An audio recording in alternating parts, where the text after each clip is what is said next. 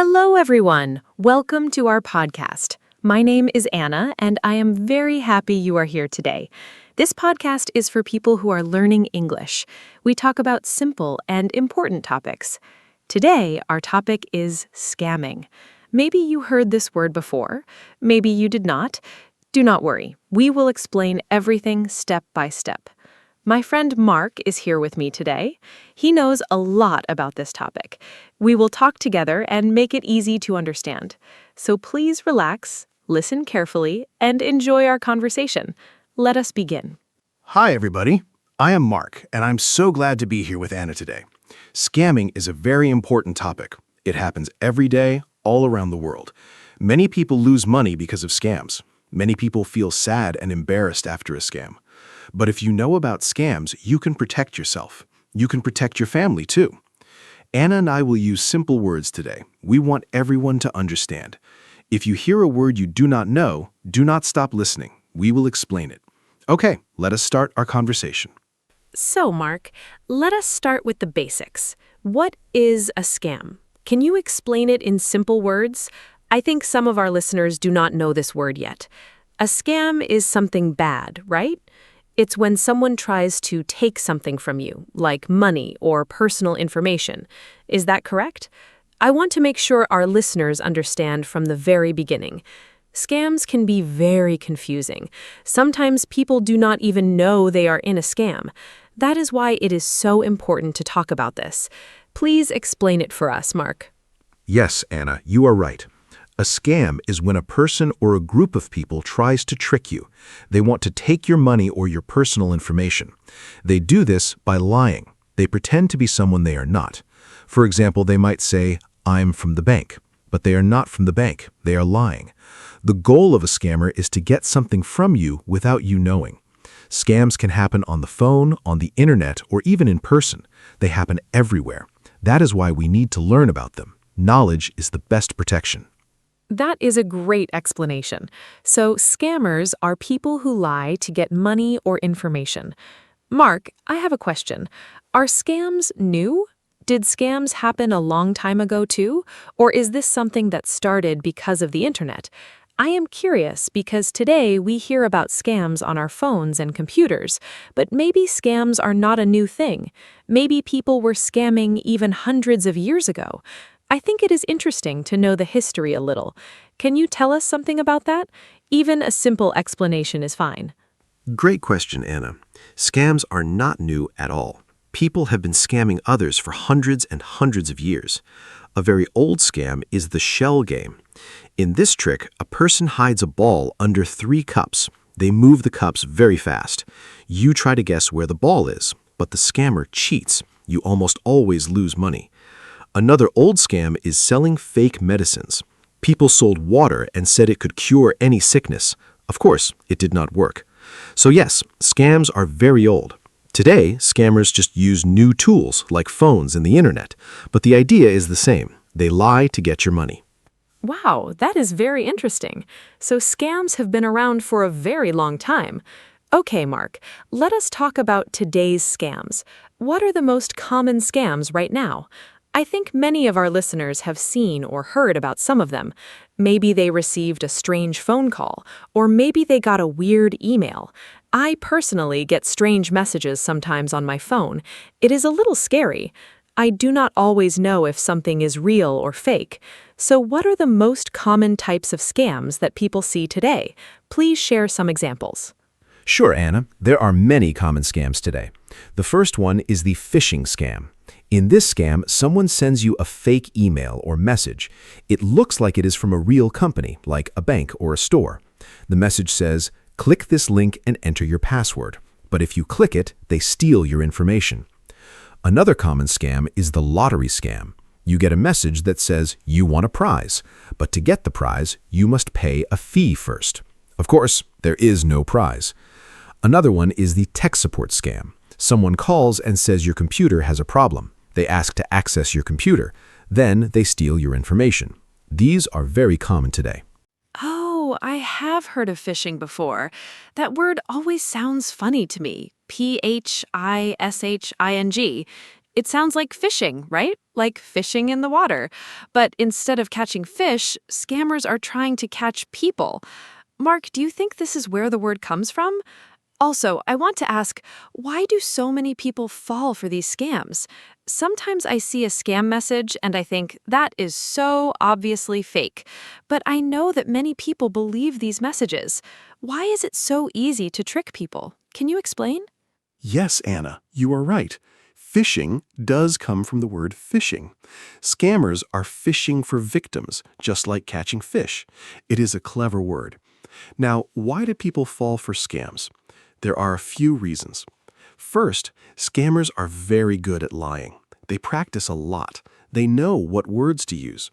Second, they often create fear or excitement. For example, your account is in danger. Act now. When people feel scared, they do not think carefully. They just react. Third, some people are lonely or sad, and scammers pretend to be their friend. This makes it easy to trick them. Scammers understand human feelings very well. That is why it works. That makes a lot of sense. Scammers use fear and emotion to trick people. That is very clever, but in a bad way. Mark, let us talk about a specific type of scam.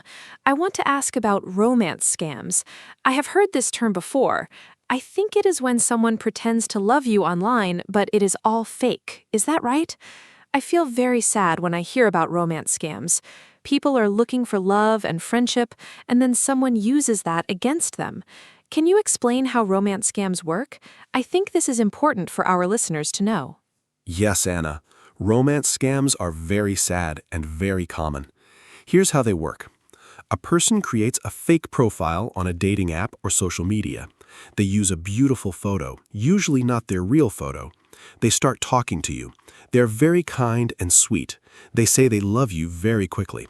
Then, after some time, they ask for money. Maybe they say they are sick and need help. Or they say they are stuck in another country and need a ticket home. But none of it is true. Everything is a lie. They never had real feelings for you. When you send money, they disappear. Romance scams break people's hearts and take their money. It is very cruel.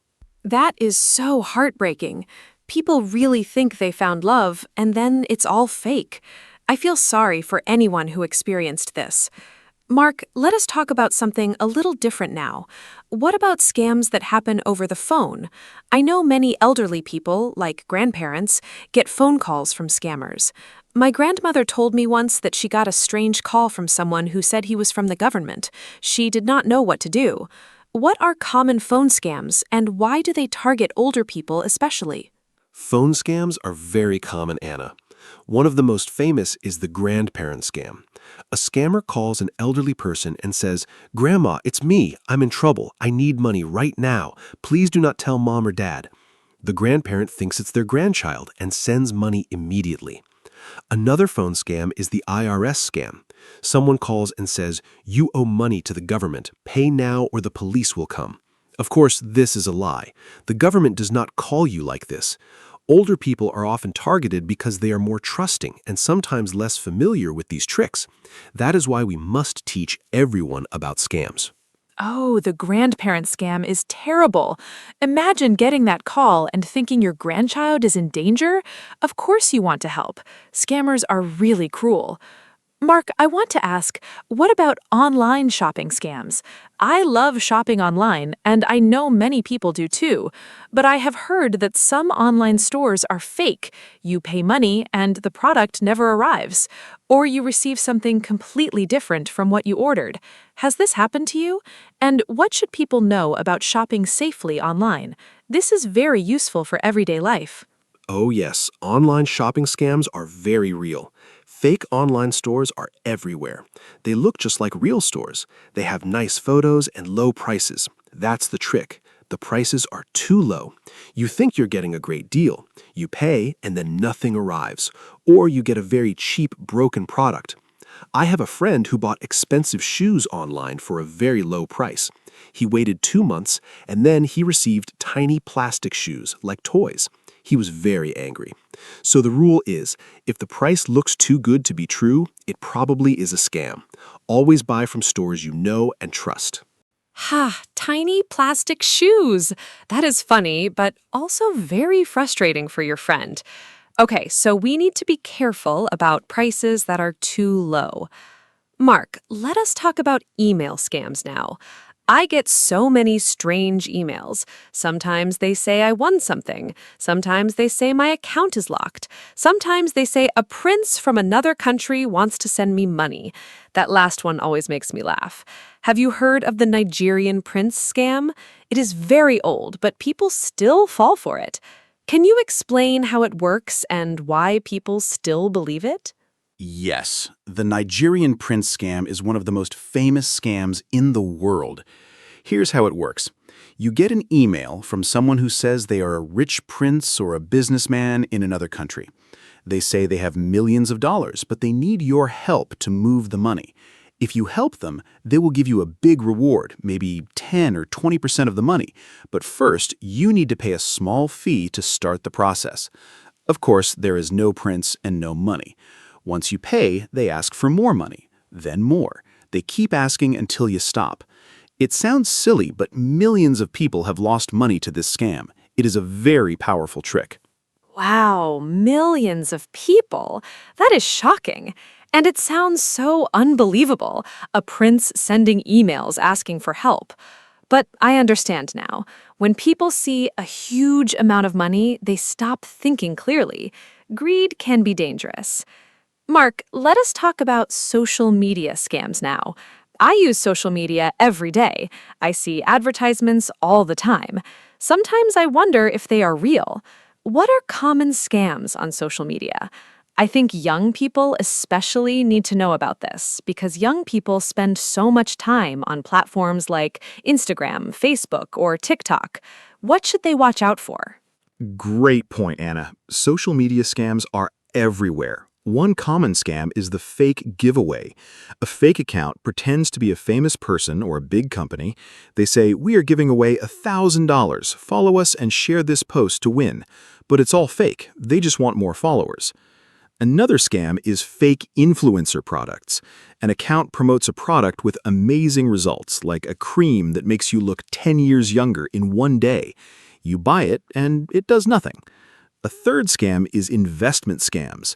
Someone says, "Give me $100 and I will make it 1,000 in 1 week." Of course, that money disappears. Always be careful with things that sound too good. Those fake giveaways are everywhere. I see them all the time. And I admit, sometimes they look very real. Mark, I want to ask about something called identity theft. I hear this phrase a lot, but I'm not 100% sure what it means. Does it mean someone steals your personal information and pretends to be you? That sounds very scary. Can you explain what identity theft is, how scammers do it, and what can happen if someone steals your identity? I think this is a very important topic, and our listeners need to know about it. Yes, Anna, identity theft is very serious.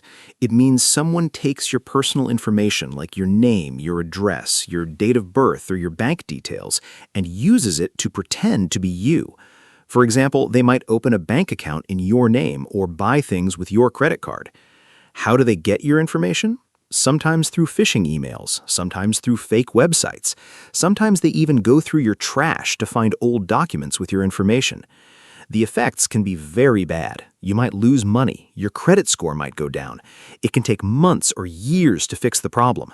That is why protecting your personal information is so important. Going through your trash. I never thought about that. That means we even need to be careful with old papers and documents. Mark, let us talk about something positive now. How can people protect themselves from scams? I think our listeners want to know what they can do. It is good to know about the dangers, but it's also important to know the solutions. What are the most important rules for staying safe? If you had to give just 3 or 4 simple tips, what would they be? Please keep it simple so everyone can remember. Great idea, Anna. Here are my top tips. Number 1, never give your personal information to someone you do not know. This includes your passwords, bank details, or ID numbers. Number 2, if something sounds too good to be true, like a big prize or a huge investment, it's probably a scam. Number 3, don't click on links in emails or messages from people you don't know. Go directly to the official website instead. And number 4, take your time. Scammers always try to create urgency. They say act now or only today. A real company will give you time to think. If you feel pressured, that's a warning sign. Stop and think before you do anything. Those are wonderful tips, simple and easy to remember. I especially like the last one. Take your time.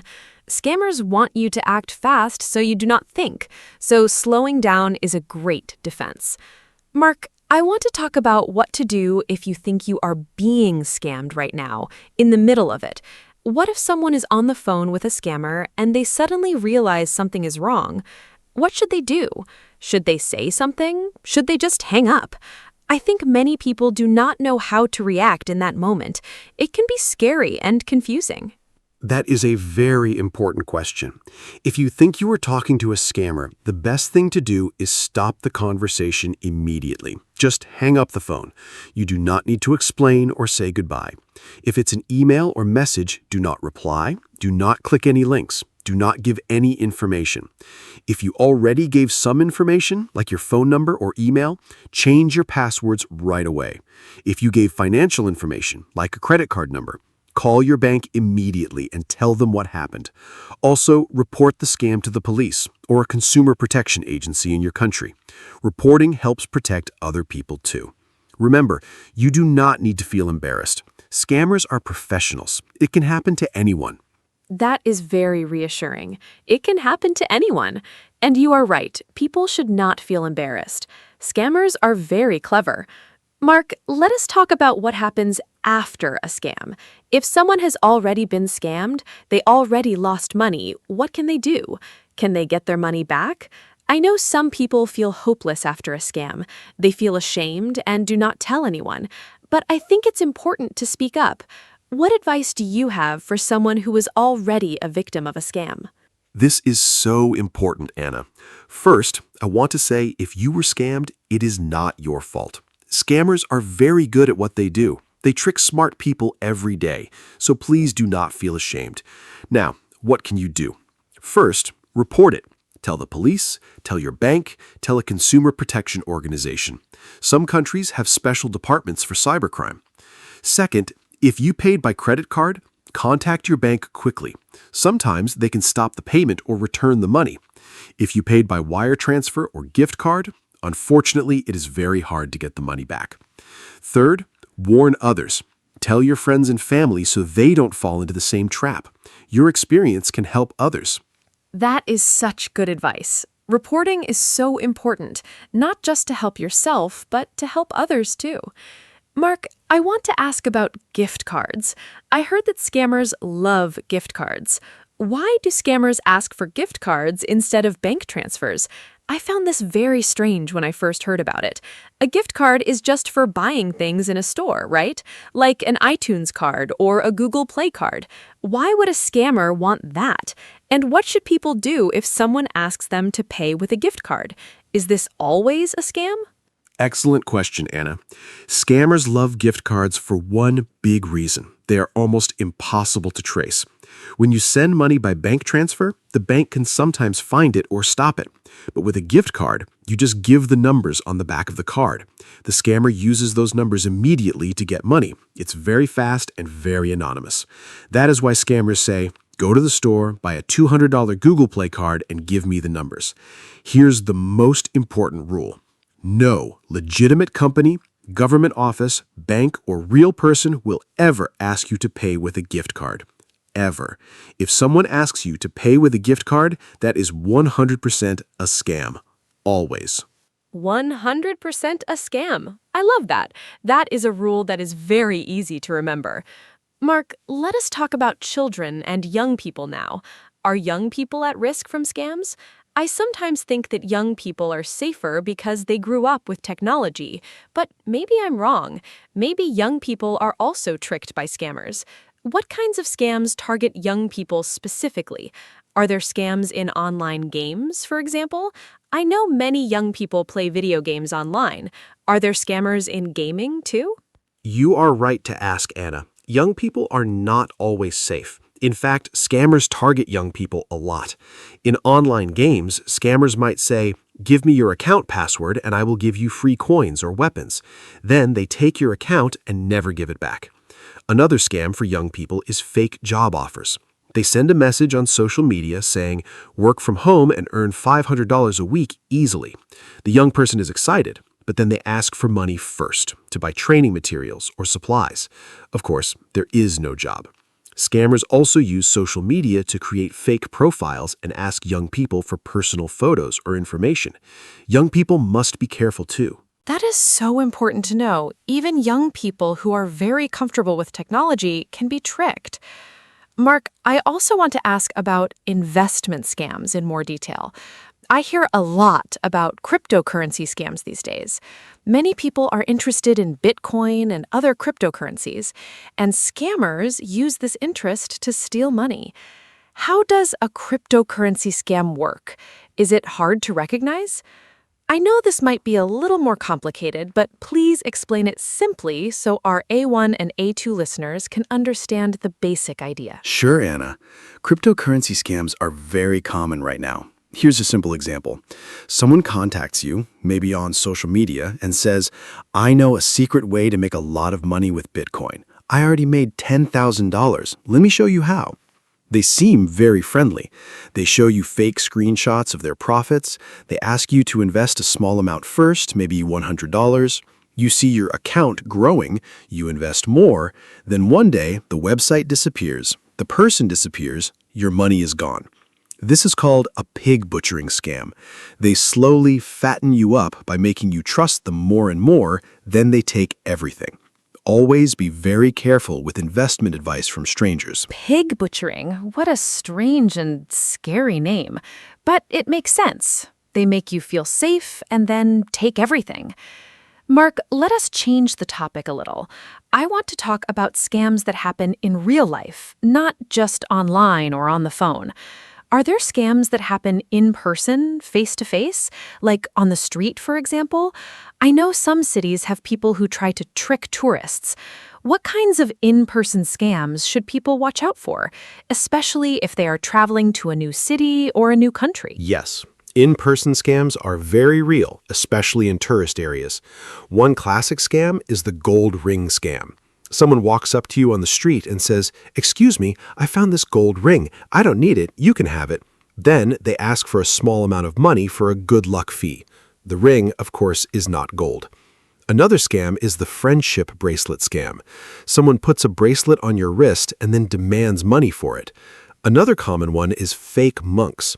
People dressed like Buddhist monks give you a small gift and then ask for a donation. They are not real monks. In markets, some sellers use tricks with scales to make you think you are getting more than you are. Always be aware of your surroundings. Oh, I actually saw the friendship bracelet scam when I was traveling in Europe. Someone tried to put a bracelet on my wrist, and I quickly said no and walked away. Now I understand exactly what was happening. Mark, let us change the topic a little. I want to talk about one more type of scam, job scams. I know many people are looking for jobs, especially young people, and scammers know this. They create fake job advertisements. What does a fake job advertisement look like, and how can someone tell if a job offer is real or fake? This is very practical information that can really help people. Job scams are a huge problem, Anna. A fake job advertisement usually has these signs. First, the salary is unrealistically high, like earn $2,000 a week working only 2 hours a day from home. Second, they don't require any experience or skills. Real good jobs almost always need some qualifications. Third, they ask you to pay money before you start for training, uniforms, or background checks. Legitimate employers never ask workers to pay before starting. Fourth, the communication is strange, bad grammar in the emails, or they only communicate by WhatsApp or Telegram, not by official company email. Fifth, you can't find information about the company online. If you see these signs, be very careful. Research the company before you apply. Those are such helpful signs to watch out for. I love how you gave us a clear list. Mark, I think it is also important to talk about how to report a scam. We mentioned this briefly before, but let's go a little deeper. If someone in another country is trying to scam people in your country, who do you even call? Is there a special number? And does reporting actually make a difference? Sometimes people feel like reporting is useless, like nothing will happen. What do you think? Does reporting scams actually help? Reporting absolutely helps, Anna. Maybe your report alone won't stop a scammer immediately, but when many people report the same scammer, the police and agencies can take action. In most countries, you can report scams to the National Police, the Consumer Protection Agency, or a special cybercrime department. In the United States, for example, you can report to the FTC, the Federal Trade Commission. In the UK, there's Action Fraud. In many countries, you can also report scam phone numbers directly to your phone company. Your report adds important data. It helps investigators find patterns and stop criminals. So yes, please report every scam. Even if you didn't lose any money, your information matters. That is great motivation to report. Every report matters. Mark, before we start wrapping up, I want to ask one more important question. What about people who feel too embarrassed to tell anyone they were scammed? I know this is a real problem. Victims often feel ashamed or stupid. They do not want to tell their family or friends. They keep it secret. But keeping it secret can be dangerous, right? How can we help people feel comfortable talking about scams? And how should friends and family react when someone tells them they were scammed? What is the right way to support them? This is so important, Anna. Shame is one of the biggest problems after a scam. People feel stupid and do not ask for help. But the truth is, if you were scammed, you are not stupid. Scammers spend years learning how to trick people. It is their full-time job. They are professionals. If a family member or friend tells you they were scammed, please do not laugh or say, "How could you believe that?" That is the worst thing you can do. Instead, listen to them. Tell them it is not their fault. Help them take the next steps, like calling the bank or reporting to the police. Be patient and kind. The emotional pain after a scam can be very real. Support and understanding can make a huge difference. Beautifully said, Mark. Kindness and support are so important. I think we covered so many great topics today. We talked about what scams are, the history of scams, different types of scams, phone scams, email scams, romance scams, job scams, crypto scams, in-person scams, and more. We talked about how to protect ourselves and what to do if we are scammed. I feel like our listeners have learned so much today. Mark, is there anything else you want to add before we close? Any final thoughts or one last important message for our listeners? Yes, Anna. My final message is this. Stay curious, stay skeptical, and stay safe. If something feels wrong, trust your feeling. If you're not sure, ask someone you trust before you do anything. Talk to your friends and family about scams. Share the information you learned today. The more people know, the harder it is for scammers to succeed.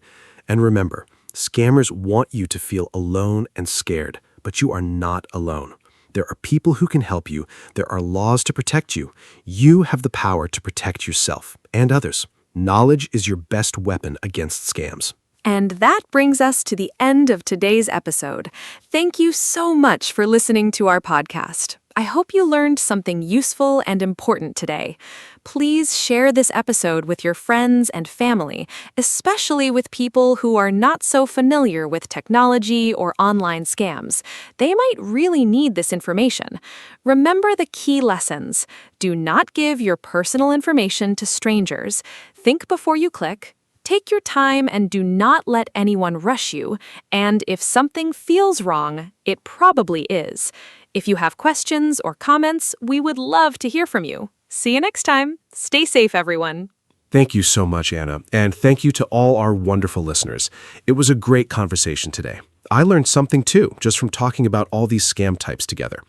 Every day, scammers get smarter, but every day, we can get smarter too. Keep learning, keep sharing, and keep protecting each other. If you enjoyed this episode, please tell a friend about our podcast. That is the best way to help us grow. And as always, if you ever think someone is trying to scam you, stop, breathe, and think. You have the power to say no. Thank you, goodbye, and take good care of yourselves and the people around you. Hello, everyone. Welcome to our podcast. My name is Anna. Today, I am here with my friend, Mark. We talk about easy topics in English. This podcast is for people who are learning English. We speak slowly and use simple words. Today's topic is very interesting. We talk about wasting time. What does that mean? When you do something but it is not useful or important, you are wasting time. I think everyone does this sometimes. I do it too. So Mark, are you ready to start? Hi, Anna. Hi, everyone. Yes, I am very ready. Thank you for the nice introduction. I am Mark. I am happy to be here today. This topic is fun because everyone can understand it. We all waste time sometimes. It is a normal part of life. Some people waste a lot of time, some people waste a little time, but nobody is perfect. I think we can learn a lot from talking about this. So, Anna, let's begin. This will be a great conversation. I'm excited. So Mark, what does wasting time mean to you? Can you explain it in simple words? For me, wasting time means doing something that has no result. For example, I sit and look at my phone for 1 hour. After that, I do not feel good. I did not learn anything. I did not do any work. I just looked at videos and pictures. That is wasting time for me. Sometimes I feel a little sad after doing that, but I still do it. I think it is very easy to waste time. What do you think? That is a great example, Anna. I agree with you. For me, wasting time means spending time on things that are not important right now. For example, I sometimes watch TV for 3 or 4 hours. I am not tired. I do not need rest. I just sit and watch. After that, I remember my homework or my work, and I feel worried. I think, oh no, I need to do that. It's a bad feeling. But in the moment, watching TV feels easy and nice, so it is hard to stop. I think that is why people waste time. Mark, do you think wasting time is always bad? I sometimes think a little rest is not bad. For example, when I am very tired, I sit and do nothing for 30 minutes. Is that wasting time? I'm not sure. Maybe sometimes we need to rest. We need to stop doing work. Our brain needs a break. So maybe sometimes doing nothing is okay. But if I rest for 4 hours and I am not tired, that is different. That is a problem. What do you think? Is all wasting time bad? That is a really good question, Anna. I think it depends. If you are tired and you rest, that is not wasting time. That is important for your body and your mind. But if you are not tired and you still do nothing, that is different. You feel bored. You feel empty. That is wasting time. I also think it depends on the person. Some people need more rest. Some people need less. So I don't think all wasting time is bad, but too much is a problem. We need a balance. What are the most common ways people waste time? I have a few ideas. First, social media. I spend so much time on social media every day. I look at pictures, I read short messages, I watch short videos. Hours can pass very fast. Second, I sometimes talk too much with friends about nothing important. We talk and nothing happens. Third, I sometimes change my plans many times. I think, I will do this later, and later never comes. Do you have more examples? Yes, I have more examples. First, I sometimes spend a lot of time looking for something. I look for my keys, my phone, my book. I waste 20 minutes every day just looking for things. That is very frustrating. Second, I sometimes start a task but stop many times. I go to the kitchen, I check my phone, I look outside. This is called procrastination. It means you delay doing something. Third, I watch videos online. I want to watch one video, but then another video starts, and another. Suddenly, 2 hours are gone. It's a big problem. I think social media is a very big reason why people waste time. Do you use social media a lot? I use it every day. In the morning, I check my phone before I get up. I look at messages, I look at pictures. Sometimes 30 minutes pass before I even stand up from my bed. That is not good. I start my day already behind. I think this is very common now. Many people do this. Phones are everywhere. It is very easy to pick up your phone and start scrolling. Scrolling means looking through many things quickly. Yes, Anna, I do the same thing. In the morning, my phone is next to my bed. I hear a sound and I immediately pick it up. I check messages, news, and social media. Before I know it, it is late. I did not eat breakfast. I did not exercise. I did not prepare for work. The phone took all my morning time. I think phones are wonderful things. They help us with many things, but they can also steal our time. I use the word steal because we do not notice it happening. The time disappears quietly. Let's talk about procrastination. That word is a little difficult, but the meaning is simple. Procrastination means you delay doing something. You need to do a task, but you say, I will do it later. And later becomes tomorrow, and tomorrow becomes next week. Do you procrastinate, Mark? I procrastinate a lot. I have a list of things to do, but I look at my list and I feel tired just reading it. So I close it and do something easy instead. I think many people know this feeling. Yes, I know that feeling very well, Anna. I procrastinate most with difficult tasks. If something is easy, I do it fast. But if something is hard, I delay it. I think I need to prepare first, but preparing takes forever. I clean my desk, I make coffee, I organize my papers. After all that, I am tired and it is time to sleep. The hard task is still not done. Procrastination is tricky because you feel busy. You do small things, but the important thing never gets done. Why do people procrastinate? I think one reason is fear. We are afraid to start something because it might be hard, or we are afraid to fail. If I do not start, I cannot fail. That sounds silly, but I think it is true. Another reason is we do not know where to begin. A big task is scary. We look at it and it feels impossible, so we do nothing. Also, some people do not have energy. They are tired and cannot think clearly, so they delay things until they feel better. But that feeling does not always come. I agree. Fear is a big reason. Another reason is that our brains like easy things. Doing a difficult task requires a lot of thinking. Watching a video is easy. Our brain says, choose the easy thing, and we do. Also, I think some people do not see the result of their work right away. If you work hard today, you might see the result next week or next month. That feels far away, but a fun video gives you a good feeling right now, so we choose the video. It's about immediate and delayed satisfaction. Let's talk about a funny kind of wasting time. It is called busy, but not productive. This means you look very busy. You move fast, you write things, you make calls, but at the end of the day, nothing important is done. I do this sometimes too. I am busy all day, but then I ask myself, what did I do today?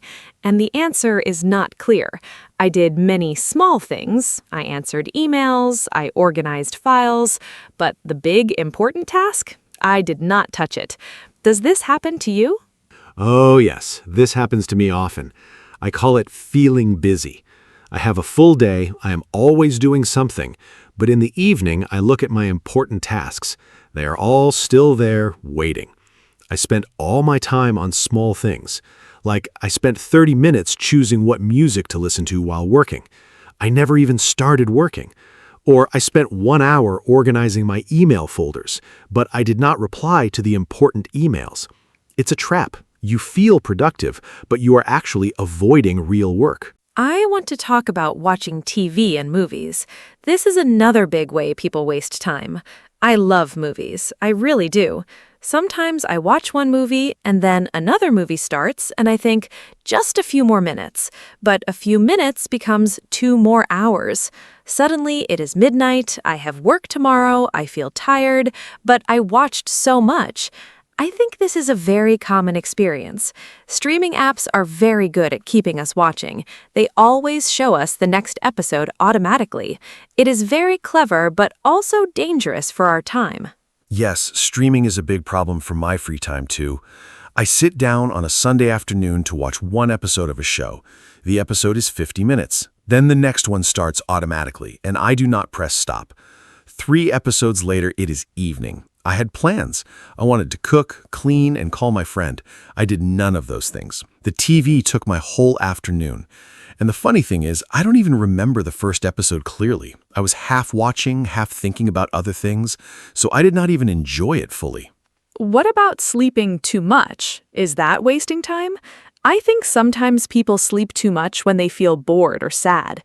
Sleeping is healthy and important. Adults need around 7 or 8 hours of sleep, but if you sleep 10 or 12 hours because you do not want to do anything, that might be wasting time. I sometimes sleep too much on weekends. I wake up at noon, half the day is gone. I feel heavy and slow, but then I feel bad because the day is short now. Have you experienced sleeping too much? Yes, I sleep too much sometimes. Usually on weekends or holidays. I go to bed late, then I sleep until very late in the morning. I wake up and it is already afternoon. I feel confused. My body feels strange.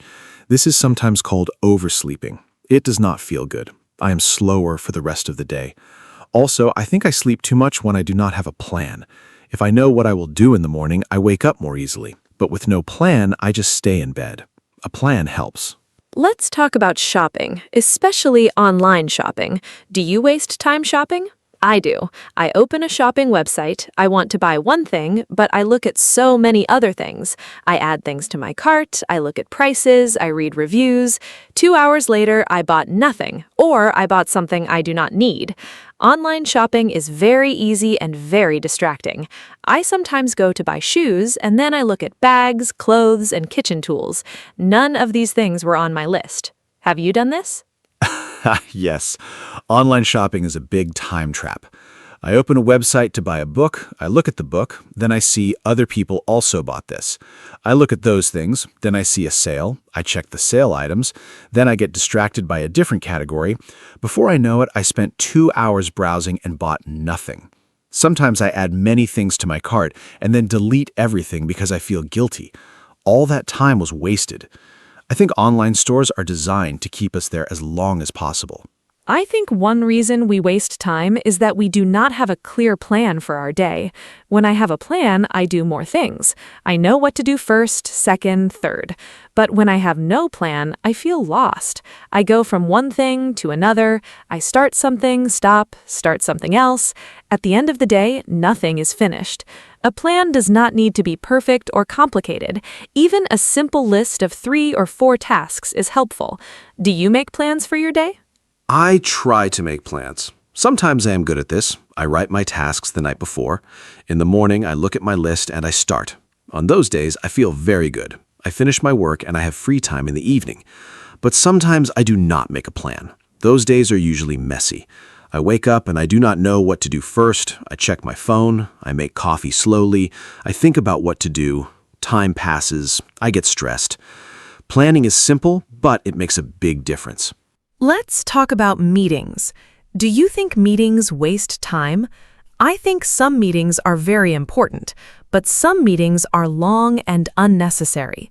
I have been in meetings where we talk for 1 hour, but nothing is decided. We discuss the same point again and again. People repeat what others already said. At the end, we agree to have another meeting. I think this is a big problem in many offices and schools. A good meeting is short and has a clear goal. A bad meeting has no direction. What is your experience with meetings? I agree completely. I think many meetings are too long. Sometimes a simple email can replace a 1-hour meeting. But people prefer to meet and talk. I understand that face-to-face communication is important, but not every problem needs a meeting. I have attended meetings where I did not need to be there. My part was 5 minutes, but I stayed for the whole hour. That is 60 minutes of my life that I did not use well. The best meetings are short, clear, and end with a decision or action. I think everyone should learn how to have shorter meetings. Now let's talk about something positive. How can we stop wasting time? One thing I try to do is put my phone in another room when I am working. If my phone is next to me, I always want to check it. But if it is in the bedroom and I am in the kitchen working, I do not go to get it every 5 minutes. Out of sight, out of mind. This phrase means if you cannot see something, you think about it less. It really helps me focus. Another thing I do is set a timer. I work for 25 minutes without stopping. Then I rest for 5 minutes. Those are great tips, Anna. I do some of these too. Another thing that helps me is starting with the most difficult task first. In the morning, my energy is high. My brain works well, so I do the hard thing first. After that, everything else feels easy. If I do easy things first, I get tired. Then the hard task feels even harder. I also try to keep my workspace clean.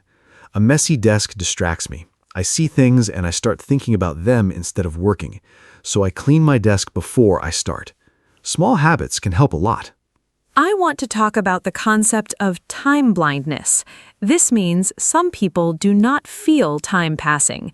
They do not notice that an hour has passed. It feels like 10 minutes. I think I have this sometimes. I start reading and suddenly 2 hours are gone. I did not notice.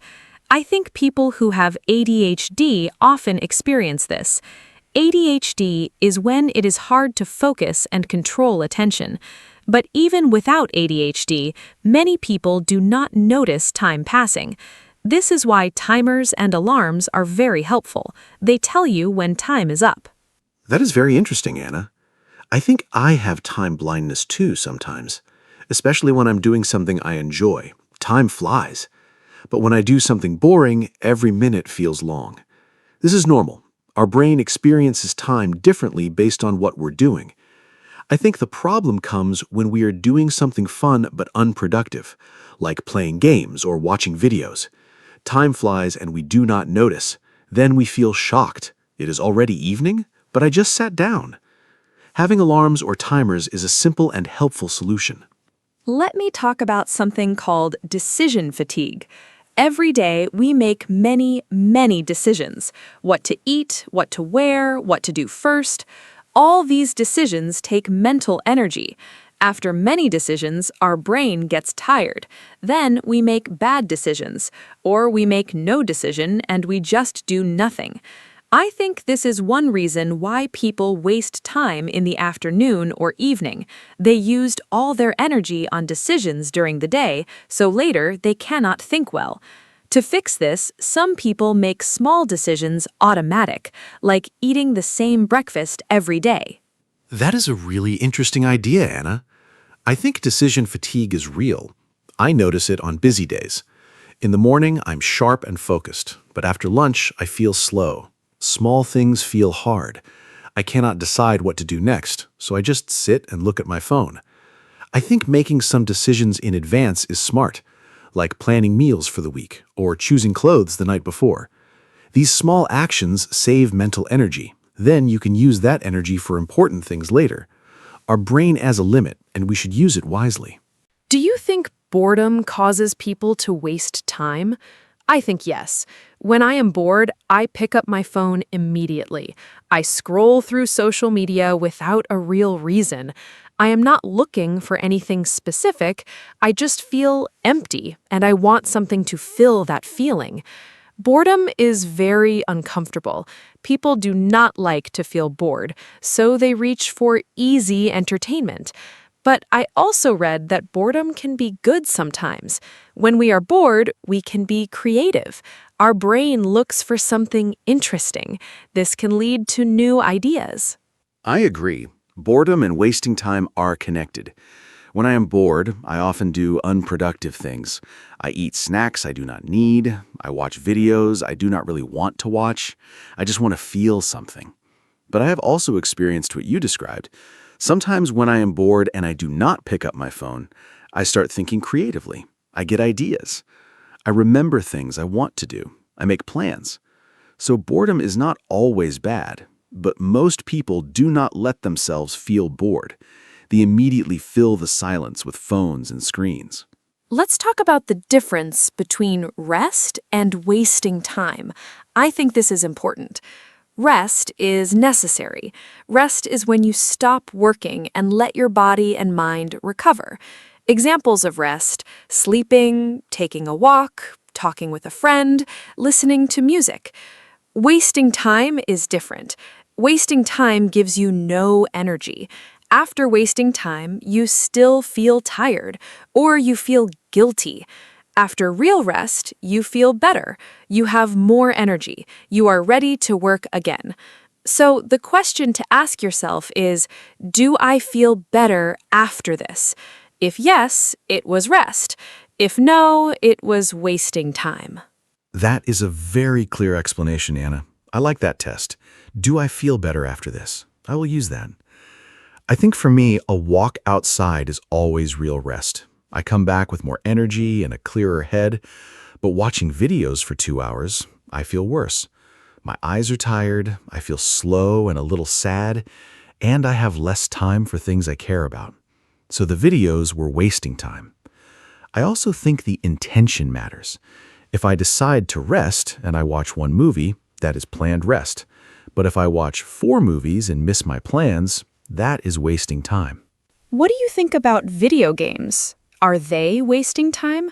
I know many people love video games. Some people play for fun and relaxation. That is fine, I think. But some people play for 6, 8, 10 hours a day. They skip meals, they do not sleep enough, they ignore their friends and family. That seems like a problem, but I don't want to judge. I think the question is balance. Can you play games and still do your important tasks? If yes, great. If games are taking over your life, that is a problem. What do you think, Mark? I think video games are like any other activity. The amount of time is the key. I play games sometimes. I enjoy them. Games can be creative and fun. Some games teach problem solving and strategy. But like you said, when gaming takes too much time, it becomes a problem. I have friends who play until 3 or 4 in the morning. They are tired the next day. They miss work or school. They argue with family about this. That is not healthy. I think 2 hours of gaming is fine for most people. More than that can become too much depending on the person. I want to talk about something that I think is important: comparison and social media. When I scroll through social media, I see people's perfect lives, beautiful photos, nice holidays, success stories. I start comparing myself to them. Why am I not doing that? Why do I not have that? And I feel bad about my own life. This makes me want to scroll more, looking for something to feel better. But the feeling doesn't get better. It gets worse. So I am wasting time and feeling bad. It's a double problem. Do you compare yourself to others online? Yes, I do sometimes. It's very natural. We see what other people share, and we forget that people only share the best moments. Nobody posts a picture when they feel sad or lazy. Nobody shows their failures online. So social media gives us a false picture of life. Everyone looks successful and happy, and we compare our real life to their highlights. That's not fair to ourselves. I think it is good to take breaks from social media. Sometimes I delete the apps for 1 week. I feel much better. I have more time, and I stop comparing myself to others. Let's talk about the morning. How you start your day can decide how you use your time.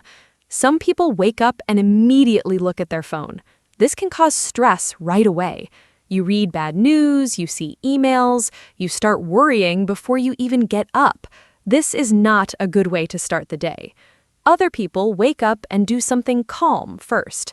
Drink water, stretch, walk outside, eat breakfast slowly. This helps the brain start well.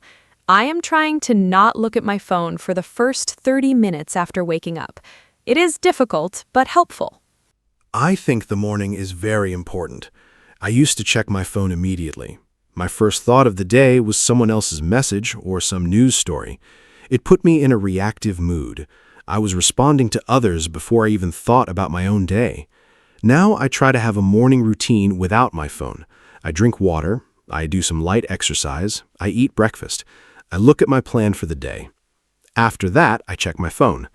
This small change helped me a lot. I feel more in control of my day.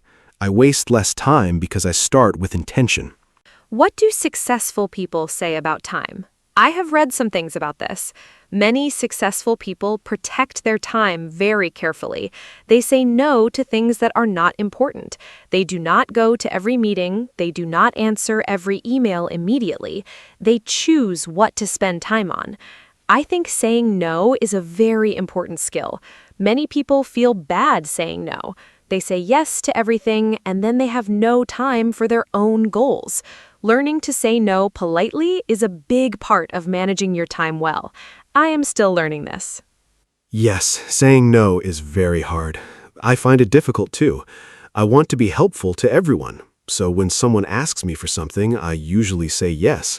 But then I have too many things to do, and I do not do any of them well. I rush, I make mistakes, I feel stressed. I have heard that saying no is a form of respect for yourself and for the other person. If you say yes but cannot do it well, that is also bad. It is better to say no clearly than to say yes and disappoint someone. I am practicing this. Let's talk about clutter. Physical clutter, like a messy room or desk. Does a messy environment make you waste time? I think yes. When my room is messy, I cannot focus. I look at the mess and I feel overwhelmed. I cannot start working. I think I should clean first. But then cleaning takes 1 hour, and after cleaning, I am tired, and my work is still not done. Also, I waste time looking for things in a messy space. Where is my charger? Where is my notebook? These small searches add up. A clean space helps me work faster and better. I completely agree. A clean space is very important for me too. When my desk is clean, I feel clear. My brain is calm. I can focus. But when there are papers and cups and other things everywhere, my brain feels the same way, messy. I read that our environment affects our mood and concentration. This makes sense to me. I now spend 10 minutes every evening cleaning my desk. It takes very little time, but the next morning I start in a good place. This small habit saves me time and energy every day. The environment around us matters. Let's talk about how smartphones changed our relationship with time. Before smartphones, people had to wait in lines or on trains with nothing to do. They looked out the window, they thought, they talked to strangers, they were bored. Now, everyone has a phone. The moment there's a free second, we look at our phones. We never need to be bored or empty. But I wonder if we are missing something. Time to think, time to be creative, time to notice the world around us. Our phones filled all our empty time. Maybe some empty time was good for us. That is a beautiful and interesting thought, Anna. I agree. We are never truly bored now. And I think this is actually a problem. Ideas often come when we are resting or doing nothing. Scientists, writers, and artists often talk about this.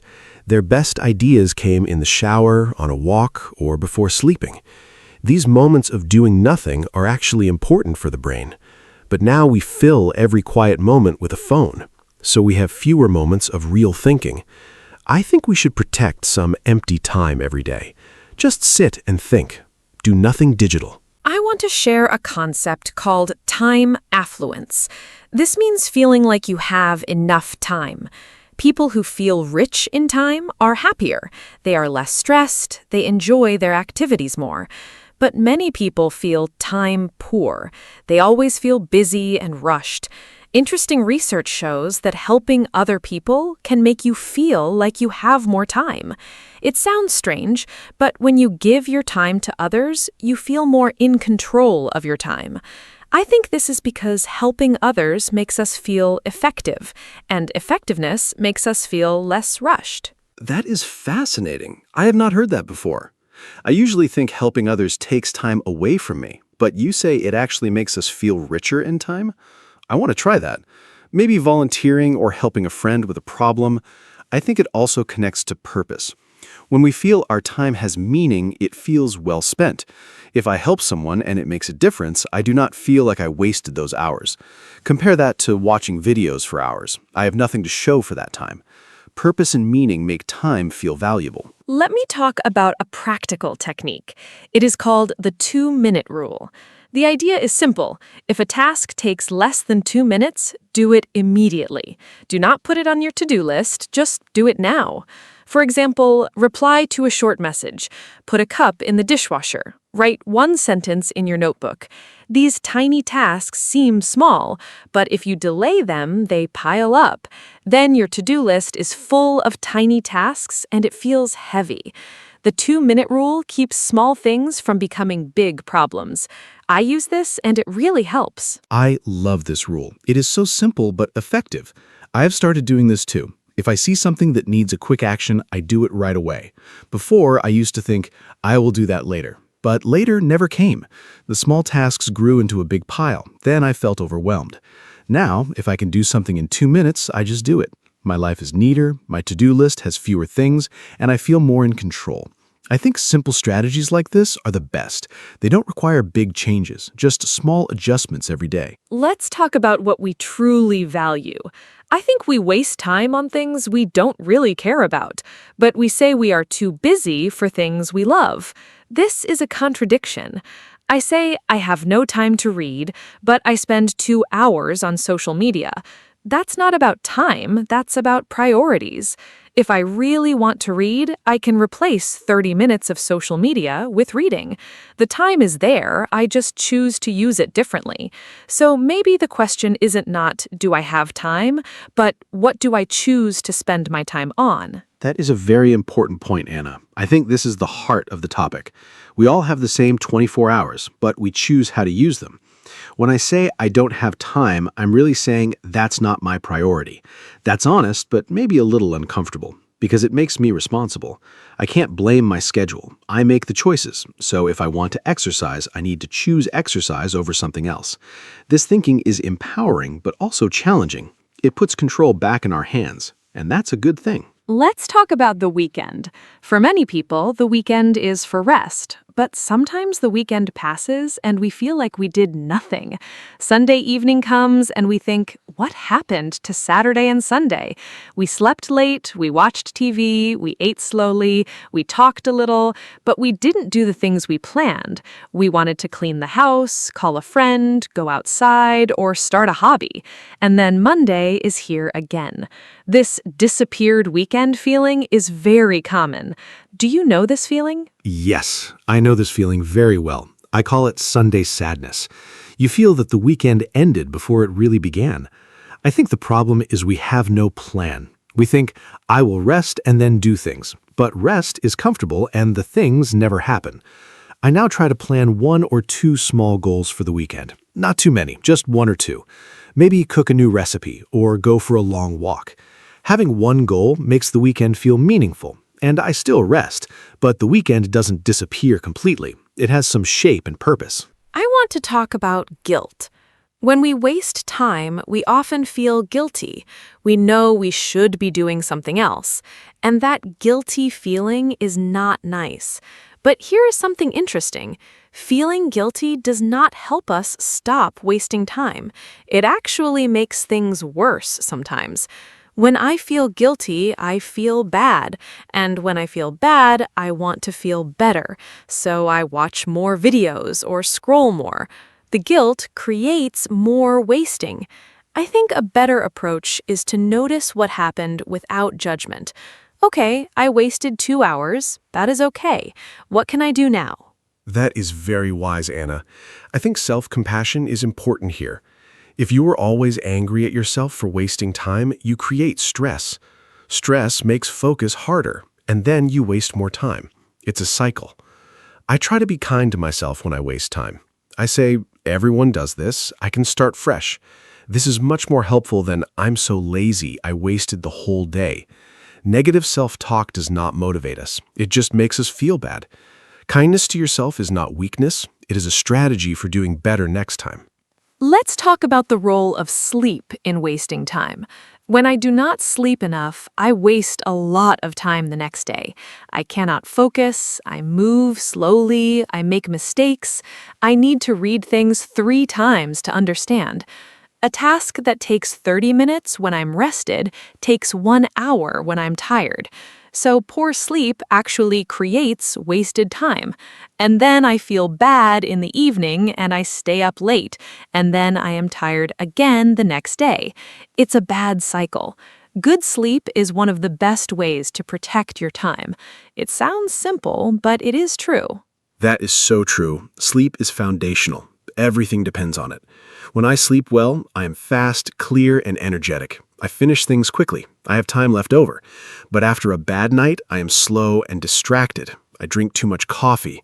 I sit at my desk, but nothing gets done. I look at my phone more. I eat more sugar to feel energy.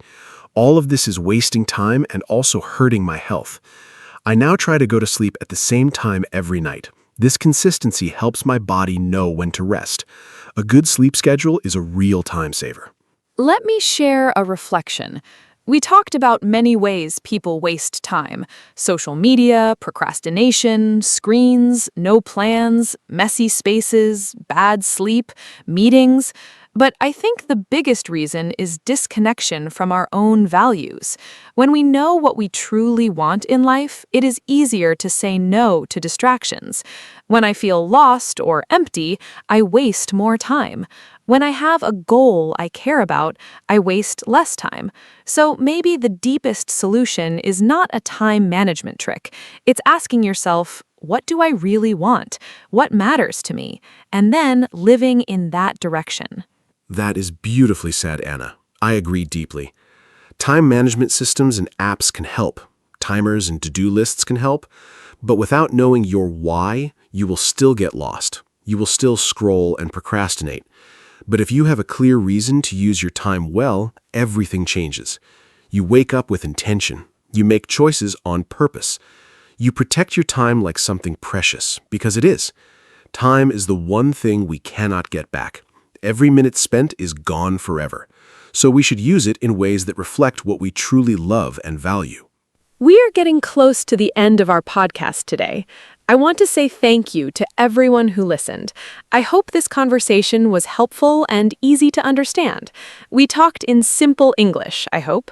We covered many topics about wasting time, from social media to procrastination, from sleep to values. I learned things from this conversation too. Talking with Mark always helps me think better. I hope you feel the same. Remember, you do not need to be perfect with your time. Small improvements are good enough. Even using your time a little better each day makes a big difference. Thank you, Anna, and thank you to all our listeners. I really enjoyed today's conversation. It made me think about my own habits. I know I waste time too, but I also know I can do better. And hearing Anna's thoughts helped me understand new ideas. I hope you, our listeners, also found something useful. Maybe one tip that you can use starting today. Remember, time is precious. It's the same for everyone. Rich or poor, young or old, we all have 24 hours. How we use them is up to us. Thank you for spending some of your time with us today. See you next time. Hello, everyone. Welcome back to our podcast. My name is Anna, and I am so happy you are here with us today. Today's topic is very important and very personal. We are going to talk about self-respect. Maybe you know this word, or maybe it is new to you. Self-respect means that you value yourself. It means you treat yourself well, and you believe you are important. This is a big topic, but we will use simple English today, so don't worry. I am here with my wonderful co-host, Mark. We will share ideas, stories, and tips together. I hope this podcast helps you feel good about yourself. Hi, Mark. How are you today? Are you ready to talk about self-respect? Hi, Anna. I'm doing great, thank you. Hello to all our wonderful listeners. Yes, I am very ready. Self-respect is one of my favorite topics. I think it is something every person needs to understand, young or old. When I was younger, I did not always respect myself. I let people treat me badly sometimes. I said yes when I wanted to say no. It took time to learn that I have value. Now I feel much stronger. I hope today's conversation will help our listeners feel stronger too. This podcast is in simple English, so it is great for beginners. Don't be afraid to listen many times and learn new words. Let's start, Anna. What does self-respect mean to you personally? Great question, Mark. To me, self-respect means that I know I have value. I am not perfect, nobody is, but I am still important. I think self-respect is like a foundation. If you have a strong foundation, you can build a good life on top of it. If the foundation is weak, everything else falls down. When I respect myself, I make better choices. I choose good friends, I eat well, I sleep enough, I say no when something feels wrong. I also don't let people speak badly to me. I believe every person deserves kindness and respect, including from themselves. What do you think is the difference between self-respect and being proud or arrogant, Mark? That is a very good question. I think self-respect and arrogance are very different things. Self-respect means you know your value, but you also respect others. Arrogance means you think you are better than other people. An arrogant person says, "I am the best." A person with self-respect says, "I am good enough, and so are you." Self-respect is quiet and calm. Arrogance is loud and unkind. I think many people confuse these two things. They are afraid to respect themselves because they don't want to seem arrogant. But that is not right. You can be humble and still have strong self-respect. In fact, I think truly humble people have the strongest self-respect. Do you agree, Anna? Yes, I completely agree. Humble people know their value, but they don't need to show it loudly. They don't need other people to say, "You are great," because they already believe it inside. I think self-respect starts from inside you, not from other people. This is a very important idea. Many people wait for others to tell them they are good. They need compliments every day to feel okay. But if your self-respect comes from outside, it is not stable. Today, someone says something nice, and you feel good. Tomorrow, no one says anything, and you feel bad. Real self-respect does not change like the weather. It is steady. It comes from knowing yourself and accepting yourself. Mark, how do you build self-respect? Where does it come from? I think self-respect is built through actions and habits. When I do what I say I will do, I respect myself more. For example, if I say I will exercise tomorrow, and then I actually do it, I feel proud of myself. That small action builds self-respect. But if I say it and don't do it, I feel disappointed in myself. Over time, that disappointment grows. So one big way to build self-respect is to keep your promises, especially the promises you make to yourself. I also think that knowing your values helps. What is important to you? What do you believe is right or wrong? When you live according to your values, you feel strong inside. Do you have a daily habit that helps your self-respect, Anna? Yes, I have a few habits that really help me. Every morning, I spend 5 minutes just sitting quietly. I don't look at my phone right away. I take a breath and think about one thing I am grateful for and one thing I like about myself. It sounds simple, but it really helps me start the day feeling positive. Another habit is writing in a journal. I write about my feelings, my thoughts, and my small successes. When I look back at my journal, I see how much I have grown. It reminds me that I am trying, and trying is enough. I think many people forget their own progress. They only see what they haven't done, not what they have done. That's hard on self-respect. What do you think hurts self-respect the most, Mark? I think the thing that hurts self-respect the most is negative self-talk. That means the bad things we say to ourselves in our own head. For example, I am stupid, I am ugly, nobody likes me, or I can never do anything right. These thoughts are like little voices, and if we listen to them too much, we start to believe them. The sad thing is, we would never say these things to a friend.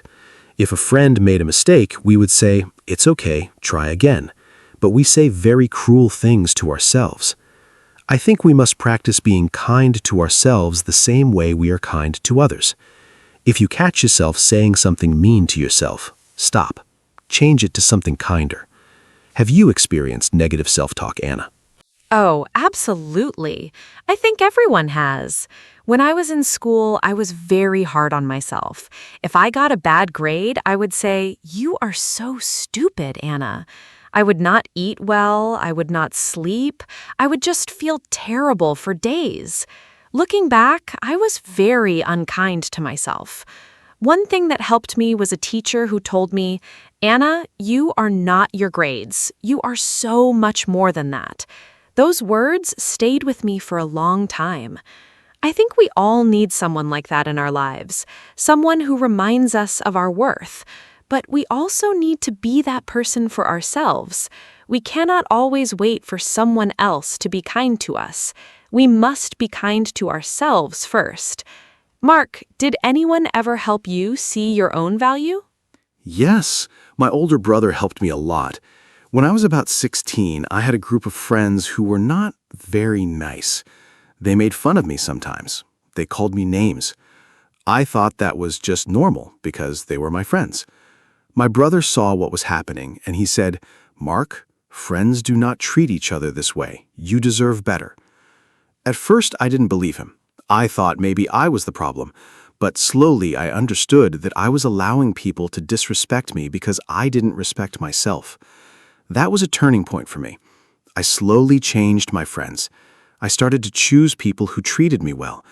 And when I was around kinder people, I started to feel better about myself too.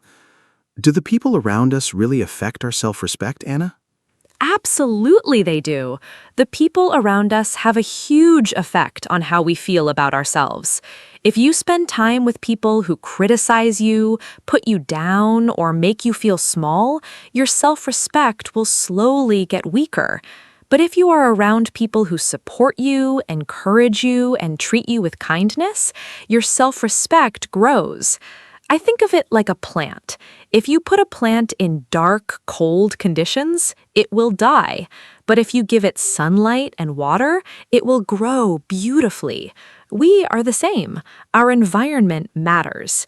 This is why choosing your friends carefully is so important. It is not about being selfish. It is about protecting your inner world. Have you ever had to end a friendship because it was hurting your self-respect? Yes, and it was one of the hardest things I ever did. I had a friend, let's call him Dan, for almost 6 years.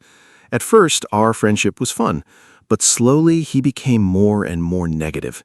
He always criticized my ideas. He said things like, "That will never work," or "You always make mistakes." After spending time with him, I always felt tired and sad. I tried to talk to him about it, but nothing changed. Finally, I decided to slowly step away from the friendship. I felt guilty at first. I thought, is it wrong to leave? But then I realized protecting your peace is not selfish. It is necessary. After I stopped seeing Dan, I felt lighter and more confident. My self-respect got stronger. Have you ever set a boundary with someone, Anna? Yes, and let's talk about boundaries because I think they are very connected to self-respect. A boundary is a limit you set. It is a way of saying, this is okay with me, and this is not okay with me. For example, please don't speak to me that way, or I need time alone on weekends. Boundaries are not walls. They are healthy limits that protect you. I used to have trouble setting boundaries because I was afraid people would not like me. I wanted everyone to be happy with me. But trying to make everyone happy made me very unhappy. When I started setting small boundaries, people around me actually respected me more, not less. It's like when you respect yourself, others learn to respect you too. Does setting boundaries feel difficult to you, Mark? It used to be very difficult for me. I'm a person who likes to help others, so saying no felt very bad. I thought saying no meant I was a bad person or a bad friend. But I learned that saying no is actually a form of honesty. If I say yes when I mean no, I'm being dishonest with myself and with the other person. And over time, that builds frustration and even anger inside. Boundaries also help the other person. When you're clear about what you need, the relationship is more honest. There are fewer misunderstandings. I now practice saying no calmly and without too many explanations. Just, no, I can't do that right now, is enough. You don't have to apologize for having limits. What is one boundary that changed your life, Anna? One boundary that really changed my life was about my phone and social media at night. I used to check my phone right before sleeping. I would see photos of other people's lives, read negative comments, compare myself to others. I would go to sleep feeling bad about myself. One day, I decided no phone after 9 o'clock at night. It was hard at first. I felt anxious, like I was missing something. But after 1 week, I was sleeping better, feeling calmer, and thinking more positive thoughts about my own life. That one boundary made a huge difference to my self-respect and my happiness. Sometimes the smallest changes have the biggest results. I think social media can be very dangerous for self-respect if we are not careful. Do you think social media hurts self-respect, Mark? Yes, I do. Social media can be very damaging for self-respect, especially for young people. On social media, everyone shows their best moments, the nice holidays, the perfect food, the beautiful photos, but nobody shows their hard days, their bad mornings, or their problems. So when you look at social media, you're comparing your real, normal life to other people's highlight reel, the best parts only. That comparison is never fair, and it always makes you feel worse. I think the key is to use social media intentionally. Follow accounts that inspire you or teach you something. Unfollow accounts that make you feel bad. And remember that a photo is never the whole truth. Have you ever compared yourself to someone online and felt bad, Anna? Many times. I remember seeing photos of a girl I went to school with. She always had beautiful clothes, nice holidays, a perfect smile. I started to feel like my life was boring or not good enough. I spent a lot of time wishing I had her life. Then one day I met her in real life and we had a long conversation. She told me she was very lonely, she was going through a hard time at work, and she felt a lot of pressure to look perfect online. I was so surprised. Her online life was completely different from her real feelings inside. That was a very big lesson for me. I stopped comparing myself to the online world after that. Comparison is one of the biggest enemies of self-respect. Mark, is there anything else you think is an enemy of self-respect? Yes, I think perfectionism is a big enemy of self-respect. Perfectionism means you think everything you do must be perfect. If it is not perfect, you feel like a failure. The problem is, nothing in life is perfect. We all make mistakes, we all have bad days. If your self-respect depends on being perfect, you will always be disappointed.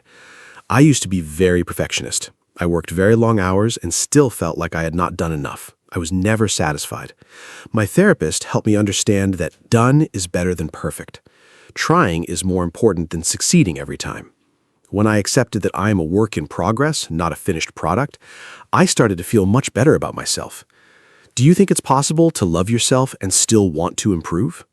Yes, absolutely. And I think this is a very important point. Self-respect does not mean you think you are perfect or that you have nothing to learn. It means you accept yourself as you are right now, while also believing you can grow. Think of a child learning to walk. The child falls down many times, but we don't say, "This child is a failure." We say, "Keep trying, you are doing so well." We need to be that encouraging voice for ourselves, too. You can look in the mirror and say, "I have things to work on, and I am still worthy of love and respect." Both things are true at the same time. Self-improvement and self-respect are not opposites. In fact, when you respect yourself, you want to improve because you care about your own future. Mark, let's talk about self-respect at work. Is it different there? Great topic. Self-respect at work is very important and can be challenging. At work, there's often pressure to agree with your boss, to work extra hours, or to be quiet about problems. I had a job a few years ago where my manager spoke to me in a disrespectful way in front of other people. I felt embarrassed and small. At first, I said nothing. I thought it was normal. But after some weeks, I decided to speak to him privately. I said calmly, I would prefer if we discuss problems in private, not in front of the team. He was surprised, but he changed his behavior. That moment was very important for my self-respect. I showed myself that I could stand up for myself calmly and professionally. Have you ever dealt with a difficult situation at work that tested your self-respect, Anna? Yes. Once I worked very hard on a project for weeks. When we presented it to the team, a colleague took a lot of credit for my work. She spoke about her ideas, but they were my ideas. I felt angry and hurt, but I did not say anything in the meeting because I was nervous. Afterward, I went to my manager and explained the situation calmly. I said, "I want you to know that several of those ideas were mine." My manager listened and acknowledged my contribution. I learned two things from that experience.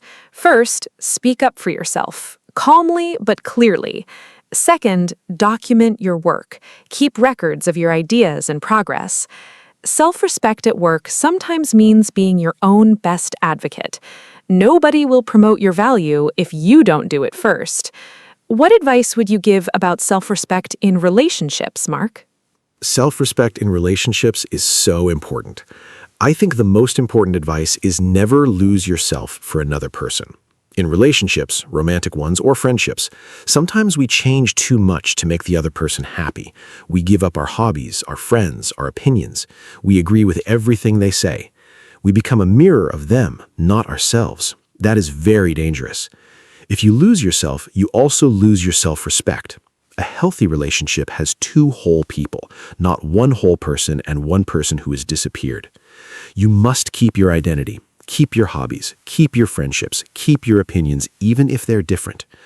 Of course, compromise is part of every relationship, but there is a big difference between healthy compromise and losing who you are. Have you ever lost yourself in a relationship, Anna? Honestly, yes. When I was younger, I had a relationship where I slowly stopped doing the things I loved. I stopped painting because he said it was a waste of time. I stopped seeing certain friends because he didn't like them. I stopped sharing my real opinions because I wanted to avoid arguments. After that relationship ended, I felt like I didn't know who I was anymore. It took me a long time to find myself again. I went back to painting, I reconnected with old friends, I started to discover my own opinions again. And through that process, my self-respect grew stronger than ever before. Sometimes a difficult experience teaches us the most. Losing yourself teaches you how important it is to keep yourself. What is the connection between self-respect and forgiveness, Mark? Oh, this is such a deep and important connection. I think forgiveness is a gift you give yourself, not the other person. When someone hurts us and we hold on to the anger and pain for a long time, it's like carrying a heavy bag everywhere. The other person is moved on, but we are still carrying that heavy weight. Forgiving does not mean saying what you did was okay. It means saying, I'm no longer going to let this hurt control my life. That is a form of self-respect. You are saying, I deserve peace. I deserve to move forward. I also think we need to forgive ourselves. We all make mistakes. We all do things we regret. Holding on to that guilt forever is also unkind to yourself. Do you find it easy to forgive yourself, Anna? No, honestly, it is one of the hardest things for me. I can forgive other people much easier than I forgive myself. When I make a mistake, I replay it in my mind again and again. I think, why did I say that? Or I should have done it differently. It can go on for days. I am trying to practice self-compassion. Self-compassion means treating yourself with the same understanding and kindness that you would give to a good friend. I try to ask myself, if my friend made this same mistake, what would I say to them? And the answer is always much kinder than what I say to myself. That small mental exercise helps me a lot. I think self-compassion and self-respect are like two best friends. They work together. Mark, how do you practice self-compassion? I practice self-compassion by recognizing that I am human. I say to myself out loud sometimes, I am a human being. Humans make mistakes. This is normal. It sounds simple, but saying it out loud makes it feel more real. I also remind myself that I always did the best I could with what I knew at the time. If I knew better then, I would have done better. But I didn't, so I made the choice I made, and now I can learn and move forward. Another thing that helps me is reading stories of other people who made big mistakes and recovered. It reminds me that nobody is perfect, not even very successful people. Everyone struggles, everyone fails sometimes, and everyone can start again. Anna, let's talk about body image. Do you think how we feel about our body affects self-respect? Yes, it definitely does. And this is a topic I feel strongly about. Many people, especially women, have a complicated relationship with their bodies. From a very young age, we see images of perfect bodies in magazines, movies, and social media. We are taught that we need to be thinner or have perfect skin or look a certain way. This pressure is very damaging to self-respect. I spent years not liking my body. I thought I would be happier when I lost weight or changed something about myself. But happiness never came from changing my body. Happiness came when I decided to respect my body as it is. My body does so much for me every day. It breathes, it moves, it thinks. I am grateful for it. Treating your body with care is an act of self-respect. How do you think men experience body image, Mark? Men experience body image issues too, but we often don't talk about it. There's a pressure on men to be strong, muscular, tall. If a man doesn't look like those images, he might feel embarrassed or not good enough. I was quite thin when I was young, and some people made jokes about it. I hated taking off my shirt at the pool. I felt ashamed of my body. Over time, I started exercising, not to look a certain way, but because it made me feel strong and healthy. That shift in motivation was very important. When you exercise to punish your body or to look like someone else, it is not self-respect. When you exercise because you love and value your body, that is self-respect. The goal changes everything. Do you think self-respect is connected to mental health, Anna? Absolutely. They are deeply connected. When we have low self-respect, we often feel anxious, sad, or empty. We feel like we don't matter. Those feelings can grow into bigger problems like depression or anxiety over time. On the other hand, when we have healthy self-respect, we handle stress better. We bounce back more quickly from difficult situations. We feel more stable and calm inside. I think self-respect is like a mental immune system. When it is strong, you can handle life's challenges without breaking. When it is weak, even small problems feel enormous. This is why working on self-respect is not selfish. It's actually taking care of your mental health. Have you ever struggled with your mental health, Mark? And how did self-respect play a role? Yes, I went through a period of depression about 5 years ago. I was working too much, sleeping too little, and ignoring my own needs completely. I thought, I must be productive. I must achieve more. I had no time for rest, for friends, for fun. My self-respect was actually quite low at that time, even though from the outside I looked busy and successful. I finally asked for help and started seeing a therapist. One of the first things she helped me understand was that I was treating myself like a machine, not a person. Machines don't need rest or love. People do. Learning to put my own needs on the list, not at the bottom, but somewhere in the middle, was a huge step.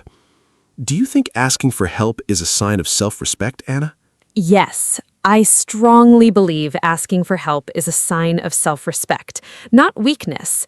It takes courage to say, I'm struggling and I need support. It shows that you value yourself enough to get the help you need. In many cultures, asking for help is seen as something to be ashamed of. Especially for men, there's a message that says, be strong, handle it yourself, don't show your feelings. But that message is very harmful. Everyone needs help at some point. A person who asks for help is saying, I deserve to feel better. I am worth the effort. That is beautiful self-respect. I also think that being around people who ask for help normalizes it. When my friend told me she was seeing a therapist, I felt brave enough to try it too. Have you told others about your experience with therapy, Mark? Yes, I have, and I'm glad I did. At first, I felt nervous to tell people. I thought they would think I was weak or strange, but the reactions were almost always positive. Many people said, "Me too," or "I'm thinking about doing that as well." Opening up made real connections. It also helped me feel less alone. I think one of the most powerful things you can do for yourself and others is to be honest about your struggles. It helps both you and the people around you. Self-respect also means being honest, especially with yourself, not pretending everything is fine when it is not hiding your needs to look perfect. True self-respect includes accepting your vulnerabilities. Anna, let's move towards some practical tips. What are your top everyday actions for building self-respect? Great idea. Here are my favorite everyday actions. First, speak kindly to yourself. Pay attention to the words you use in your head. Replace "I am so stupid" with "I made a mistake and I can learn from it." Second, keep small promises to yourself. If you say you will take a walk, take the walk. These small acts tell your brain, "I matter." Third, do one thing every day that you enjoy, just for you. Not for work, not for others, just something that makes you feel alive and happy. Fourth, spend time with people who make you feel good about yourself. Fifth, rest without guilt. Rest is not laziness. Rest is part of being a healthy, whole human being. These 5 things can truly change how you feel about yourself over time. What are your top tips, Mark? My top tips are these. 1. Practice saying no once a week to something small. Build the muscle slowly. 2. Stop apologizing for things that don't need an apology. Many people say sorry too often for having a different opinion, for asking a question, for existing in a space. You don't need to apologize for those things. 3. Celebrate your small wins. Did you finish a hard task? Did you have a difficult conversation? That deserves a small celebration. 4. Learn something new regularly. When you grow, you feel capable, and that builds self-respect. 5. Take care of your body. Sleep, eat well, move. How you treat your body sends a message to your mind. Treat it with care, and your mind will believe you are worth caring for. Which of these do you think is the hardest for most people, Anna? I think the hardest one for most people is stopping over-apologizing. It is such a deep habit, especially for women. We apologize for everything. Sorry, can I ask a question? Sorry, I have a different opinion. Sorry for taking up space. I used to do this all the time. I thought being apologetic made me polite, but actually, over-apologizing sends a message that says, "I don't think I have the right to be here." It is the opposite of self-respect. Now, I try to replace unnecessary sorry with thank you.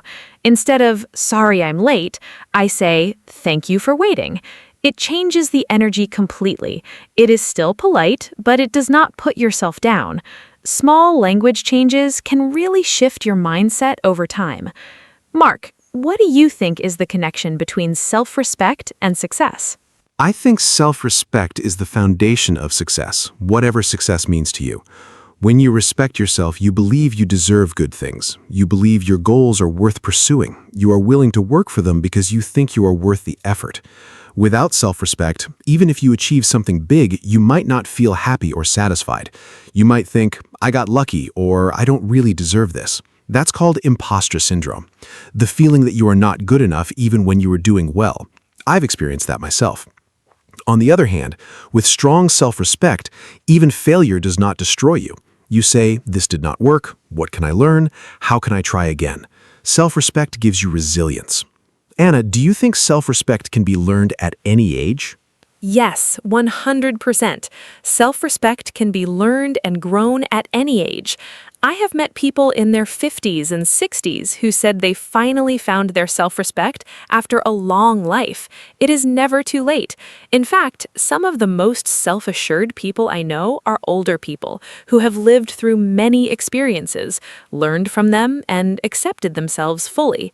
The brain can change and grow at any age. Science has proven this. Habits can be changed at any age. Old beliefs can be questioned and replaced at any age. Of course, it is wonderful if children learn self-respect early. That is why it is so important to teach children to know their value from a young age. But if you didn't learn it as a child, you can absolutely build it now. Before we say goodbye, I want to say a big thank you to Anna for this wonderful conversation. Talking about self-respect is not always easy, but it is so necessary. I hope that everyone listening today takes away at least one small idea that helps them feel more valued and more confident. Remember, self-respect is not arrogance. It is not selfishness. It is the quiet, strong belief that you matter. And that belief is available to every single person, including you. If you are struggling with self-respect right now, please be patient with yourself. It's a journey, not a destination. Every small step counts.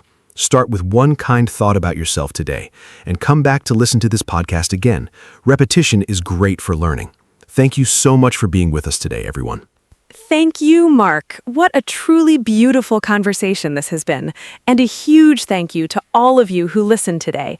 I hope this podcast gave you something to think about and something to feel.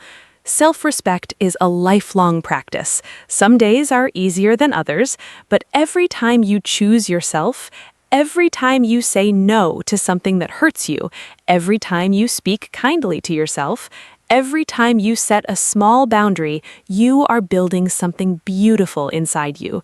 You are building your self-respect. If today's episode helped you, please share it with someone who might need it too. And remember our key message: you are worthy, you are enough, and you deserve to be treated with kindness, starting by yourself. Until next time, take care of yourselves. Goodbye from me, Anna. Hello, everyone. Welcome to our podcast. My name is Anna. I am so happy you are here today. Today, we have a very special topic. We are going to talk about family. Family is very important to all of us. In this podcast, I am with my friend Mark. We will talk about our families, our parents, brothers, sisters, and more. I think this is a great topic for people who are learning English. It is simple, but it is also very personal and nice. I hope you enjoy our conversation. Now, let me say hello to Mark. Hi, Mark. How are you today? Hi, Anna. I am great, thank you. And hello to all our listeners. I am Mark, and I am very happy to be here today. I love talking about family. For me, family is everything. It is the most important thing in life. I think this topic is perfect for beginners because we all have a family, and we all know words like mother, father, sister, and brother. So this podcast will help you learn those words in English and use them in real conversations.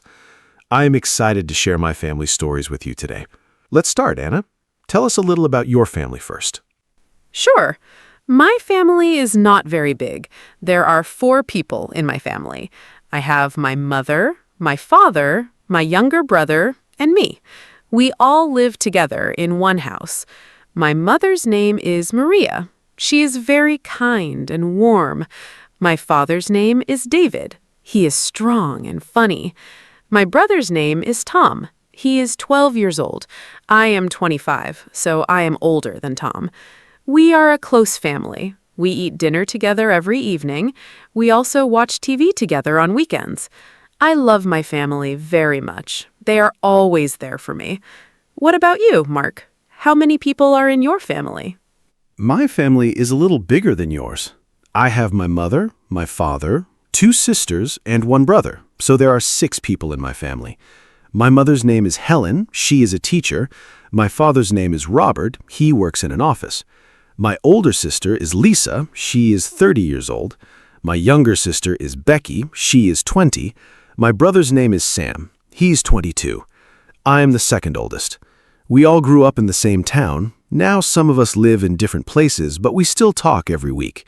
Family is family, right? It doesn't matter where you live. That's what I believe. Do you live close to your parents, Anna? Yes, I do. I still live with my parents.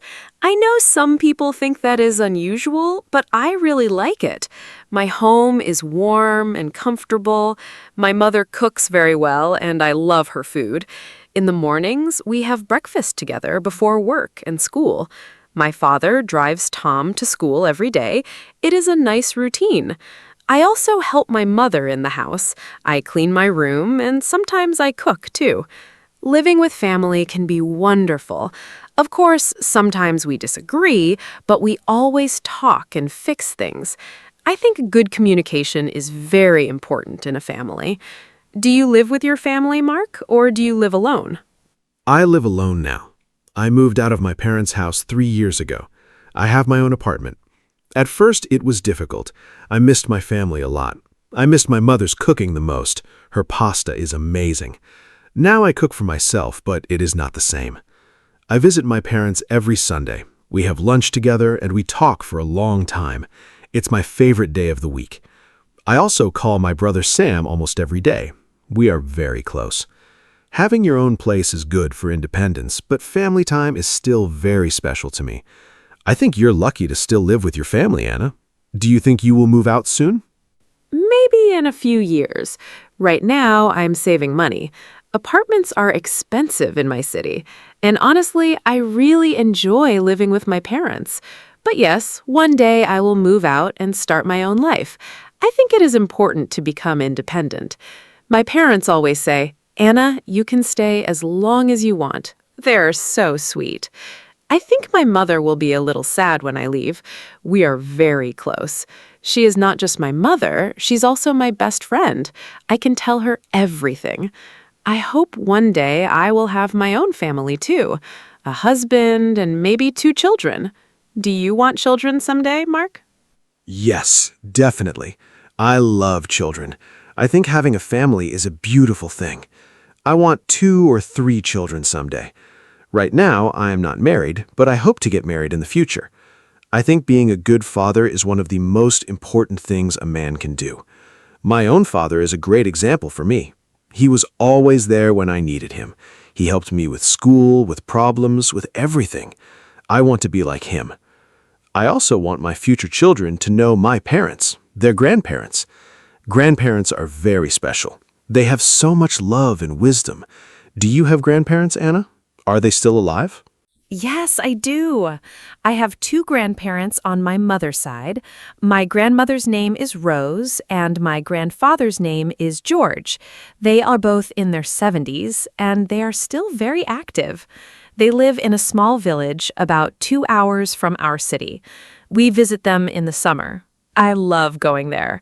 Their house is old but very cozy. My grandmother always bakes bread and cakes. The smell is wonderful. My grandfather tells amazing stories about the past. I can listen to him for hours. Unfortunately, my father's parents passed away before I was born, so I never met them. That makes me a little sad. But I feel very lucky to have Rose and George. Do you have grandparents too? Yes, I have one grandmother. Her name is Betty. She's 81 years old, and she's still very sharp and funny. She lives in a care home now, but she is happy there. I visit her every month. She always remembers everything and asks me many questions. Are you eating well? Do you have a girlfriend? She makes me laugh every time. My grandfather on my mother's side passed away 5 years ago. His name was Jim. I miss him very much. He was a great man, very wise and gentle. My father's parents both passed away when I was young. I have some photos of them, but no real memories. It is a little sad. But Betty is wonderful, and I treasure every visit with her. Betty sounds wonderful. I love that she is still funny and curious at 81. Old people have so many interesting stories and experiences. Let's talk about siblings now. You said you have 2 sisters and a brother. Are you close to all of them? I only have one sibling, my brother Tom. He is still young, only 12, so sometimes we don't have much to talk about. He likes video games and cartoons.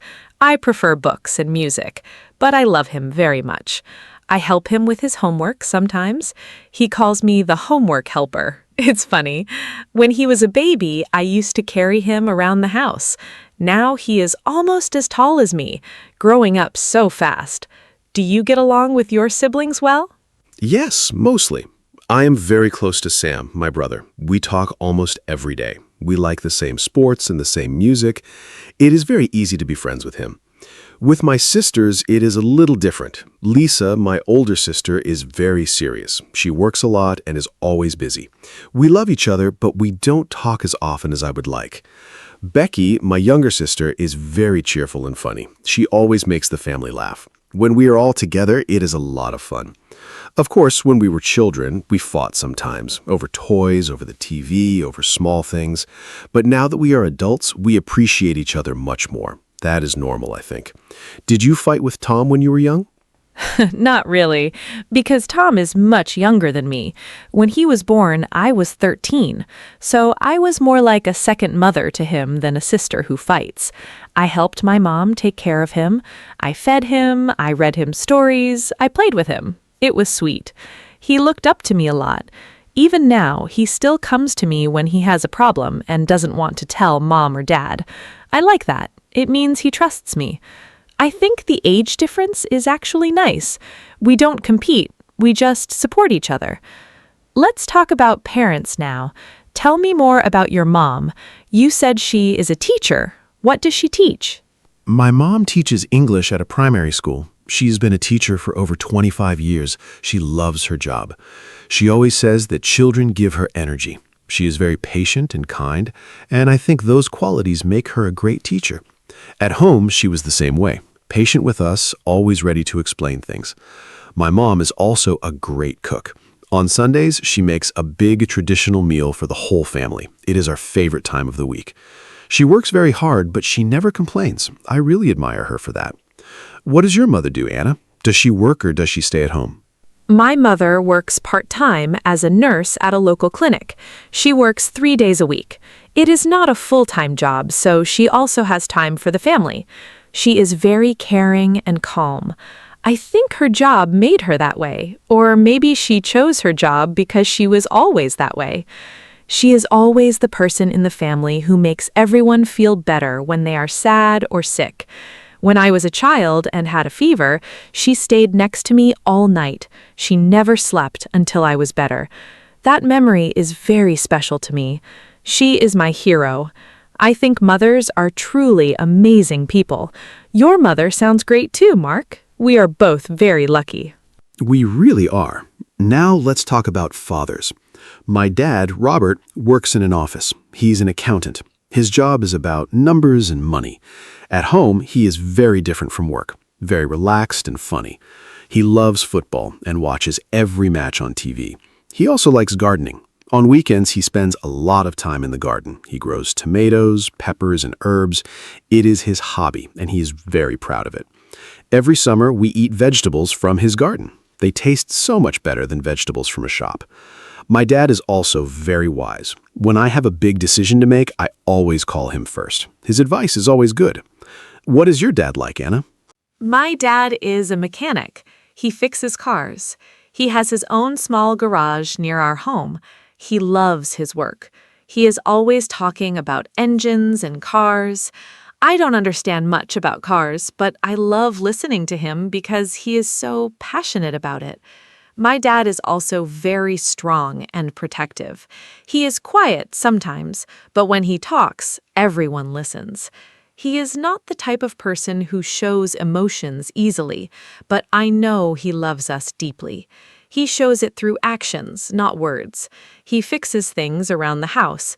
He makes sure we are safe. He works hard for our family. One of my happiest memories is going to his garage as a child and helping him with small things. Do you have a special memory with your dad, too? Yes, my best memory with my dad is going fishing together. Every summer, just the two of us would go to a lake near our town. We would wake up very early in the morning at 5 o'clock and drive to the lake. We never caught many fish, but that was not really the point. We just talked, laughed, and enjoyed the quiet morning together. I still remember the smell of the lake and the sound of the birds. My dad would make coffee in a small thermos, and we would drink it by the water. Those mornings were so peaceful. I have not gone fishing in a long time, but now I really want to go again. Maybe I will invite my dad this summer. That memory warms my heart. What is your happiest family memory, Anna? Oh, what a beautiful story, Mark. The fishing memory is so sweet. My happiest family memory is our summer holiday when I was about 10 years old. My parents saved money for a whole year, and we went to the beach for 1 week. It was my first time at the sea. I remember seeing the ocean for the first time and thinking it was the biggest thing in the world. My dad carried me on his shoulders in the water. My mom made sandwiches on the beach. We all played in the sand. Tom was not born yet, so it was just the three of us. It was simple but perfect. I remember laughing a lot. To this day, the smell of the sea makes me feel happy and safe. I want to go back to that beach one day. That is a beautiful memory. Simple moments really are the most special, aren't they? Let's talk about family traditions now. Every family has its own traditions, things they do every year or every week. Does your family have any special traditions, Anna? For us, it is Sunday lunch, of course. My mom always cooks a big meal, roast chicken, potatoes, salad, and we all eat together. No phones at the table, that is a rule. We just talk and enjoy the food and each other's company. Another tradition is that every Christmas, my whole family goes to my parents' house. All 6 of us, plus Grandma Betty. It is loud and full of love. I look forward to it all year. What traditions does your family have? We have a few nice traditions. Every Saturday morning, my dad makes pancakes. He has been doing this for as long as I can remember. He makes them with honey and fruit. We all eat breakfast together and talk. It's a very relaxed, happy morning.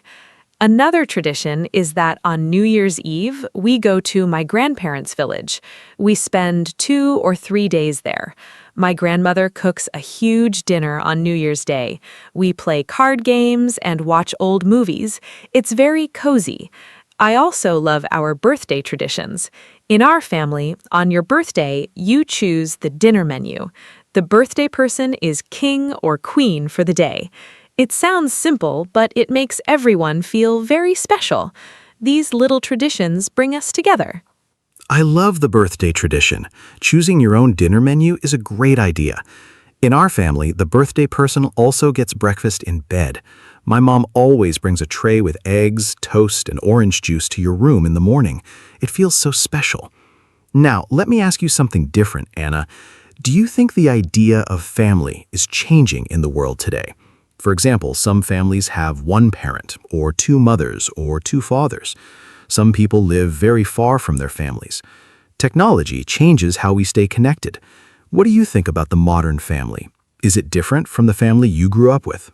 That's a great question, Mark. Yes, I think family is changing. In the past, a family usually meant a mother, a father, and children, all in one house. Today, families look different. Some children grow up with just one parent. Some have step-parents. Some are raised by grandparents. I think what matters most is love and support, not the shape of the family. I have friends from single-parent families who are very happy and loved. I also think technology helps modern families stay close even when they are far apart. Video calls, messages, and photos make distance smaller. My family uses a group chat every day. It's a nice way to share small moments. Family is love, not a fixed structure. I completely agree with you. Family is love, not a fixed structure. I think what children need most is to feel safe, loved, and supported. That can happen in many different types of families. I also think technology is very helpful. My sister Lisa lives in another country now. She moved abroad for work 2 years ago. We use video calls to see her face, which makes a huge difference. It's not the same as being in the same room, of course, but it's much better than nothing. In the past, if someone moved to another country, you might only see them once a year. Now we can talk every week. Do you have any family members who live far away, Anna? Yes, I have an uncle who lives in Canada. His name is Peter. He is my father's brother. He moved there about 15 years ago. He has a wife and 3 children there. We do not see them often, maybe once every 3 or 4 years. But we send messages and have video calls on special occasions, like birthdays and Christmas. His children, my cousins, speak English and a little bit of their local language there. I have never met them in person, only on screen. Isn't that strange? But I still feel connected to them. I hope to visit Canada one day. It would be amazing to finally hug my cousins. Do you have relatives who live abroad, Mark? Yes, Lisa lives in Germany now. She moved there for her job in engineering. She is doing very well there. I think she is happy, but she misses home sometimes. We can see it in her face during video calls, especially around the holidays. On Christmas, she flies home, and that is the best day. The moment she walks through the door, my mom starts crying, happy tears.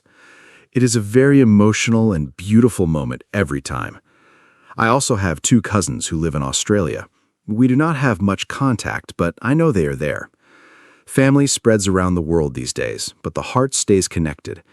I think that's a wonderful thing about family. How do you feel when you think about your uncle in Canada? I feel a little sad, but also happy for him. He built a beautiful life there.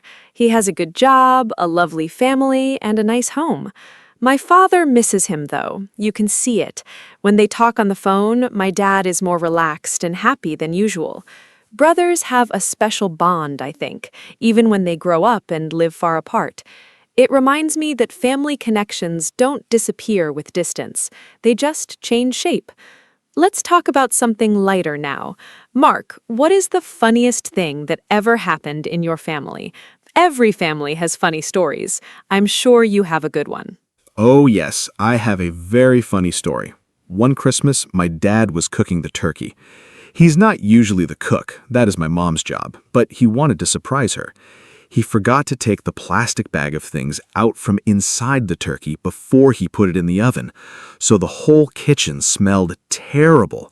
We had to open all the windows in winter. It was so cold and so funny. My mom came home and saw the disaster, and instead of being angry, she laughed until she cried. We ended up ordering pizza for Christmas dinner that year. Now, every Christmas, my dad says, "Don't worry, I will not cook the turkey this year." We still laugh about it every single time. Do you have a funny family story, Anna? That is hilarious. Pizza for Christmas dinner? That is a story to tell for life. My funny story is about my brother, Tom. Last year, he wanted to make breakfast for my mom on Mother's Day. He was 11 at the time.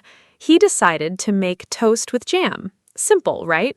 But he put 4 pieces of bread in the toaster at the same time and then forgot about them. He went to watch TV. The toast got black and smoke filled the kitchen. The fire alarm went off. We all ran downstairs thinking there was a real emergency. My mom came in her pajamas, very worried. Then she saw Tom standing by the toaster looking very guilty. We all laughed so much. Mom still got her breakfast, slightly burnt toast with lots of jam. Ha! Burnt toast for Mother's Day. Tom meant well. That is the sweetest part. The effort is what matters.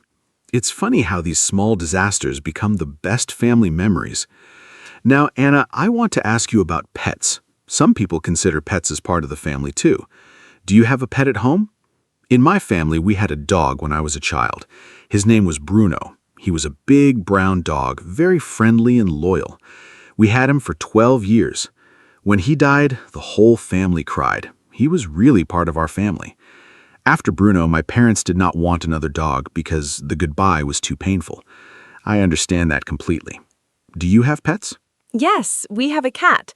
Her name is Mia. She is 4 years old and she is gray and white. She is a very calm and lazy cat.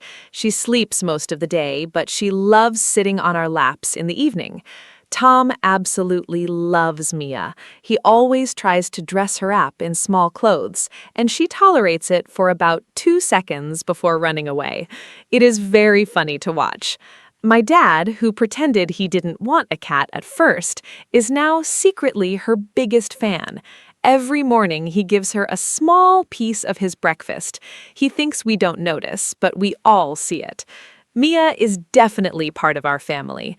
Pets bring so much joy and warmth to a home. Did you ever want another dog after Bruno? Yes, sometimes I think about getting a dog for my apartment, but I'm not sure I have enough time for one right now. Dogs need a lot of attention, walks, and company. I work long hours sometimes. I don't want to get a dog and then not give it the care it deserves. Maybe in the future, when I have a more settled life. For now, I'm happy to visit my friend's dog on weekends. His dog is very funny and energetic. I love playing with him. Mia sounds adorable. I love the image of your dad secretly giving her breakfast. That is so typical of people who say they don't like cats and then fall completely in love with them. Okay, Anna, let's talk about something important. How do you show love in your family? That is a beautiful question. In our family, we show love in many ways. My mom says I love you a lot, out loud, directly. She is very expressive. My dad shows love through actions. He fixes things, he provides for us, he shows up. He does not say I love you as often, but when he does, it means the world.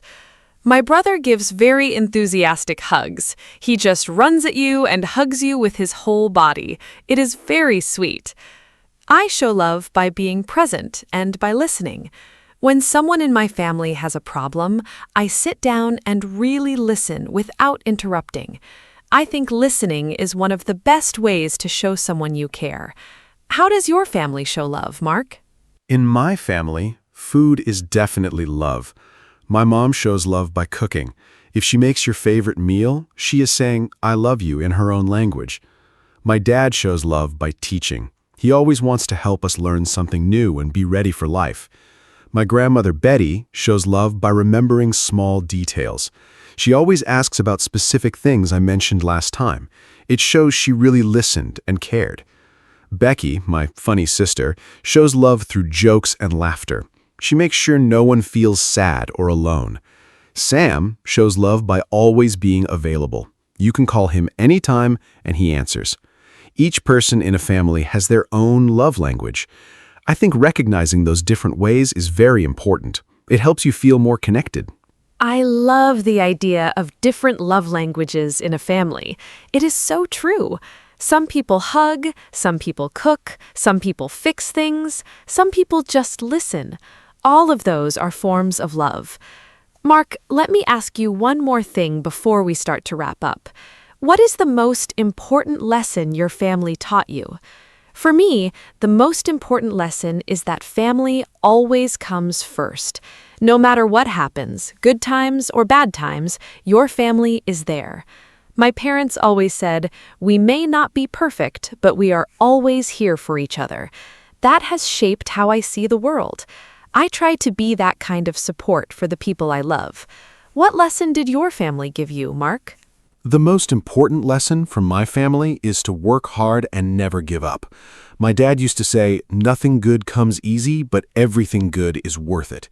He worked very hard his whole life to give us a comfortable home and education. My mom showed me the value of patience and kindness every single day. And from watching my siblings, I learned how to compromise and share. Because with 4 children in one house, you have no other choice. Together, these lessons shaped who I am today. I'm grateful for every single one of them. I think families are our first and most powerful teachers. No school can teach you what a loving family teaches you. That is something I believe very deeply. Beautifully said, Mark. Families really are our first school.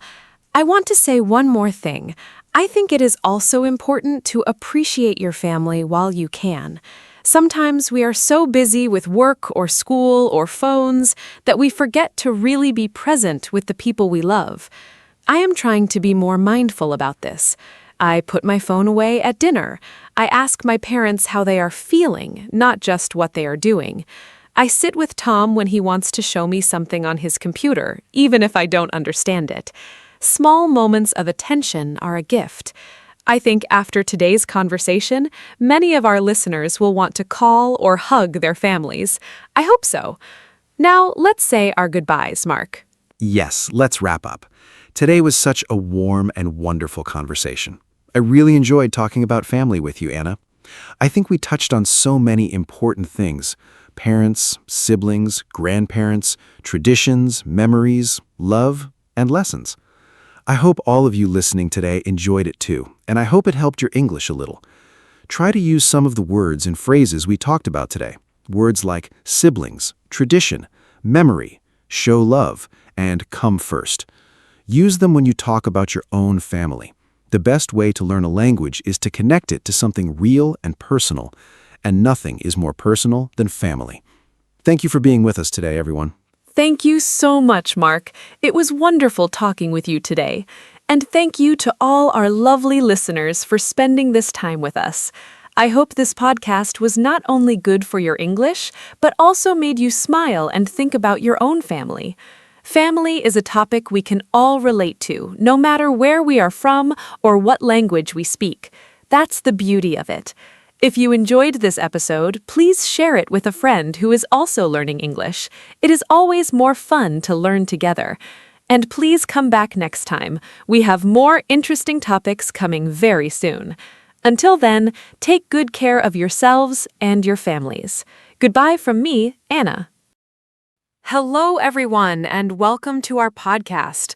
My name is Anna, and I am so happy you are here with us today. Today, we have a very exciting and important topic. We are going to talk about self-motivation. Self-motivation means the ability to push yourself forward, to do things, reach your goals, and keep going even when it is hard.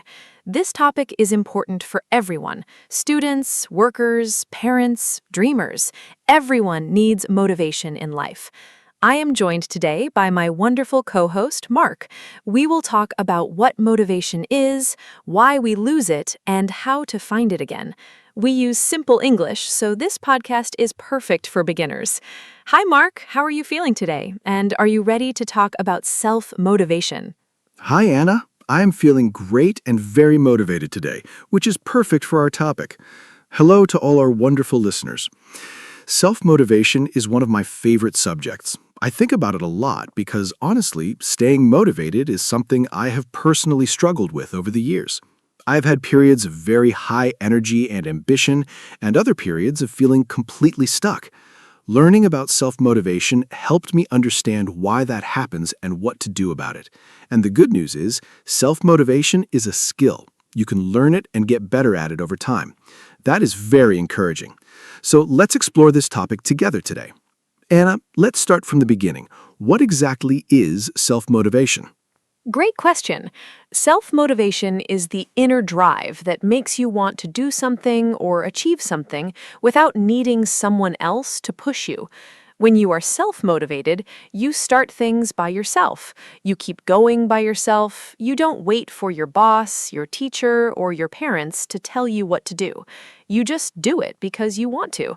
There are two types of motivation. The first is external motivation.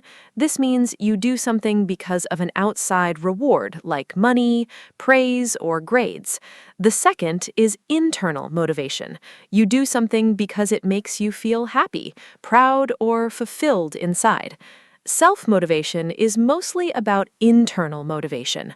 Mark, what do you think is the difference between the two types in everyday life? The difference is very important in everyday life. External motivation works well for a short time. For example, if your boss gives you a bonus, you feel motivated for a while. But when the bonus is gone, the motivation often disappears too. Internal motivation lasts longer because it comes from inside you. For example, when I started learning to cook, nobody asked me to do it and nobody paid me. I did it because I found it fun and creative. That internal joy kept me going for months. I practiced every weekend. Now I cook very well. External motivation can start things, but internal motivation sustains them. So if you want to stay motivated over a long time, it helps to find something that you genuinely care about and enjoy. Anna, do you think some people are naturally more motivated than others? That is a great question. I think some people seem naturally more energetic and driven, but I believe motivation is mostly a skill and a habit, not just a fixed personality trait. Some people learned good motivation habits early in life, maybe from their parents or teachers. Others had to learn later, but anyone can build stronger motivation at any age. What matters more than natural personality is your mindset, how you think about challenges, effort, and failure. People with a growth mindset believe they can improve through effort. They see failure as a lesson, not as proof that they are not good enough. That mindset creates strong self-motivation. People with a fixed mindset think abilities are fixed. You either have them or you don't. That thinking kills motivation. Mark, have you heard of the growth mindset before? Yes, the growth mindset comes from the work of psychologist Carol Dweck. She did many years of research and found that students who believed their abilities could grow and improve performed much better than students who believed their abilities were fixed. It is a very powerful idea. I remember when I first heard about it, I realized I had been using a fixed mindset in some areas of my life. For example, I always said, I am bad at math. That's just who I am. That belief stopped me from even trying to get better. When I changed to a growth mindset and said, I can improve at math if I practice and get help, everything changed. I started trying harder and I did improve. Your beliefs about yourself directly affect your motivation. Anna, how did you first learn about self-motivation? I started learning about self-motivation after a difficult year in my mid-20s. I had big dreams. I wanted to start my own small business, improve my English, travel more, and get healthy. But I wasn't doing any of those things. I had the dreams, but not the action. I felt frustrated and confused. Why could I not just do the things I wanted to do? I started reading books about habits and motivation. One book that changed my life was about setting clear goals and taking small actions every day. I learned that motivation doesn't always come first. Sometimes action comes first and motivation follows. That was a completely new idea for me. I thought you had to feel motivated before you could act, but actually, you often feel motivated after you start acting. Mark, what do you think about that idea? I think that idea is one of the most useful things anyone can learn about motivation. Many people wait to feel motivated before they begin. They say, I will start exercising when I feel more energetic, or I will study when I feel like it. But that feeling often never comes, or it comes and goes very quickly. The secret is to start even when you don't feel like it. Start small. Do just 2 minutes. Just open the book. Just put on your shoes. That small start usually creates a little momentum, and momentum builds motivation. I heard someone compare it to pushing a heavy cart. It's hardest to move at the very beginning, but once it starts rolling, it's much easier to keep going. Starting is always the hardest part. Have you experienced this, Anna? Yes, absolutely. This is something I experience almost every week. For example, I go for morning walks. There are many mornings when I wake up and I really don't want to go. My bed is warm and comfortable, and going outside in the cold seems terrible. But I have a rule. I just put on my walking shoes. That's it. Just the shoes. Once I have my shoes on, I almost always go. And once I am outside and walking, I feel wonderful. I am always happy I went. I never come home and think, I wish I had stayed in bed. The motivation follows the action. This is called the 2-minute rule by some coaches. You just commit to 2 minutes of anything. Often, 2 minutes turns into 20. What small actions help you start when you don't feel motivated, Mark? For me, the biggest small action is making my bed in the morning. It sounds so simple and almost silly, but it works for me. When I make my bed, I have already completed one task. My brain feels a small win and it wants another. That feeling of completion gives me energy and a sense of control over the day. Another small action I use is writing one sentence in my journal first thing in the morning. Just one sentence about how I feel or what I want from the day. Once I write that one sentence, I usually write more. These entry point habits are very powerful. They lower the barrier to starting. The hardest part of any task is beginning.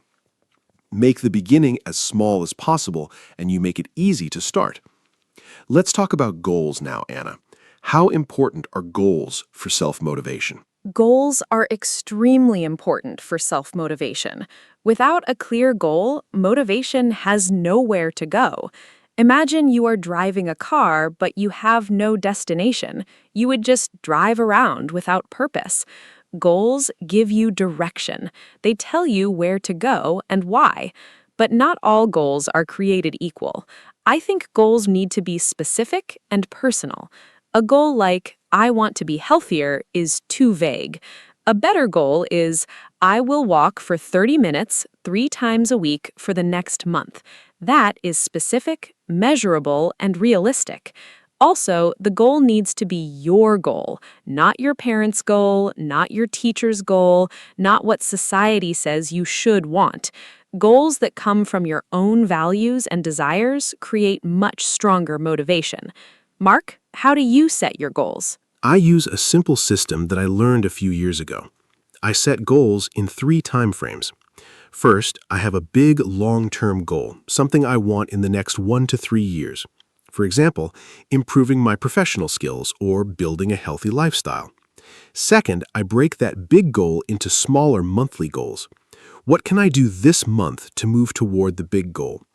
Third, I break the monthly goal into weekly actions. What will I do this week, specifically? This system makes big, scary goals feel manageable. Instead of thinking, I want to write a book someday, which feels impossible, I think, I will write 200 words today. 200 words a day becomes a book over time. Small steps, big results. Do you write down your goals, Anna? Yes, writing goals down is very important to me. There's a well-known idea that people who write their goals are much more likely to achieve them. When you write a goal, it becomes more real and more serious. It moves from a vague wish in your head to a clear intention on paper. I write my goals in my journal at the beginning of every month, and I review them every week. Reviewing goals regularly is just as important as writing them. It keeps your attention focused. We are very easily distracted by social media, by other people's opinions, by daily problems. Reviewing your goals brings you back to what matters to you. I also write why next to each goal. Why do I want this? The why is very powerful. It is the fuel for motivation. Mark, let's talk about the why. How important is knowing your why? Knowing your why is perhaps the most important thing in self-motivation. The why is your reason for doing something. And the deeper and more personal the reason, the more powerful the motivation. For example, someone might say their goal is to exercise. Their why could be to lose weight, to feel more energetic, to be healthy for their children, or to feel confident. The last 2 reasons, being there for children, feeling confident, are emotionally strong. They connect to core human needs. When things get hard, those deep reasons keep you going. A shallow why breaks under pressure. A deep why holds. I think it is worth spending time asking yourself honestly, why do I really want this? What will it mean for my life? The answer reveals a lot. Anna, what is a why that has driven you strongly? One of my strongest whys was learning English seriously. My surface reason was I want a better job, but when I dug deeper, the real reason was I want to communicate with people from all over the world. I want to read books in their original language. I want to travel freely and not feel lost. I want to feel confident and capable. Those deeper reasons were very emotional for me. They connected to my identity and my dreams. On days when studying English was boring or hard, I remembered those reasons and kept going. Now I'm here, hosting an English podcast. The why really works. I also think it helps to picture yourself after you achieve the goal. How will you feel? What will your life look like? That visualization is a great motivator. Do you use visualization, Mark? Yes, visualization is a technique used by many athletes, performers, and successful people. You close your eyes and imagine yourself achieving your goal in detail. What do you see? What do you hear? How do you feel? The more vivid and detailed the image, the better. Your brain responds to a strong mental image in a way that is similar to actually experiencing it. It builds confidence and desire. I use visualization when I have a big presentation or a new challenge. I close my eyes and picture myself doing it confidently and well. It reduces my fear and increases my motivation. But I also think visualization should be paired with planning and action. Just imagining a goal without working toward it is just daydreaming. You need both the dream and the plan. Let's talk about planning now, Anna. How does a plan help motivation? A plan is like a map for your motivation. Without a plan, you have a goal, but you don't know how to get there. That uncertainty is very discouraging. You feel overwhelmed and don't know where to start. A clear, simple plan removes that confusion. It says, do this today, do this tomorrow, do this next week. You follow the steps, and slowly you move forward. I keep my plans very simple. I don't write complicated systems. I just write 3 things I will do today that move me toward my goal. Just 3 things. That is manageable and not overwhelming. I also plan for obstacles. I ask myself, what might stop me today? And what will I do if that happens? This kind of planning makes me feel prepared and confident. Mark, what do you do when your plan doesn't work?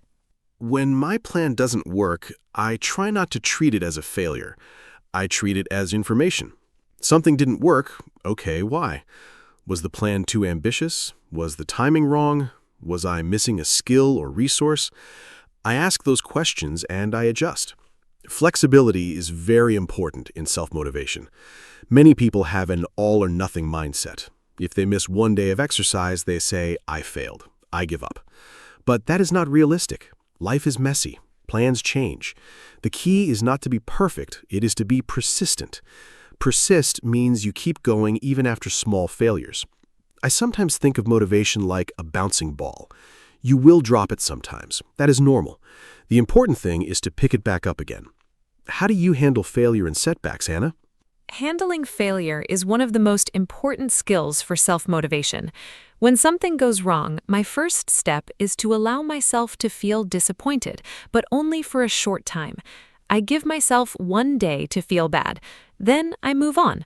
I think it is important to allow negative feelings, but not to live in them forever.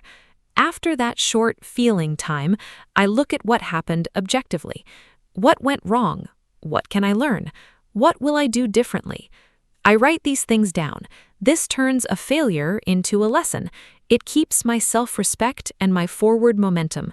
I also remind myself of past successes. When I doubt myself after a failure, I look at my journal and read about times I succeeded. That reminder gives me confidence to try again. Let's talk about confidence and motivation. Are they connected, Mark? Yes, confidence and motivation are deeply connected. When you feel confident, you believe you can do something, so you try. When you try and succeed, your confidence grows. And growing confidence increases your motivation. It's a positive cycle. But the opposite is also true. When you feel low confidence, you doubt yourself and avoid trying. When you avoid things, you miss the chance to succeed, and that decreases your motivation further. So how do you build confidence? Mainly through small successes.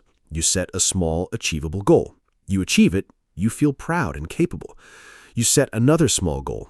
Over time, these small wins build a strong foundation of confidence. I always say success builds success. One small win is the seed of the next. Anna, what gives you confidence when you feel low? When I feel low in confidence, a few things help me. First, I remember my past wins. I have a small list I keep in my journal, moments when I did something I was proud of. Reading that list reminds me that I am capable. Second, I do something I am already good at. If I feel insecure about a new challenge, I first do a task I know I can complete well. That small success warms up my confidence, like stretching before exercise. Third, I talk to someone who believes in me. Sometimes we need a friend to remind us of our strengths. We can be very blind to our own abilities. Having 1 or 2 people who genuinely support you is incredibly valuable for motivation. Mark, how does the people around us affect our self-motivation? The people around us have a huge effect on our motivation, probably more than we realize. Research shows that we are strongly influenced by the habits and attitudes of the people we spend the most time with. If you are surrounded by motivated, positive, ambitious people, their energy is contagious. You naturally start to think and act like them. But if you spend most of your time with people who complain, give up easily, or discourage new ideas, that energy is also contagious, in a negative direction. I'm not saying you should abandon friends who struggle, but I do think you should be intentional about where you spend your energy and who you listen to. Find people who inspire you. Spend more time with them. Their motivation will feed yours. Do you have people like that in your life, Anna? Yes, I have a few people who are very important for my motivation. My best friend is a very hardworking and creative person. When I am around her, I feel more energetic and ambitious. She inspires me without even trying. I also follow a few people online, writers, coaches, creators, whose work and words inspire me. Reading their stories or watching their videos helps me feel connected to a bigger world of motivated people. I think community is very powerful for motivation. Many people join groups or clubs, running groups, study groups, online communities, where everyone shares the same goal. That shared energy is very motivating. You feel less alone in your efforts. And when others see your progress, it encourages you to continue. Have you ever joined a group to help with motivation, Mark? Yes, a few years ago I joined a running group. I'm not a natural runner. I find it hard and I used to hate it. But when I started running with a group every Saturday morning, everything changed. I did not want to let the group down. I knew they would be there and I didn't want to be the person who didn't show up. That social commitment was very motivating. Over time, I also started to enjoy the conversations during the runs. And the feeling of finishing a run with a group is wonderful. You celebrate together. I went from hating running to looking forward to Saturdays. The group changed my motivation completely. Commitment to others is a very powerful tool for motivation. When you make a promise to yourself, it's easy to break. When you make a promise to others, it's much harder. Anna, let's talk about habits and routines now. Yes, habits and routines are incredibly important for self-motivation. Here's the thing about motivation. It naturally goes up and down. Some days you feel very driven and energetic. Other days you feel flat and unmotivated. If your progress depends only on your feelings, you will be very inconsistent. But if your progress depends on habits and routines, you keep moving forward even on low motivation days. A habit is an automatic behavior. You do it without thinking too much. You brush your teeth every morning, not because you feel motivated, but because it is a habit. You can build the same kind of automatic behavior around your goals. If studying English every morning becomes a habit, you will do it whether you feel motivated or not. Consistency beats motivation every single time. Mark, how do you build good habits? Building good habits is a skill. I follow a few simple principles. First, I make the habit very easy to start. If the habit is too hard at the beginning, I will avoid it. So I start with the smallest possible version. Want to read more? Start with 1 page a night. Want to exercise? Start with 5 minutes. Once the habit is established, I can gradually increase it.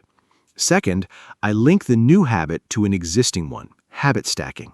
After I drink my morning coffee, I will do 10 minutes of English practice. The coffee is the trigger for the new habit. Third, I track my habits. I use a simple calendar and put a mark on every day I do the habit. A streak of marks is very motivating. You don't want to break the chain. These 3 simple steps have helped me build lasting habits. What is a habit you built that changed your life, Anna? The habit that changed my life most is daily reading. I started reading just 10 pages every night before bed. It seemed like nothing at first, but 10 pages a night is about 300 pages a month. That is 1 or 2 books a month. Over 1 year, I read more than 15 books. Those books changed how I think, how I communicate, and how I see the world. I learned so many new things about psychology, about habits, about history, about creativity. I became a better thinker and a better English speaker, all from 10 pages a night. I never would have believed that at the start. This is a great example of how a tiny, consistent habit creates enormous change over time. The power of small and consistent actions is amazing. Let's talk about procrastination now, Mark. Why do people procrastinate? Procrastination is one of the biggest enemies of self-motivation. It means you delay doing something even when you know you should do it. You say, "I'll do it later," and later never comes. Why do people procrastinate? It's usually because of one of these reasons. First, the task feels too big or overwhelming. Second, there's a fear of failure. If you don't start, you can't fail. Third, there's a fear of imperfection. You want to do it perfectly, so you wait for the perfect moment that never arrives. Fourth, the task is boring or unpleasant. Understanding why you are procrastinating is the first step to stopping it. Each reason needs a different solution. For the too big reason, break the task into tiny pieces. For the fear of failure reason, remind yourself that done is better than perfect. Anna, what is your best tip for fighting procrastination? My best tip for fighting procrastination is the 5-minute commitment.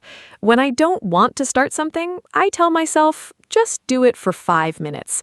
After 5 minutes, you can stop if you want. Almost always, after 5 minutes, I am already working, and I keep going. The starting was the barrier, not the task itself. Another tip I love is removing distractions before I start. I put my phone in another room. I close unnecessary browser tabs. I make myself a cup of tea. Then I sit down with everything ready and nothing to distract me. A clear environment helps a clear mind. I also use a timer. I work for 25 minutes with full focus, then take a 5-minute break. This is called the Pomodoro technique. It makes long tasks feel very manageable. Have you tried the Pomodoro technique, Mark? Yes, the Pomodoro technique is excellent. Working for 25 minutes with full focus, then resting for 5 minutes, then repeating, it keeps your brain fresh and makes deep work very achievable. I use it for writing, studying, and complex tasks. But even simpler than Pomodoro is just removing your phone from the room. I think the smartphone is the #1 killer of self-motivation in the modern world.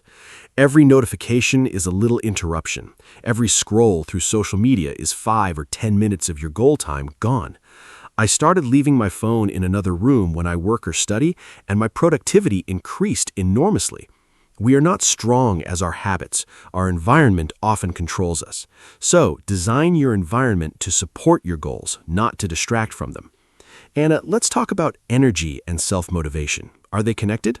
Absolutely. Energy and motivation are very closely connected. When your energy is low, even small tasks feel impossible. When your energy is high, you feel motivated to do many things. So taking care of your physical energy is a form of self-motivation. This means sleeping enough, eating nutritious food, moving your body regularly, and taking real breaks. I noticed that my most motivated periods always coincide with the times I sleep well and exercise regularly. My lowest motivation periods are always when I am tired, eating poorly, or sitting too much. Many people try to push through low energy with willpower or caffeine, but that only works for a short time. The sustainable solution is to manage your energy levels through good physical habits. Motivation follows energy. Mark, when during the day are you most motivated? I am definitely a morning person. I feel most sharp, creative, and motivated in the first 2 to 3 hours after I wake up. That's when I do my most important and creative work. I protect those morning hours very carefully. I do not check social media or emails until I've finished my most important task of the day. After lunch, my energy naturally drops a little. I use that lower energy time for smaller, routine tasks, answering messages, organizing, reading. In the late afternoon, my energy often comes back a little, but not as strongly as the morning. Understanding your own energy patterns is very useful for self-motivation. Schedule your hardest, most important tasks for your highest energy time. Don't waste your peak hours on easy tasks. Do you know your own energy patterns, Anna? Yes, I am also more productive in the mornings. My mind feels clearest before noon. I use that time for writing, learning, or anything that requires real concentration. In the afternoons, I feel slower, so I use that time for lighter work, organizing, responding to messages, doing simple tasks. I also discovered that short afternoon walks boost my energy significantly. Even a 10-minute walk outside around 3 o'clock gives me a second wave of motivation and energy for the rest of the day. I think people underestimate the power of movement as an energy booster. When you feel unmotivated and sluggish, the best thing to do is often the thing you least want to do. Get up and move. It almost always helps. Mark, let's talk about self-talk. How does the way we talk to ourselves affect motivation? Self-talk has an enormous effect on motivation. The words we say to ourselves in our heads are like a constant background voice, and that voice is either encouraging or discouraging. Many people have a very harsh inner critic. They say things to themselves like, "You're so lazy," "You always fail," or "You will never be good enough."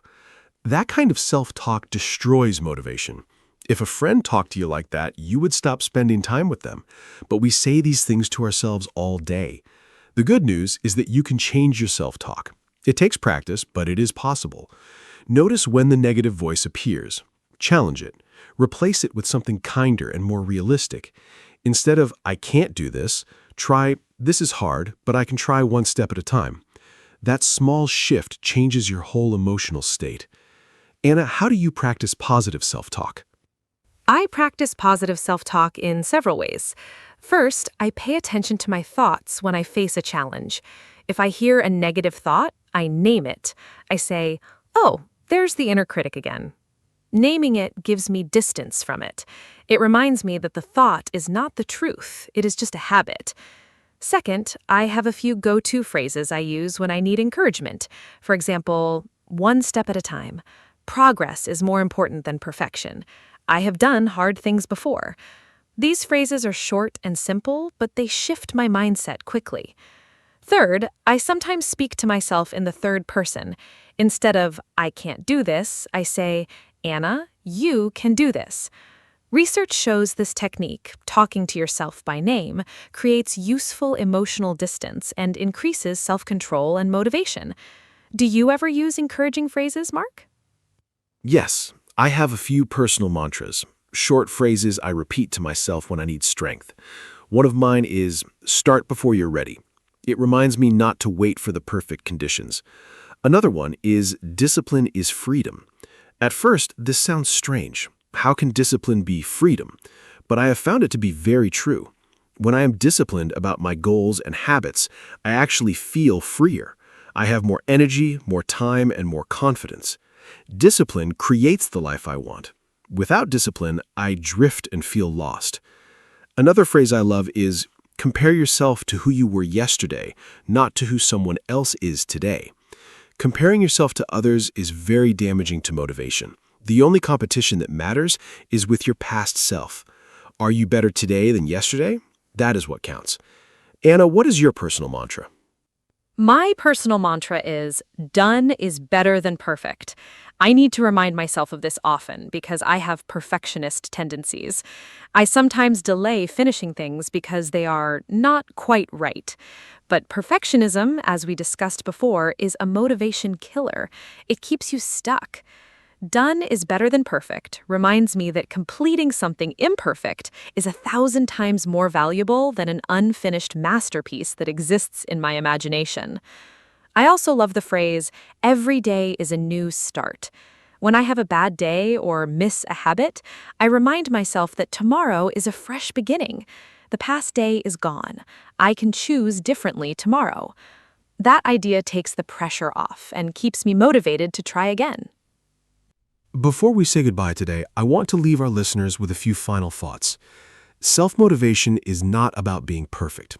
It is not about feeling excited every single day. It's about building habits, knowing your why, taking small steps, and being kind to yourself when things are hard. Every person listening today has goals and dreams inside them. The question is not whether those goals are possible, they probably are. The question is, will you take the first small step today? Not tomorrow, not next Monday, today. One step, no matter how small. That step is the beginning of everything. I believe in every person listening. You have what it takes. And remember, motivation follows action. So go take that first step. Thank you so much for listening, and thank you, Anna, for this wonderful conversation today. Thank you, Mark. This was such an energizing and inspiring conversation. And a huge thank you to all of you who listened today. I hope this episode gave you something useful, a new idea, a tip, a phrase, or just the reminder that you are capable of more than you think. Self-motivation is a skill, and like any skill, it grows with practice and patience. Be patient with yourself. Celebrate your small wins. Find your why. Build tiny habits. Surround yourself with people who inspire you. And please, be kind to your inner voice. You are your own most important coach. If this podcast helped you even a little, please share it with a friend who might need some motivation today. Come back next time for more friendly English conversations. Until then, keep going. You've got this. Goodbye from me, Anna. Hello, everyone, and welcome to our podcast. My name is Anna, and I am so happy you are here today. Today's topic is very special to me. We are going to talk about self-care. Maybe you have heard this word before. Self-care means taking care of yourself, your body, your mind, and your feelings. It is not selfish. It is necessary. I am joined today by my wonderful co-host, Mark. Together, we will share ideas, personal stories, and simple tips about self-care. We use easy English in this podcast, so it is perfect for beginners. I hope you enjoy our conversation and learn something helpful today. Hi, Mark. How are you? And are you ready to talk about self-care? Hi, Anna. I'm very well, thank you. And hello to all our wonderful listeners. Welcome. Yes, I am absolutely ready. Self-care is a topic I love. I think many people hear self-care and imagine expensive things like spa days or fancy holidays. But real self-care is much simpler than that. It's about small, daily habits that keep you healthy and happy. It's about listening to your body and your mind. I think this topic is very important for everyone. Young people, adults, busy parents, students. Everyone needs self-care.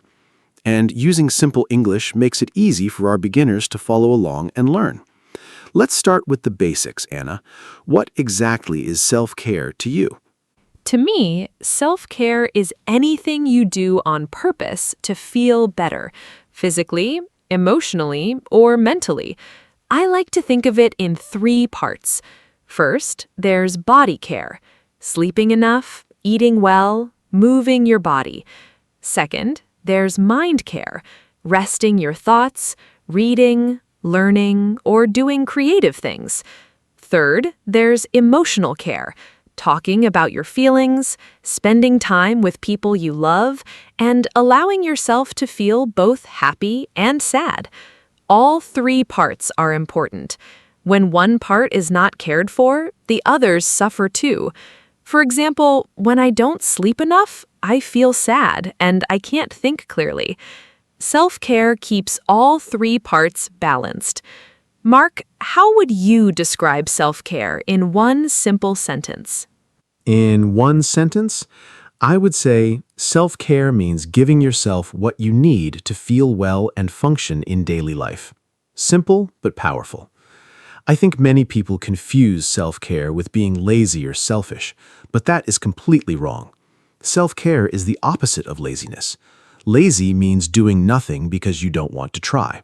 Self-care means making an active choice to rest, to recover, or to do something that helps your well-being. And it is definitely not selfish. When you take care of yourself, you have more energy and patience for others, for your family, your friends, your work. Think of it like charging your phone. If your phone battery is at 0, it does nothing. You need to charge it to use it. Self-care is your daily charge. Do you agree, Anna? I love that comparison. Charging your phone is such a perfect way to explain it. And just like a phone needs regular charging, people need regular self-care. You cannot charge your phone once a month and expect it to work every day. The same is true for people. Self-care needs to be consistent. Small things every day are better than one big thing once a month.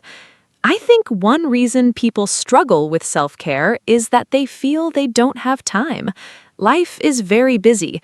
Work, family, chores, everything takes time. But I believe self-care does not always need a lot of time.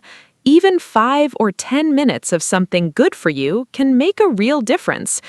Mark, what are some quick self-care things people can do when they are very busy? Great question. When I'm very busy, I use small self-care moments during the day. For example, I take 3 slow, deep breaths before a meeting. It takes 30 seconds, but it calms my mind. I also drink a full glass of water in the morning before I check my phone. That one habit helps my body wake up. Another thing I do is take a 5-minute walk outside at lunchtime. Fresh air and a little movement really help my mood and focus. I also try to eat lunch away from my desk. Just changing the location and not looking at a screen for 20 minutes gives my brain a real rest. These are tiny things, but together they add up. What's your favorite quick self-care moment, Anna? My favorite quick self-care moment is what I call my morning 5 minutes. Every morning, before I do anything else, I sit quietly for 5 minutes. No phone, no news, no talking. I just sit with a warm cup of tea, look out the window, and breathe. It sounds very simple, but it sets a calm tone for my whole day. On the days I skip it, I notice the difference. I feel more rushed and more stressed. Those 5 minutes feel like an anchor. They remind me that I exist and that the day belongs to me, not to my to-do list. Even on very busy days, 5 minutes is possible. You just have to choose it. Let's talk about sleep now, Mark. How important is sleep for self-care? Sleep is absolutely the foundation of self-care. Everything else depends on it. When you sleep enough, your brain works better, your mood is more stable, your body heals, and you have more energy. When you don't sleep enough, everything feels harder. You get frustrated more easily. You make more mistakes. You feel low and tired all day. I used to be very proud of sleeping only 5 or 6 hours a night. I thought it made me productive and strong, but actually I was hurting myself. Now I protect my sleep like it is very precious, because it is. I go to bed at a similar time every night. I avoid caffeine after 3 in the afternoon. I turn off screens an hour before bed. My sleep improved a lot. How many hours do you sleep, Anna? I try to sleep 7 to 8 hours every night. For me, the quality of sleep matters as much as the quantity. Sometimes I sleep 8 hours, but wake up feeling tired because my sleep was not deep or restful. I found that my sleep quality improved when I created a bedtime routine. About 30 minutes before bed, I stop using my phone, I dim the lights in my room, I read a few pages of a book, a real paper book, not a screen. Sometimes I write a few lines in my journal. These habits tell my brain it is time to slow down and rest. My body starts to relax naturally. A good bedtime routine is one of the best self-care gifts you can give yourself. Mark, let's talk about food. How does eating well connect to self-care? Food is a very important part of self-care. What we eat directly affects how we feel, physically and emotionally. When I eat a lot of processed food, sugar, and junk, I feel heavy and foggy. My mood goes down. My energy crashes after a short time. But when I eat fresh vegetables, fruits, proteins, and drink enough water, I feel lighter, clearer, and more energetic. I'm not a perfect eater. I love pizza and chocolate, but I try to make good choices most of the time. I also think how you eat matters, not just what you eat. Eating slowly, without distractions, and actually tasting your food is a form of self-care too. It is called mindful eating. Do you practice mindful eating, Anna? I tried to. Mindful eating was hard for me at first because I was so used to eating while watching TV or scrolling on my phone. I would finish my whole meal and not even remember eating it. Now I try to eat at a table without screens, and I focus on the taste and texture of the food. It makes the meal more enjoyable, and I also notice when I am full, which means I eat less but feel more satisfied. I also notice which foods make me feel good and which make me feel bad. For example, too much coffee makes me anxious. Heavy food at night makes me sleep badly. Paying attention to your body is a form of self-care. Your body sends signals, you just have to listen. What about movement and exercise, Mark? Movement is one of the most powerful forms of self-care, and it does not have to mean going to the gym every day. Any movement counts. Walking, dancing, swimming, cycling, stretching, yoga, they all help your body and your mind. When I exercise, my brain releases chemicals that make me feel happier and more relaxed. It's a natural mood booster. I used to hate exercise. I thought it was boring and painful, but then I found activities I actually enjoy. I love cycling outdoors and playing basketball with friends. Because I enjoy them, I actually do them. That's the key. Find movement you enjoy, not movement you force yourself to do. When it feels like fun, it's not hard to keep doing it. What kind of movement do you enjoy, Anna? I love walking and dancing. Walking is my everyday movement. I try to walk at least 30 minutes a day. I often walk in the park near my home. I listen to music or a podcast while I walk, which makes it very enjoyable. Sometimes I walk with a friend and we talk the whole time, so I get exercise and social connection at the same time. Dancing I do at home, just for fun. I put on music I love and I just dance alone in my kitchen. It always makes me laugh and feel joyful. I think movement connected to joy is the best self-care. You don't need a perfect body or special equipment, you just need to move in a way that feels good. Let's talk about something different now. Rest and relaxation. Is rest the same as self-care? Absolutely. Rest is a vital part of self-care. And I think many people feel guilty about resting. They think resting means wasting time, but that is a harmful mindset. Rest is productive. When you rest, your body repairs itself, your brain processes information, and your creativity recovers. There are different types of rest, too. Physical rest means your body stops moving, sleeping, or lying down. Mental rest means your brain stops working hard. Maybe you listen to calm music or sit quietly. Social rest means you spend time alone, away from people. Creative rest means you stop creating and just enjoy other people's art or beauty.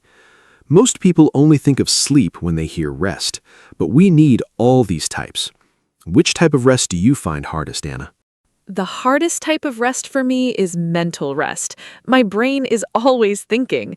Even when I lie down to relax, my mind is making lists, replaying conversations, planning tomorrow. It is very hard to switch it off. I've been practicing techniques to help with this. One thing that really works for me is a body scan. I lie down, close my eyes, and slowly bring my attention to each part of my body, from my feet up to my head. It takes about 10 minutes, and it usually quiets my mind. Another thing that helps is writing a brain dump in my journal before bed. I write down everything I'm thinking or worried about. Once it's on paper, my brain seems to relax. Have you found ways to quiet your mind, Mark? Yes. Meditation has been the biggest help for me. I know some people think meditation is strange or difficult, but it's actually very simple. You just sit quietly, focus on your breathing, and when your mind wanders, which it always does, you gently bring it back to your breath. I started with just 5 minutes a day using a free app on my phone. Now I meditate for 15 minutes every morning, and it has changed my life. I'm calmer, more patient, and better at handling stressful situations. I also spend time in nature to quiet my mind. Being outside, surrounded by trees or near water, helps me feel very peaceful. Nature is a free, powerful tool for mental rest. Do you spend time in nature, Anna? Yes, and I think nature is one of the most underrated forms of self-care. Being outside in a park, a forest, or near the sea, it does something magical to the body and mind. My stress level drops very quickly when I am in nature. Even sitting in a garden or near a plant at home helps. I read that spending just 20 minutes in nature lowers the stress hormone cortisol in your body. That is a scientific fact. I try to visit a park or a natural space at least a few times a week. In winter, when it is cold, even just opening a window and listening to birds helps me feel connected to the natural world. Mark, let's talk about hobbies now. Are hobbies a form of self-care? Yes, definitely. Hobbies are wonderful self-care. A hobby is something you do purely for enjoyment, not for money or achievement. When you do a hobby, you enter a special mental state where you are fully focused and time seems to fly. Psychologists call this flow. It is very good for your brain and your mood. My hobbies are reading, cooking new recipes, and playing chess. When I cook something creative, I feel relaxed and proud at the same time. Reading takes me to different worlds and gives my own worries a rest. Chess challenges my mind in a fun, low-stakes way. I think everyone needs at least one hobby that they do just for the pleasure of it. A hobby says, I matter. My joy matters. What are your hobbies, Anna? My hobbies are painting, reading, and gardening. Painting is my favorite form of self-care. When I paint, I forget everything else. There is no past, no future, just the colors and the canvas in front of me. It is like meditation with paint. I am not a professional artist. My paintings are simple and sometimes messy, but that does not matter at all. The process is what heals me, not the result. Gardening is also wonderful. I have a small balcony with pots of flowers and herbs. Watering them, watching them grow, touching the soil, it is all very calming and grounding. There is something very beautiful about caring for living things. And reading, of course, is a daily treat. Mark, do you think self-care looks different for everyone? Absolutely. Self-care is very personal. What works for one person might not work for another. For example, some people feel recharged after spending time with friends. Being social gives them energy. Those people are called extroverts. But for introverts, people who get energy from being alone, socializing can be tiring. Their self-care might mean spending quiet time alone at home. Neither is wrong, they're just different. This is why I think it is important to know yourself. What actually makes you feel better? Not what you think should make you feel better, or what your friend says works for them. What works for you in your life? It takes some trial and error to figure that out. Have you always known what self-care works for you, Anna? No, it took time. When I was younger, I didn't really think about self-care at all. I just pushed through every day doing what I had to do. I didn't rest properly, I didn't eat well, I didn't have many hobbies. I thought that was normal life. Then I went through a very stressful period, a lot of pressure at work and some personal problems. I felt completely exhausted and empty. That was my wake-up call. I started paying attention to what made me feel better and what made me feel worse. Slowly, I built my self-care habits. It was like building a house, one brick at a time. Now I have a solid routine that really supports me. I think sometimes we need a difficult period to understand the importance of taking care of ourselves. Did you have a wake-up call like that, Mark? Yes, I did. Mine came about 4 years ago. I was working very long hours at my job. I was sleeping very little, skipping meals, not exercising, and seeing my friends almost never. I thought I was being strong and dedicated, but one day I just broke down. I felt completely overwhelmed and I couldn't stop crying, and I didn't even know exactly why. I went to my doctor. She told me I was burned out. That was a new word for me then. Burnout means you are so exhausted, physically and emotionally, that your mind and body stop functioning well. My doctor said, "Mark, you cannot pour from an empty cup." That sentence changed everything for me. I started making self-care a real priority from that point. What does burnout feel like to you, Anna? Burnout feels like running on empty. You are awake, but not really present. You feel tired all the time, even after sleeping. Simple tasks that were easy before now feel huge and impossible. You lose interest in things you used to enjoy. You feel irritable and sometimes very sad or empty inside. I experienced a mild burnout once, and the scariest part was that I didn't even recognize it at first. I just thought I was tired. But the tiredness didn't go away with sleep. That is a key sign. When rest doesn't help, something deeper is wrong. The best thing you can do to prevent burnout is to practice self-care consistently before you reach that empty point. Prevention is always better than recovery.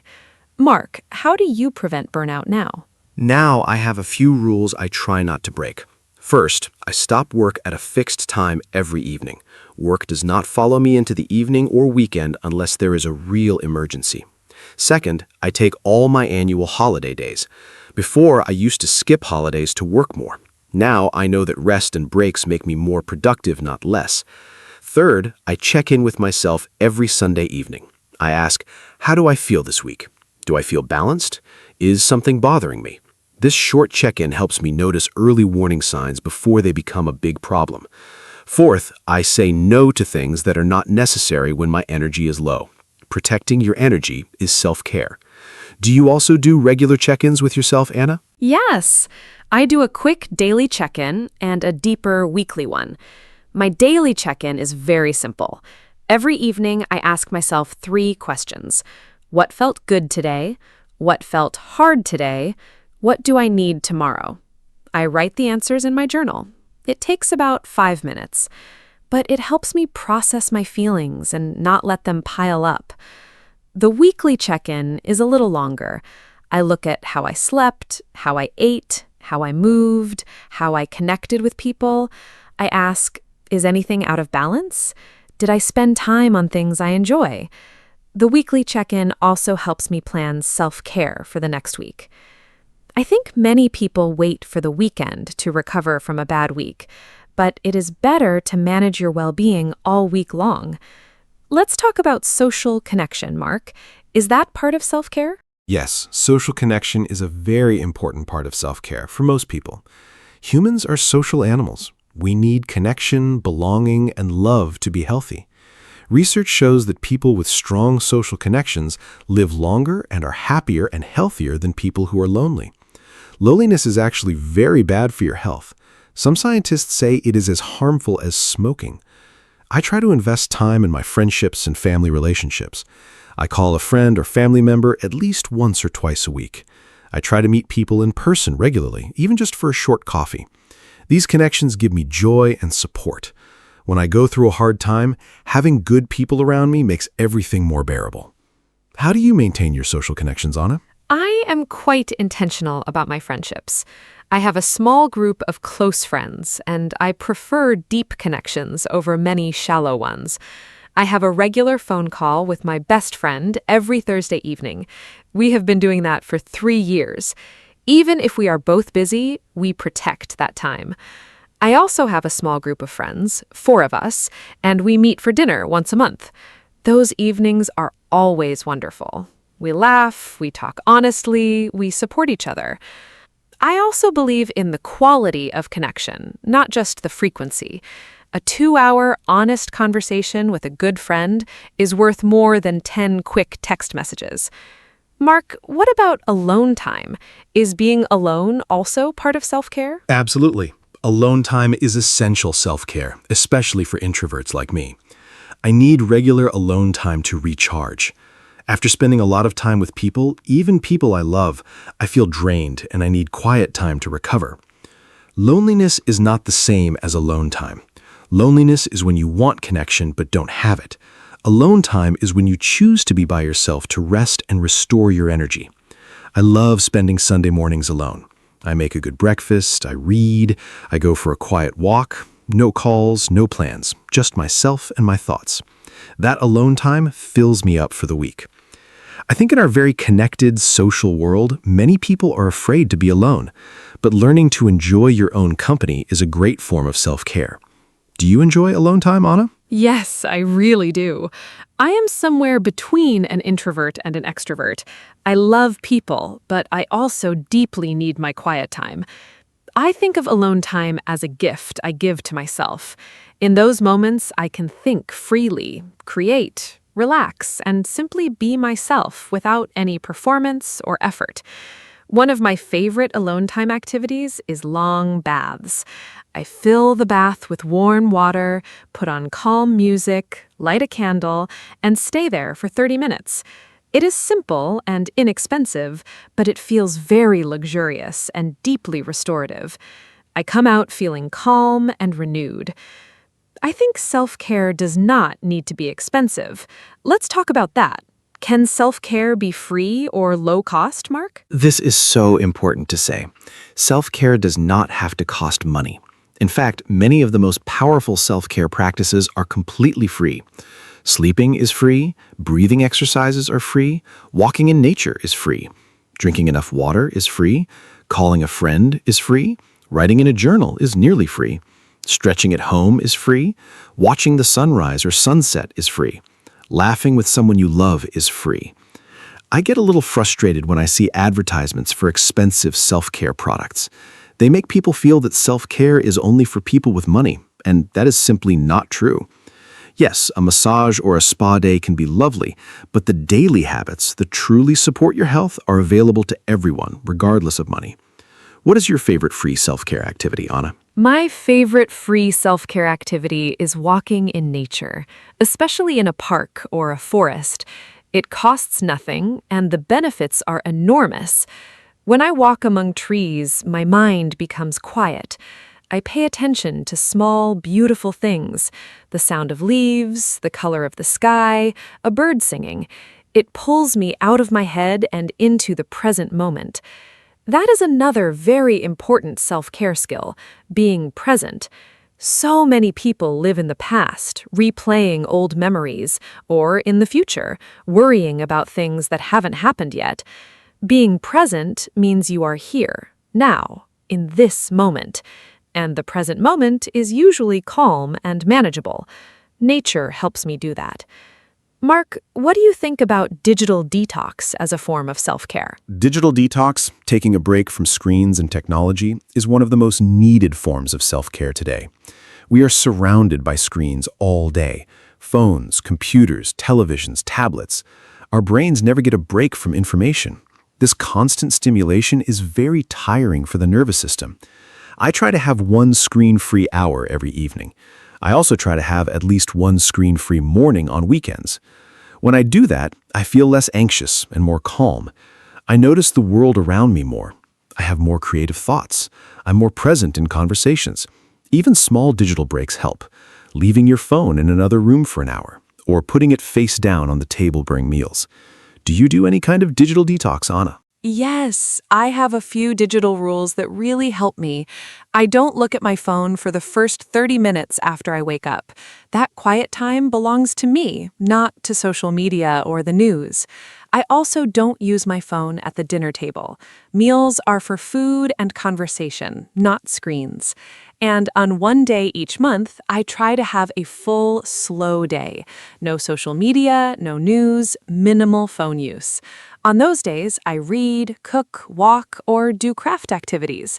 I always feel wonderfully refreshed afterward. I think we all need to remember that we control our technology. Technology should not control us. Mark, let's talk about something personal now. What is your favorite part of your self-care routine? My favorite part of my self-care routine is my morning. I wake up a little early, so I have time just for myself before the day begins. I drink a large glass of water first. This wakes up my body. Then I do 10 minutes of gentle stretching. Then I meditate for 15 minutes. After that, I make coffee and write 3 things I am grateful for in my journal. This whole morning routine takes about 45 minutes, but it sets up my entire day in a positive way. I feel calm, focused, and ready when I start work. The days I skip my morning routine, I feel the difference immediately. I am more reactive, more anxious, so I protect my mornings carefully. Morning routines are very popular in self-care. Do you have one, Anna? Yes, my morning routine is very important to me. Mine is a little different from yours, but it also starts with quiet time. I wake up, and before getting out of bed, I take 3 deep, slow breaths. Then I sit with my tea for 5 minutes in silence. After that, I write in my journal, just a few sentences about how I feel and what I want from the day. Then I wash my face with cold water, which wakes me up beautifully. I get dressed, eat a simple, healthy breakfast, and then I am ready. The whole routine is about 40 minutes. Mornings used to be chaotic and rushed for me. Now they are calm and intentional. A good morning really does create a good day. Mark, let's talk about gratitude.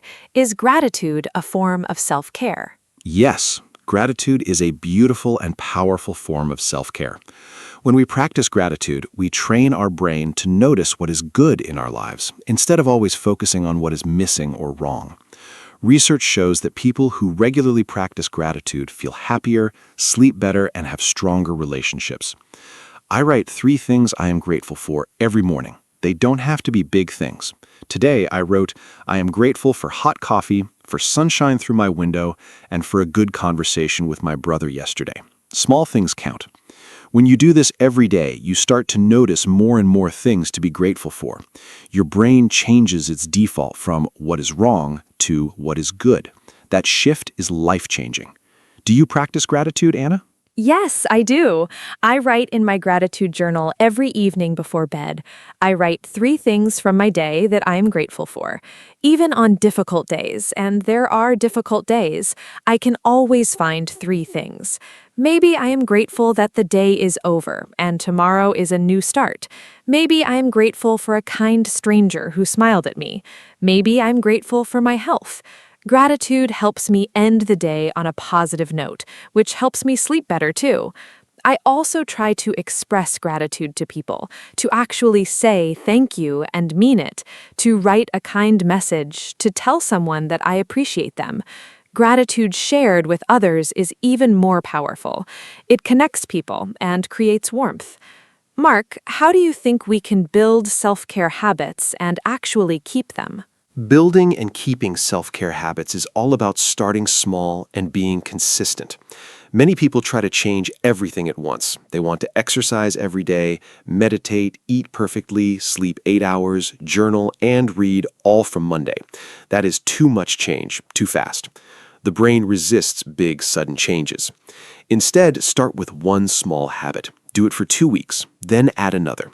Small steps over time create big changes. I also suggest habit stacking, attaching a new habit to something you already do. For example, I do my stretching right after I brush my teeth in the morning. It's connected to an existing habit, so I almost never forget it. Another tip, track your habits on a simple calendar. Seeing your progress is very motivating. What is your best tip for keeping habits, Anna? My best tip is don't aim for perfect, aim for consistent. Many people stop their self-care habits after one bad day. They miss one morning walk and think, I failed, the habit is broken. But that is not true. One missed day is not a failure. What breaks a habit is giving up completely after a small slip. So I tell myself, missing once is an accident, missing twice is a choice. So if I miss my morning routine one day, I make sure to do it the next day. I also keep my self-care habits very simple. The simpler the habit, the easier it is to maintain even on hard days. On a very bad day, my morning routine shrinks to just the tea and 3 breaths. That's still self-care. Something is always better than nothing. Mark, any final thoughts before we close? Yes. I want to leave our listeners with this final thought. Self-care is not a luxury. It is a necessity. It is not something you do when you have extra time. It is something you make time for because your health and well-being are worth it. You are worth it.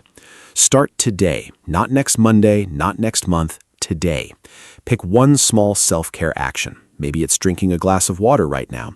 Maybe it's stepping outside for 5 minutes. Maybe it's calling someone you love. One small action is a beginning, and every great journey begins with one small step. I want to thank our wonderful listeners for spending this time with us. Thank you, Anna, for another beautiful conversation. I really enjoyed it. Take care, everyone. Thank you so much, Mark. This was truly a wonderful conversation, full of warmth and practical ideas. And a huge, heartfelt thank you to all of you listening. I hope this episode reminded you that you deserve care, your own care first. Please don't wait for a crisis to start taking care of yourself. Start now with something small and gentle. Remember, self-care is not selfish, it is not lazy, and it does not need to be expensive. It's simply choosing yourself every day in small and loving ways. If today's episode helped you, please share it with someone who might need it. And come back next time for more friendly English conversations. Until then, be kind to yourselves. Goodbye and take care. From me, Anna. Hi, everyone, and welcome to our podcast. My name is Anna. Today, we are going to talk about time management. This is a very important topic. Many people feel they do not have enough time. They feel busy every day. But maybe the problem is not the time. Maybe the problem is how we use the time. I think it is possible to learn good habits. We can all get better at this. I am happy to talk about it today with my friend Mark. Mark, hello. How are you? Hello, Anna. I am very happy to be here. Thank you for that introduction. Yes, time management is a great topic. I think about it a lot. Every morning I wake up and I think, what do I need to do today? Sometimes I have a long list, and sometimes I do not do everything on the list. I feel bad about that, but I am learning. I think small changes can help a lot. I want to share some simple ideas today. I hope our listeners find them useful. Let us begin. Great. So, Mark, let us start with a basic question. What is time management? Can you explain it in simple words? I think some people hear this phrase and they feel confused. It sounds very professional, but I think it is not so difficult to understand. Time management means we plan how to use our time. We decide what to do first and what to do later. We try to use our time well. Does that sound right to you, Mark? I think it is a simple idea, but it is not always easy to do in real life.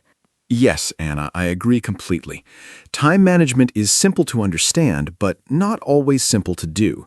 It means you are the boss of your time. You decide what is important. You decide what to do now and what to do tomorrow. For example, if I have a big project at work, I plan my time for it. I do not wait until the last minute. I start early. This helps me feel less stressed. I think the key word is plan. If you have a plan, you feel more in control of your day, and that feels really good. I love that, being the boss of your time. That is a great way to say it. So, Mark, why do you think time management is important? I think many people know they should manage their time better, but they do not start. They say, I will do it tomorrow. And then tomorrow comes and they say the same thing again. It's a cycle. I think we need a reason to change. For me, the reason is stress. When I do not manage my time, I feel very stressed, and stress is not good for health. What about you, Mark? Why is it important to you? That's a really good point, Anna. Stress is a big reason for me too. When I do not plan my time, everything feels urgent. I feel like I am always running. I never have time to rest. And then I feel tired and unhappy. But when I manage my time well, I finish my work and I still have free time. Free time is so important. I can read a book, go for a walk, or spend time with my family. Good time management gives you more life outside of work. It's not just about being productive, it's about being happy too. Yes, I totally agree. Happy and productive. Let's talk about some common problems now. I think one big problem is that people do not know where their time goes. Have you ever had a busy day and then thought, what did I actually do today? I have that feeling sometimes. I'm busy all day, but I feel like I didn't finish anything important. I think the first step is to look at how we spend our time. We need to see our habits. Sometimes we are surprised. We spend a lot of time on things that are not important. Do you agree, Mark? Oh, yes, absolutely. I did an exercise once. I wrote down everything I did for one whole day. Every hour, I wrote a short note. And at the end of the day, I looked at the list. I was surprised. I spent a lot of time checking my phone, maybe 2 or 3 hours total. That's a long time. And I didn't even feel like I was wasting time. It just happened little by little. So I think awareness is the first step. You need to know your habits before you can change them. Try this exercise. It's very eye-opening and helpful. That is a fantastic exercise, Mark. Writing down your activities. I think many people will be surprised when they try it.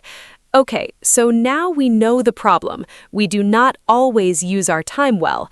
What can we do about it? Let's talk about some simple strategies. One thing I do is make a to-do list every morning. I write down 3 things I want to do that day. Only 3, not 20 things, just 3 important things. This helps me focus. I don't feel overwhelmed. And when I finish all 3, I feel great. It's a small habit, but it makes a big difference. 3 things. I like that idea, Anna. It's simple and realistic. I also make lists, but sometimes my list is too long. Then I feel stressed looking at it. So 3 things is a good limit. I also try to do the most important thing first in the morning. I call this eating the frog. It sounds strange, I know, but it means you do the hardest or most important task first, before email, before social media, before everything. Then the rest of the day feels easier. You already did the big thing. The other tasks seem smaller after that. Have you tried this, Anna? Eating the frog. I love that expression.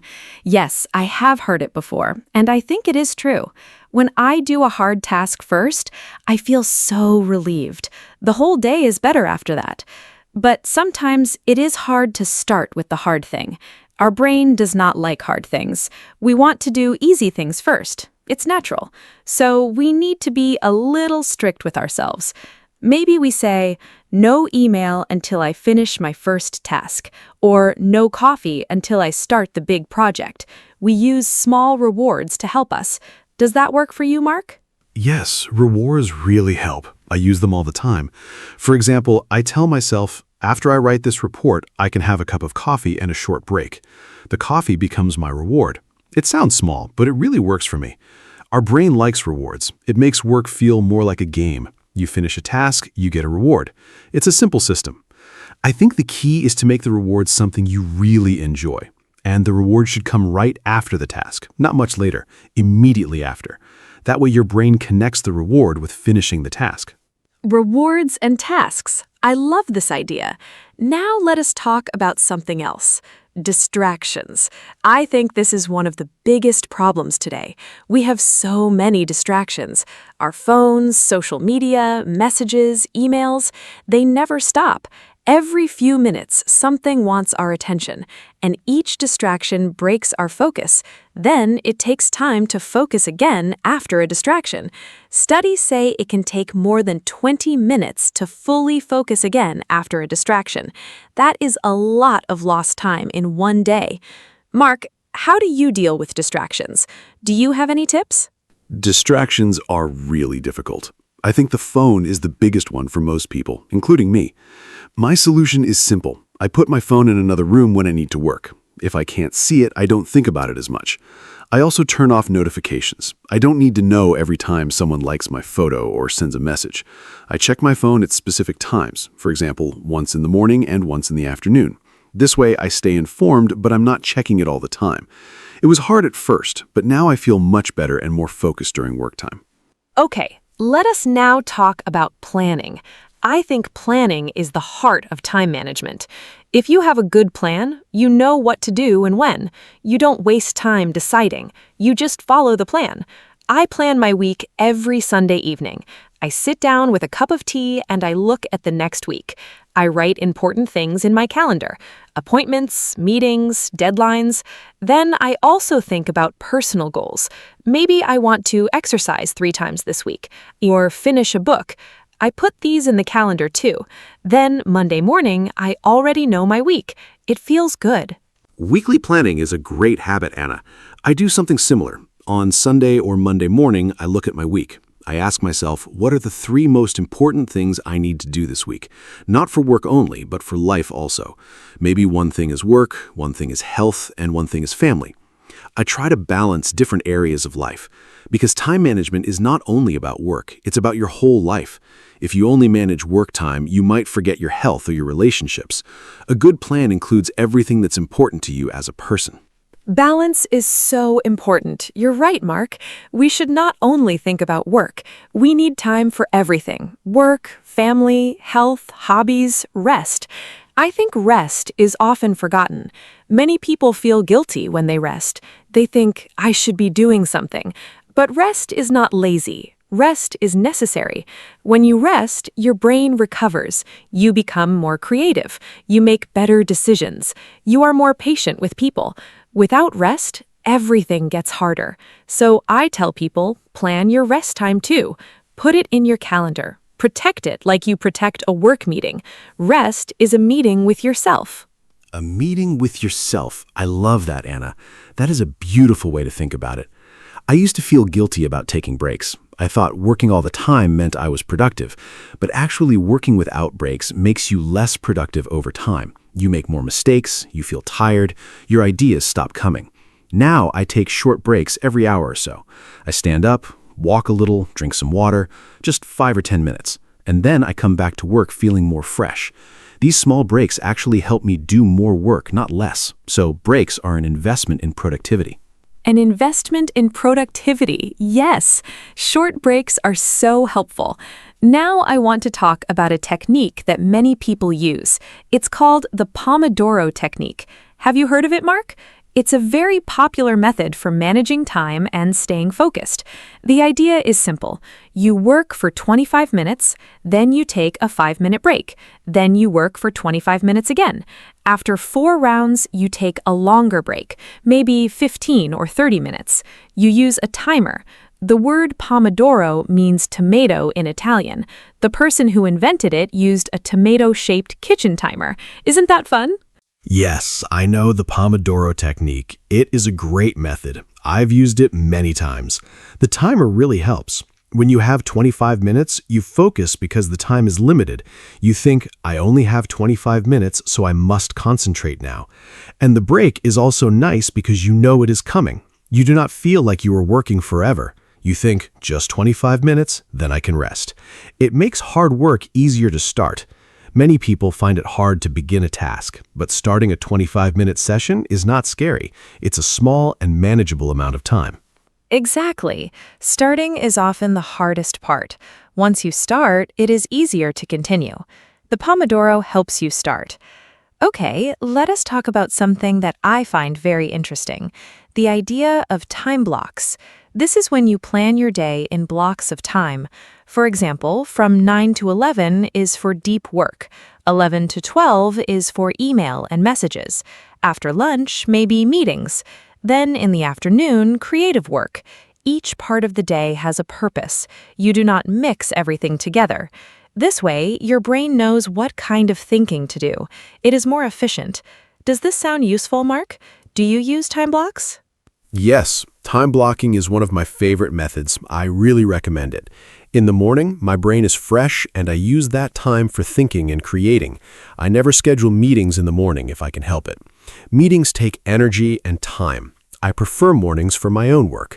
Then in the afternoon, I do easier tasks like emails and calls. I match the task to my energy level. When I have high energy, I do hard things. When I have low energy, I do easy things. I think this is called working with your natural rhythm, and it makes a big difference in how much you can get done each day. Working with your natural rhythm. That is a great concept. Not everyone is the same. Some people work best in the morning. Other people work better at night. We are all different. I think it is important to know yourself. When do you feel most alert? When do you feel most creative? Plan your hard tasks for those times.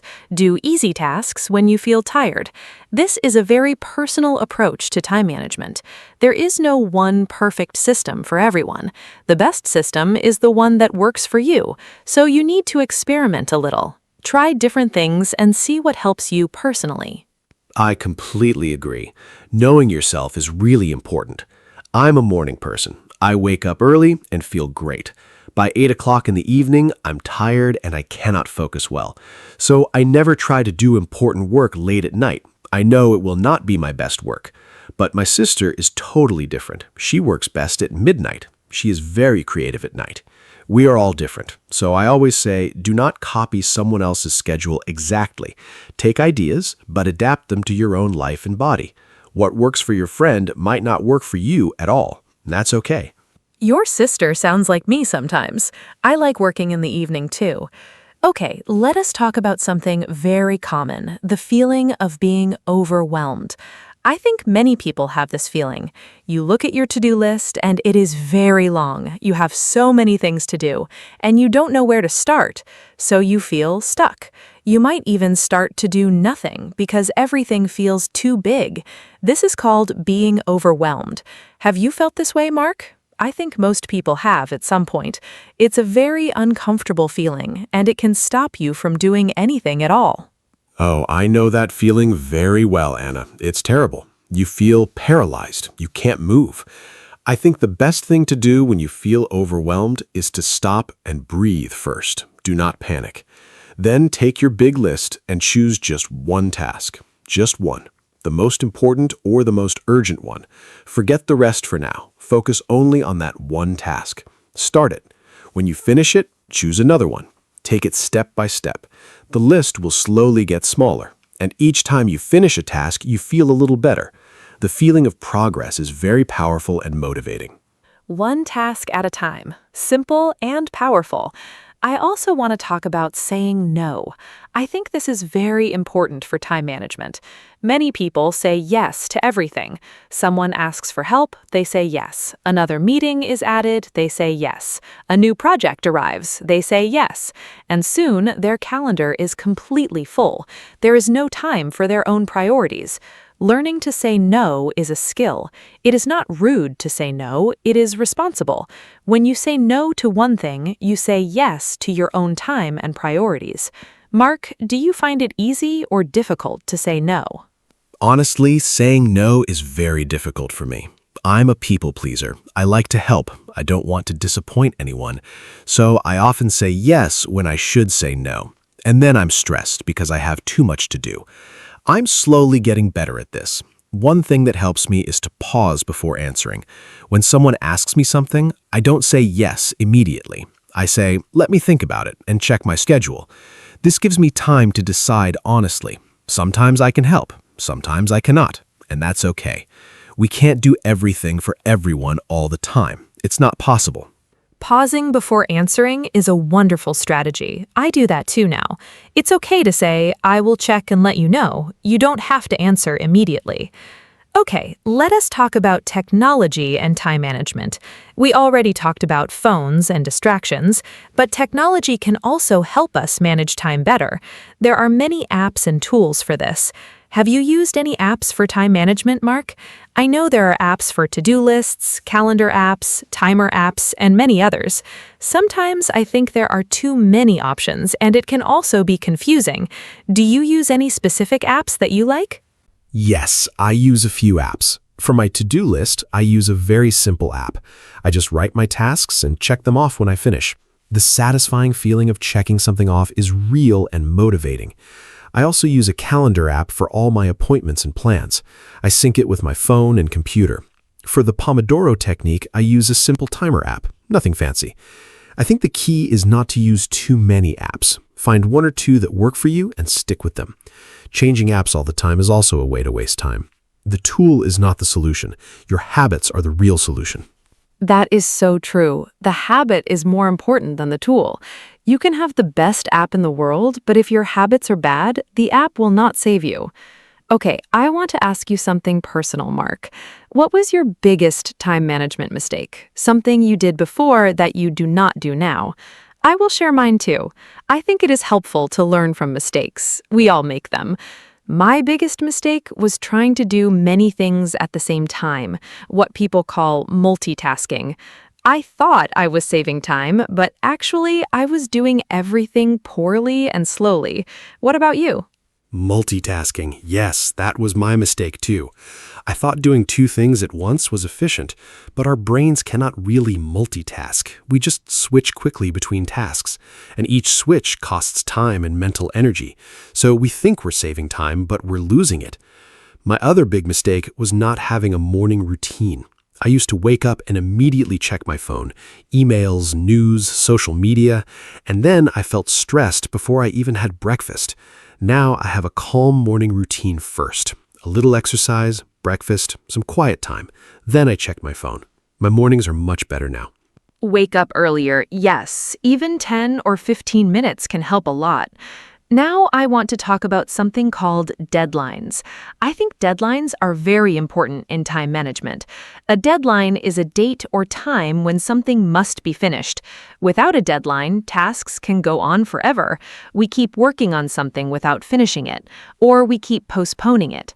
But with a clear deadline, we work with more focus. We know by Friday this must be done, so we manage our time better during the week. Mark, how do you use deadlines? And what do you do if a deadline feels scary or too close? Deadlines are very useful. They create a little pressure, and sometimes that pressure is good. It helps us focus. I always set deadlines for my tasks, even if no one gives me one. For example, if I need to write a report and my boss says, do it when you can, I still set a deadline for myself. Maybe I say, I will finish this by Wednesday. Without that, I might wait and wait. If a deadline feels scary, I break the big task into small steps. Each step has its own small deadline.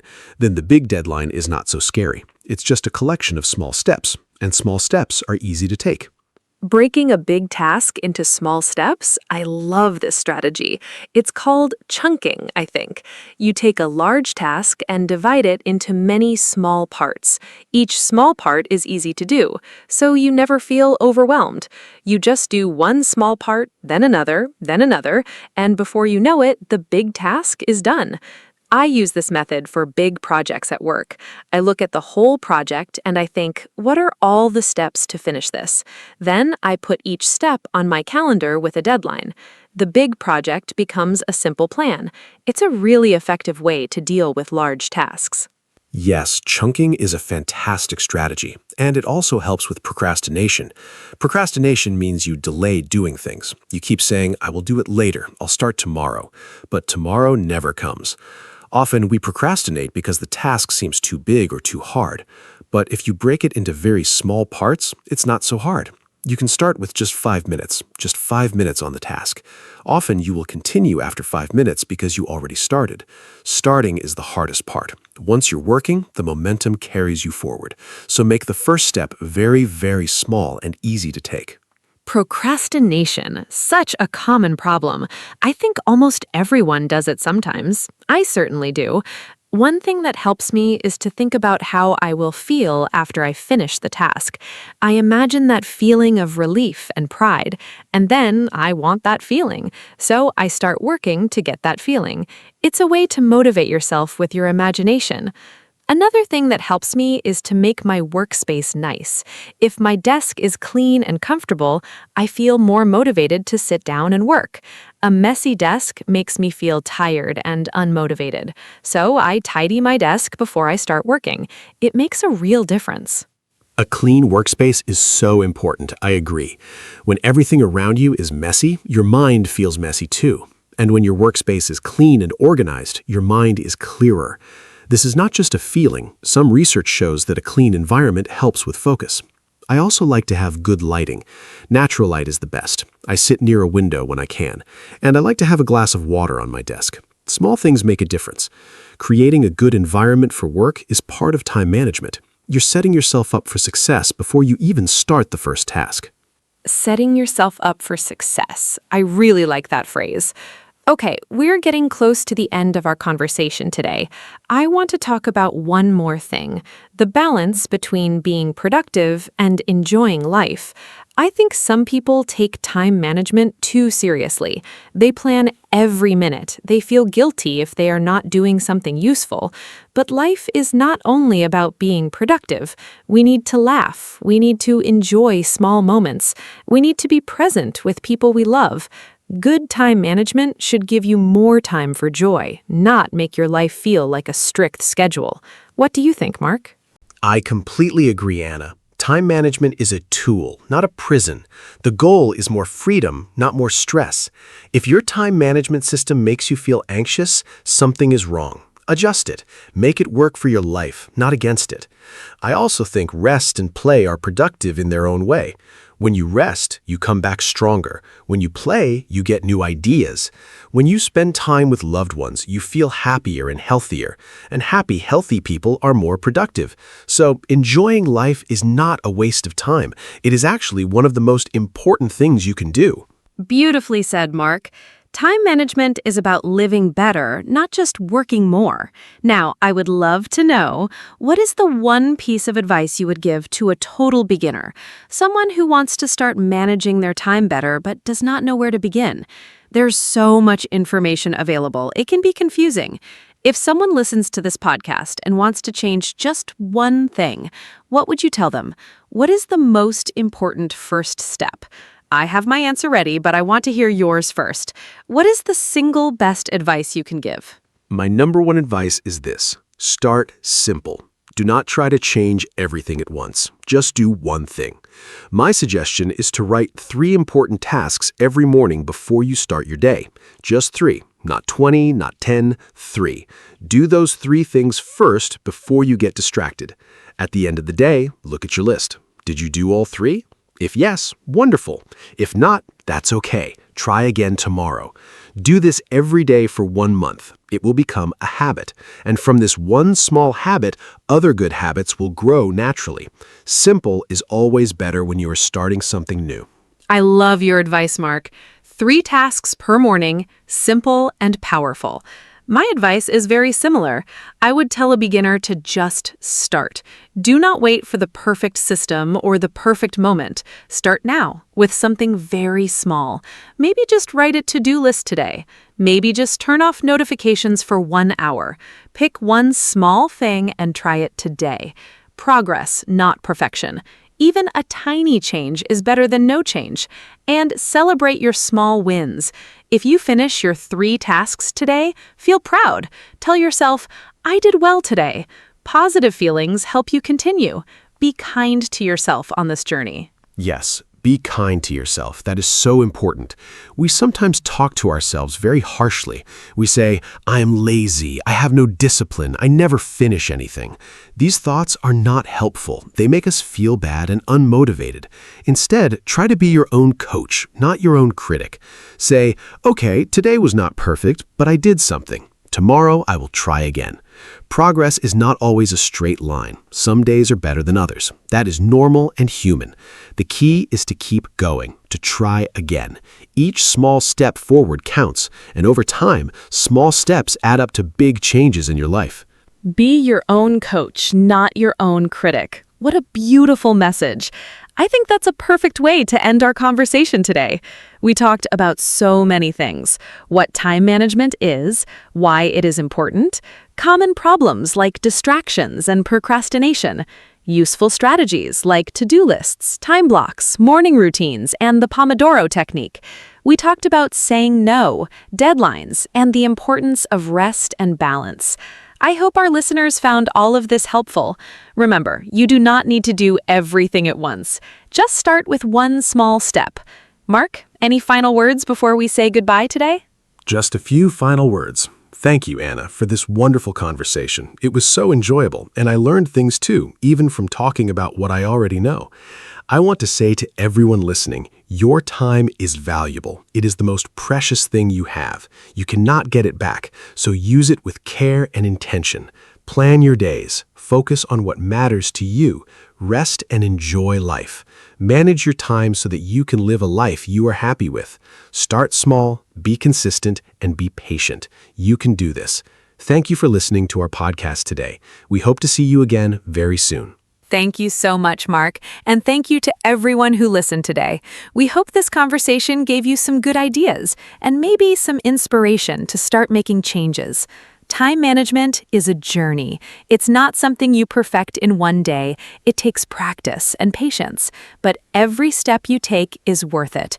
Your future self will thank you. If you enjoyed this podcast, please share it with a friend. Maybe someone you know needs these ideas too. Take care of your time and take care of yourselves. Goodbye for now, and see you in the next episode of our podcast. Bye-bye. Hello, everyone. Welcome to our podcast. My name is Anna. Today, we talk about education. Education is very important in our life.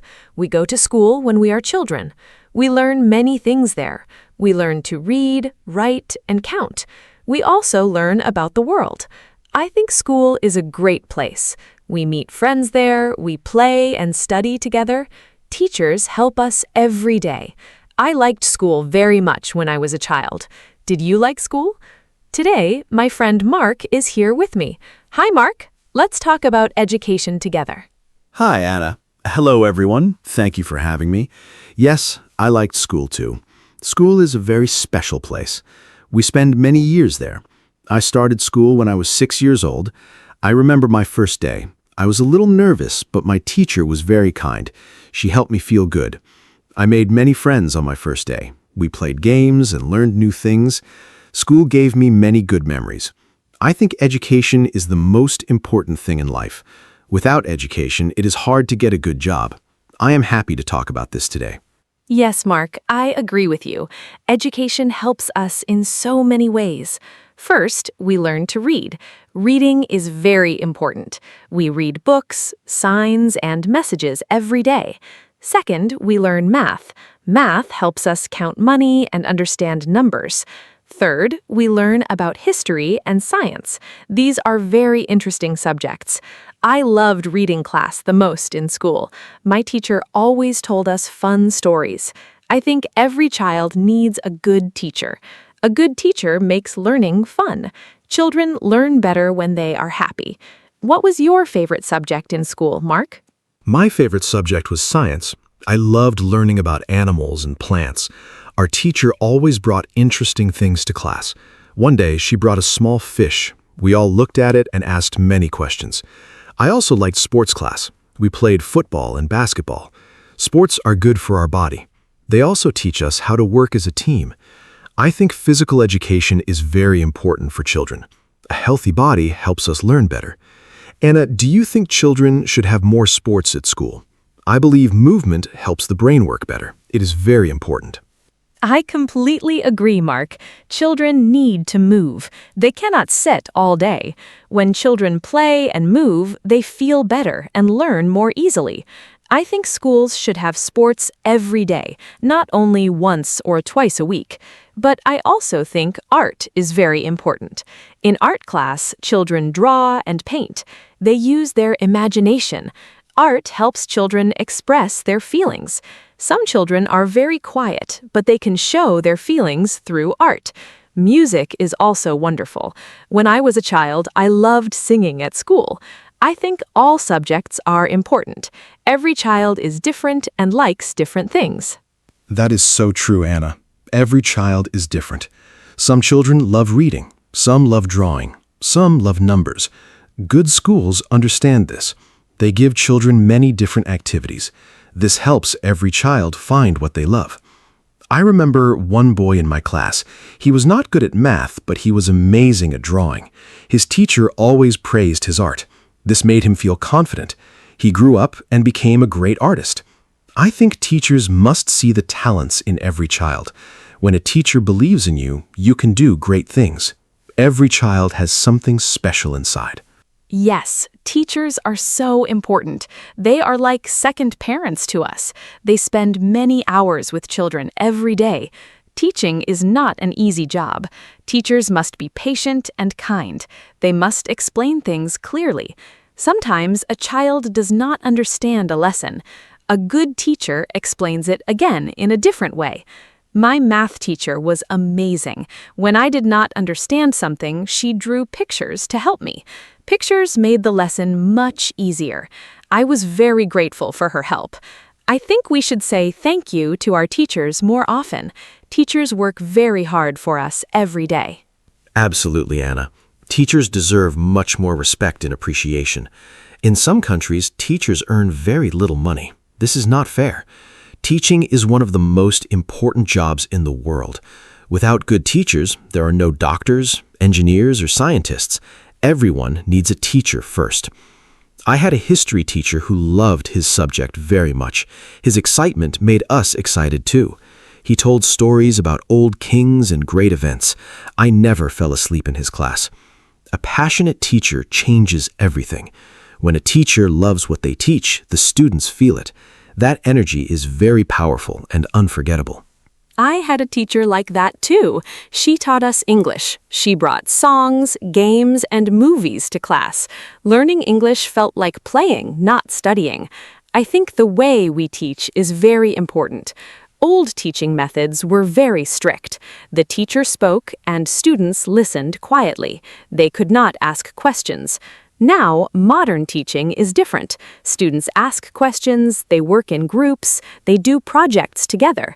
I think this is much better. Children learn more when they are active. They remember things longer when they do them, not just hear them. Good teaching is like a door. It opens the world for children. That is a beautiful way to say it, Anna. Education really opens doors. Let me talk about technology now.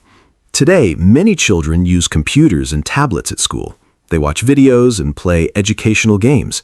Technology makes learning very interesting and fast. My little nephew loves learning with his tablet. He watches science videos and then asks his parents many questions. Technology helps children learn at their own speed. Some children are slow learners. That is okay. With technology, they can watch a lesson again and again. This is a great advantage. I think technology is a wonderful tool for education when teachers use it in the right way.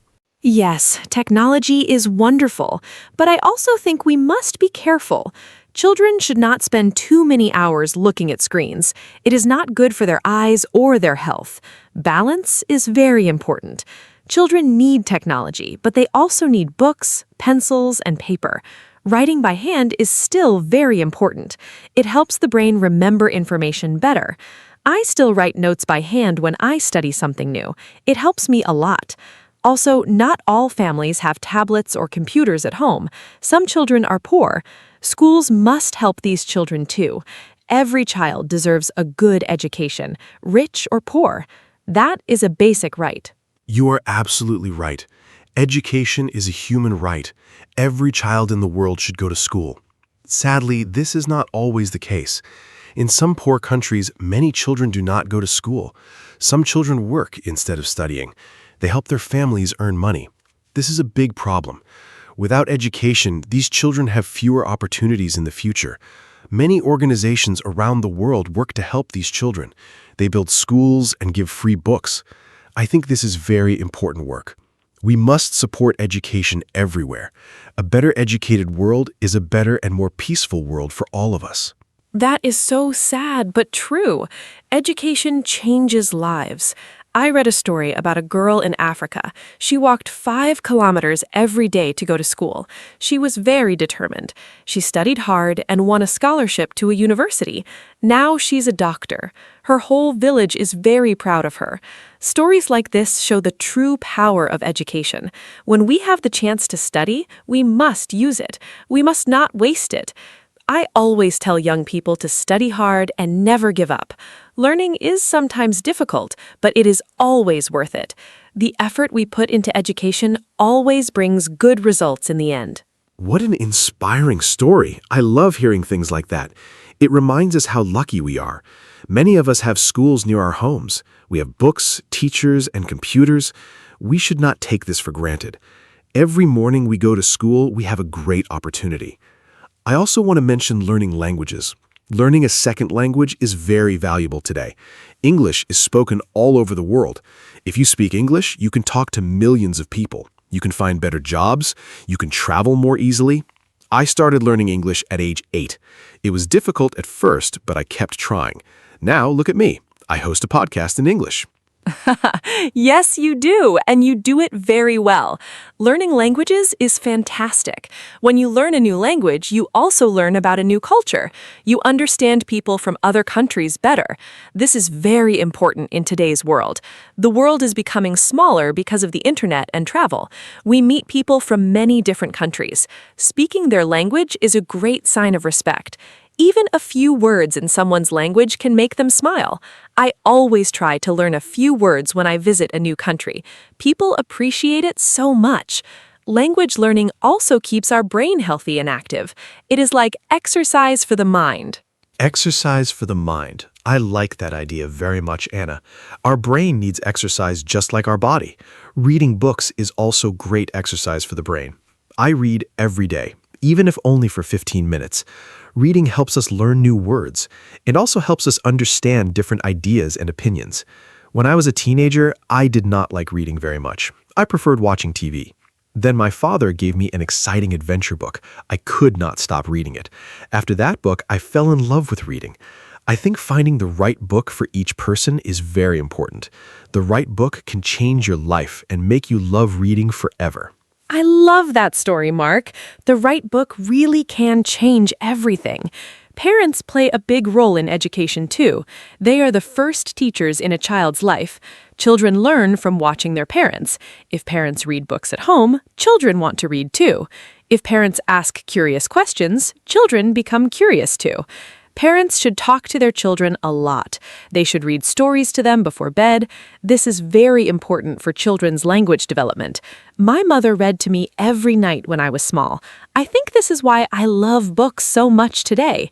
Parents must be involved in their child's education. School and home must work together. Totally agree. Parents and teachers must be a team.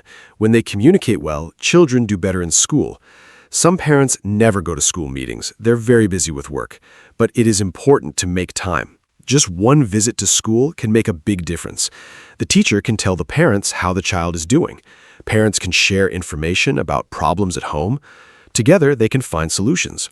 My parents always came to my school. They knew all my teachers by name. I felt very supported.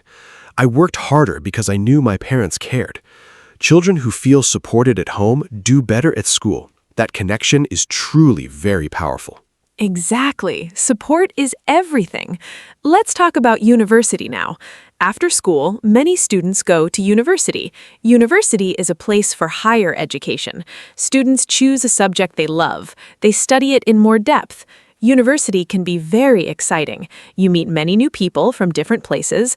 You become more independent. You cook for yourself, manage your money, and make your own decisions. University teaches life skills, not only academic knowledge. I studied teaching at university. I loved every minute of it. The friendships I made there are still very strong today. University was a life-changing experience for me. Do you have good memories from university, Mark? Oh, yes, university was amazing. I studied computer science. It was challenging, but very interesting. I learned to think logically and solve problems. These skills help me every day in my work. At university, we also had many group projects. Working in a team taught me a lot. I learned to listen to other opinions. I learned to share ideas and compromise. These are important skills in real life, too. I also joined the university football team. Sport connected me with people from different departments. University is not only about books and exams. It's about growing as a person. I left university feeling much more confident and ready for the world. That is wonderful, Mark. But not everyone goes to university, and that is okay, too. There are many other paths after school. Some people go to vocational schools. There, they learn practical skills like cooking, car repair, or hairdressing. These skills are very valuable. The world needs skilled workers. Not everyone needs a university degree to be successful. What matters most is doing something you love and doing it well. I know a woman who did not go to university.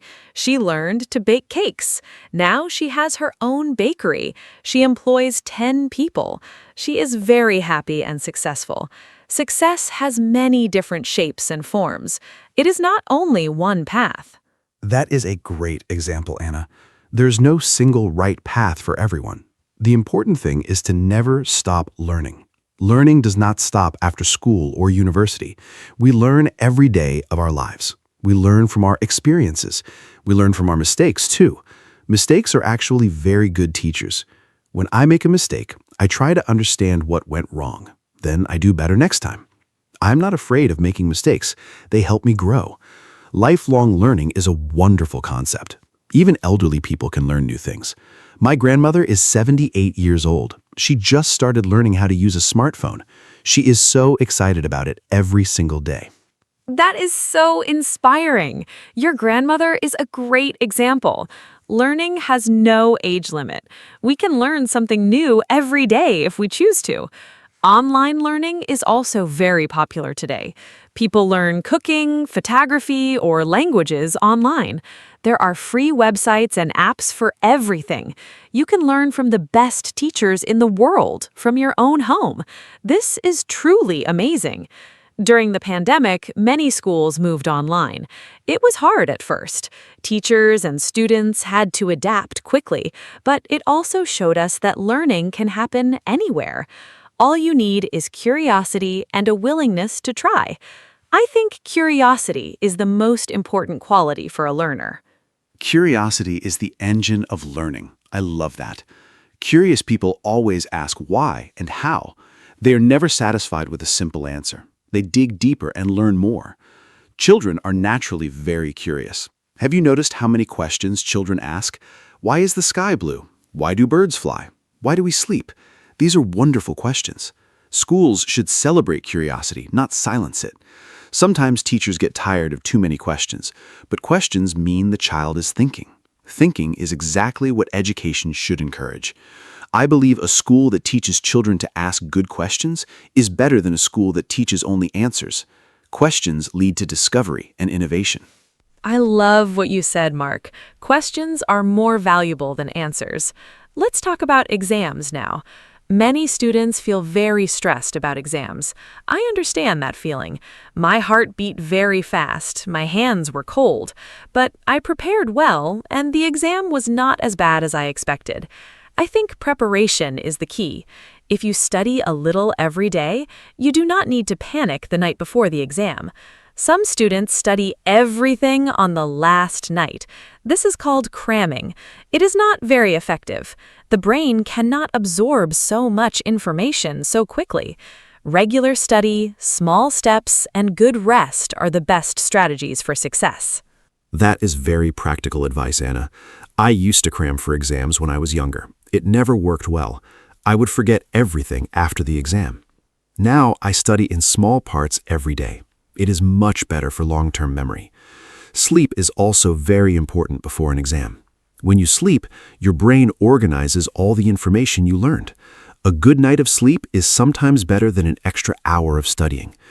Eating well is important too. A healthy breakfast gives your brain energy to think clearly. I always eat a good breakfast on exam day. Water is important as well. When you are well hydrated, your brain works much more efficiently and clearly. Great tips, Mark. I want to ask you something. Do you think exams are a good way to test students? Some experts say exams cause too much stress. They say students should be tested in other ways, for example, through projects, presentations, or portfolios. A portfolio shows all the work a student did during the year. I think this is a more complete picture of a student's ability. An exam is only one day. A student might be sick or very nervous. One bad exam does not mean they are a bad student. I think we need a mix of both. Exams and projects together give a better and fairer picture of what a student truly knows and can do. I think that's a very balanced view. Yes, exams test knowledge quickly, but they do not show creativity or teamwork. Projects show different skills. A student who is nervous in exams might be brilliant in a group project. Every student has different strengths. The education system should recognize this. Finland is famous for its education system. Finnish schools have very few exams. They focus on curiosity, play, and real-life skills. Finnish students are very happy and perform very well internationally. This shows that less exam pressure does not mean lower quality. In fact, it often means better outcomes. Maybe other countries can learn important lessons from the Finnish education model. Finland is a wonderful example. I read about their education system. Teachers there are very highly respected. Only the best graduates become teachers. Teaching is one of the most desired jobs in Finland. In some other countries, teaching is not seen as a prestigious job. This needs to change. If we want better education, we need to attract talented people to teaching. We need to pay teachers well and respect their work. Teachers shape the future of a country. They raise the next generation of doctors, leaders, and scientists. If we invest in teachers, we invest in our future. Governments must understand this and put more money into education systems everywhere in the world. Investing in education is investing in the future. I completely agree. Let me talk about private schools and public schools. Some parents send their children to private schools. Private schools often have smaller classes and more resources, but they cost a lot of money. Not all families can afford them. Public schools are free for everyone. They are funded by the government. The quality of public schools varies a lot between countries. Some public schools are excellent. Others do not have enough teachers or books. I believe every child deserves a quality education, regardless of their family's income. Governments must make sure all public schools have good funding, good teachers, and good materials. That is very important, Mark. Equal opportunities in education are fundamental. Now, let's think about the future. How will education look in 50 years? I think there will be more personalized learning. Technology will help teachers understand each student's needs. Every student will have a learning plan made just for them.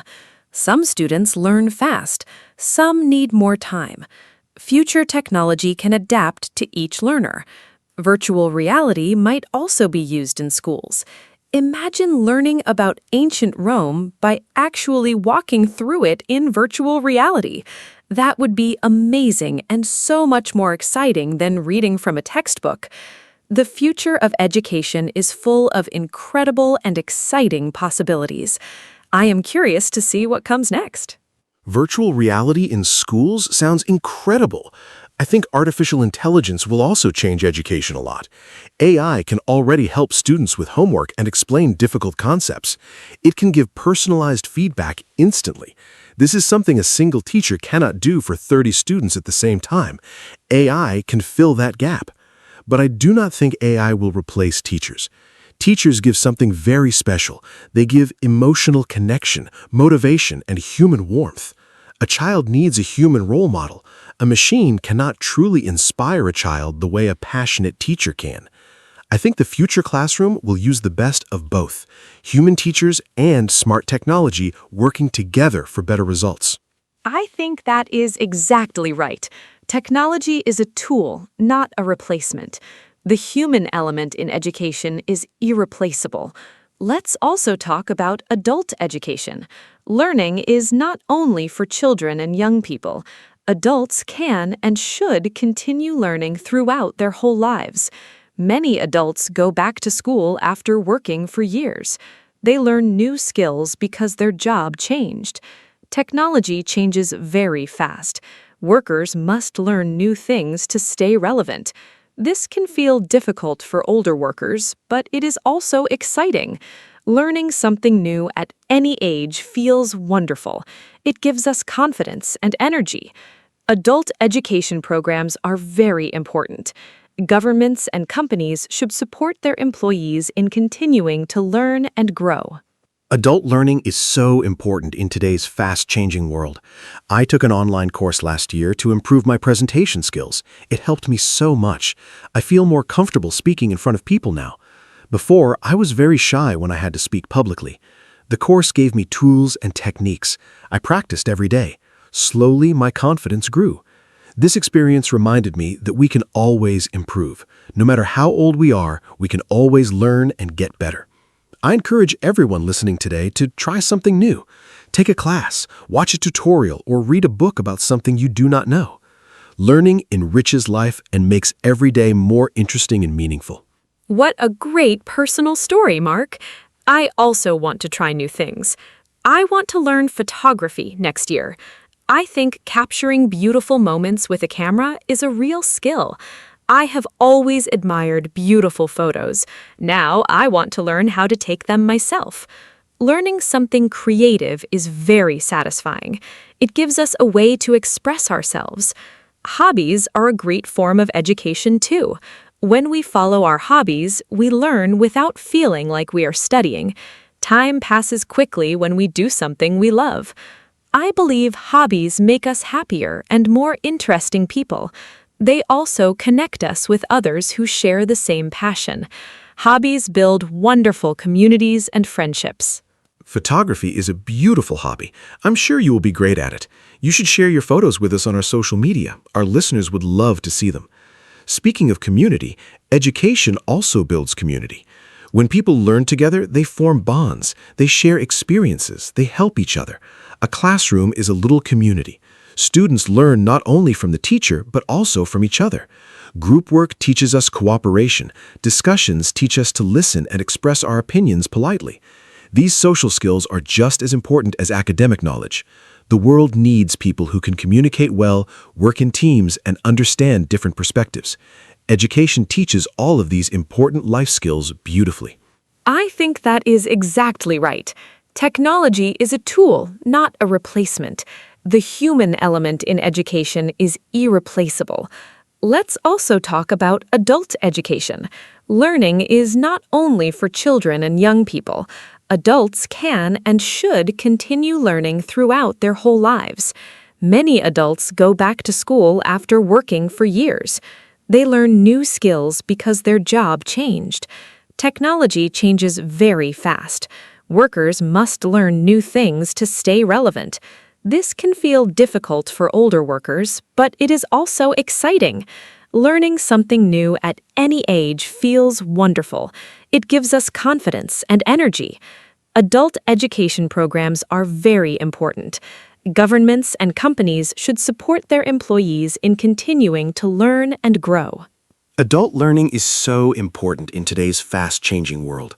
I took an online course last year to improve my presentation skills. It helped me so much. I feel more comfortable speaking in front of people now. Before, I was very shy when I had to speak publicly. The course gave me tools and techniques. I practiced every day. Slowly, my confidence grew. This experience reminded me that we can always improve. No matter how old we are, we can always learn and get better.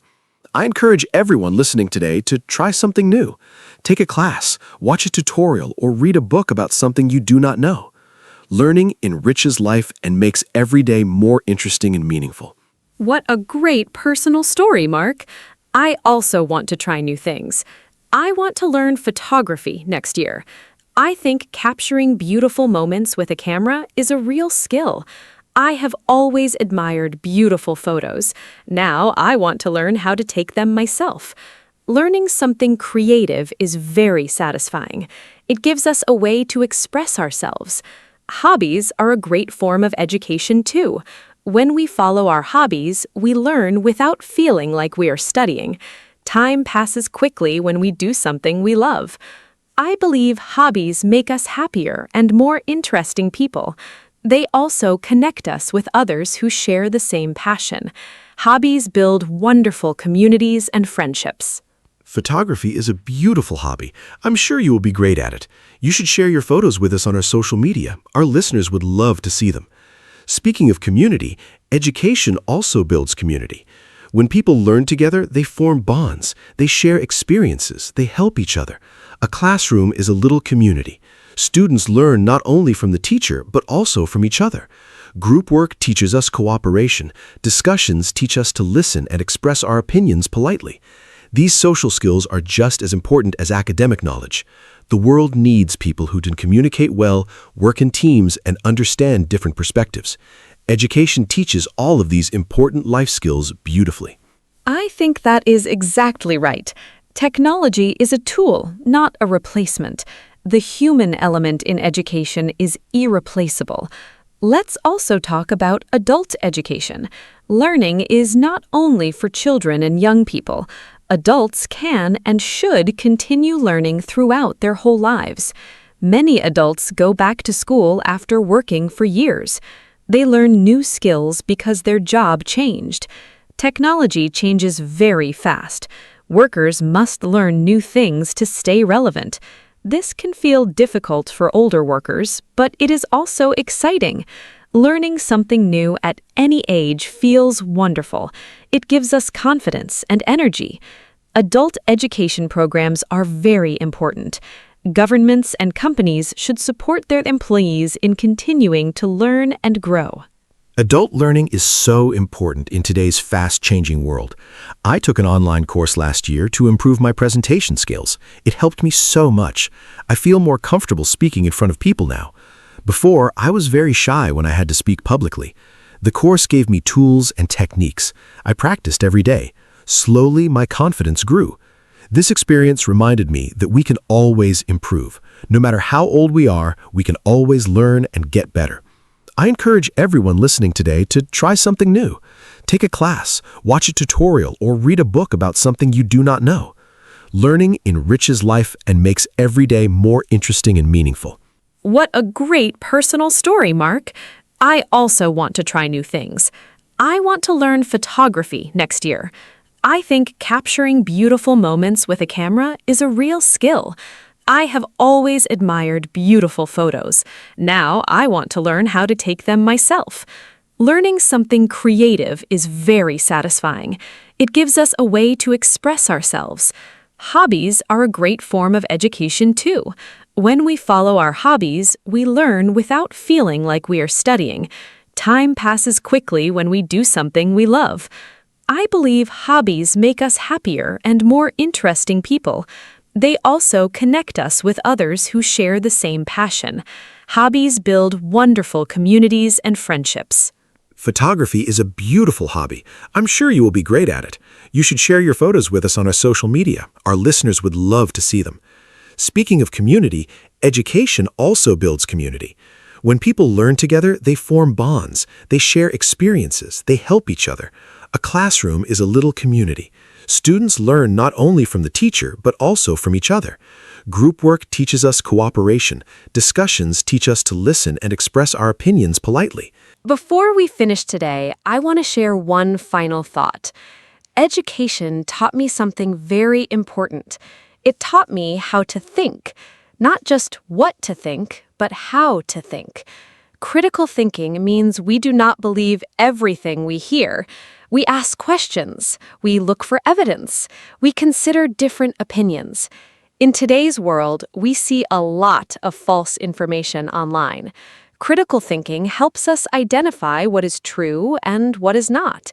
This is one of the most valuable skills education can give us. I am very grateful for everything my education gave me. It truly shaped who I am. That is the perfect note to end on, Anna. Critical thinking is the most important gift of education. We live in a world full of information. We need the skills to navigate it wisely and carefully. Today, we talked about so many aspects of education. We talked about school, teachers, parents, technology, universities, and lifelong learning. Education is truly a lifelong journey. It starts when we are babies, and it never really ends. Every day, we have the chance to learn something new and wonderful. Thank you so much for this great conversation, Anna. And thank you to all our listeners for joining us today. Keep learning, keep growing, and never stop being curious. See you in the next episode. Hello, everyone. Welcome to our podcast. My name is Anna, and I am very happy to be here with you today. This podcast is for beginners, so we will speak slowly and use simple English. Today, our topic is self-control. Self-control means we can manage our actions, feelings, and habits. It is very important in daily life. For example, we use self-control when we study, eat, or manage our time. I am here with my friend Mark, and we will talk about this topic together. I hope you enjoy listening and learning English with us today. Hi, everyone. I'm Mark. Thank you, Anna, for the introduction. I'm excited to talk about self-control today. It is a very useful topic for everyone. We all need self-control in our daily life. It helps us make good choices and avoid bad habits. Sometimes it is not easy, but we can practice and improve. In this podcast, we will talk about simple examples of self-control. We will use easy words so you can understand well.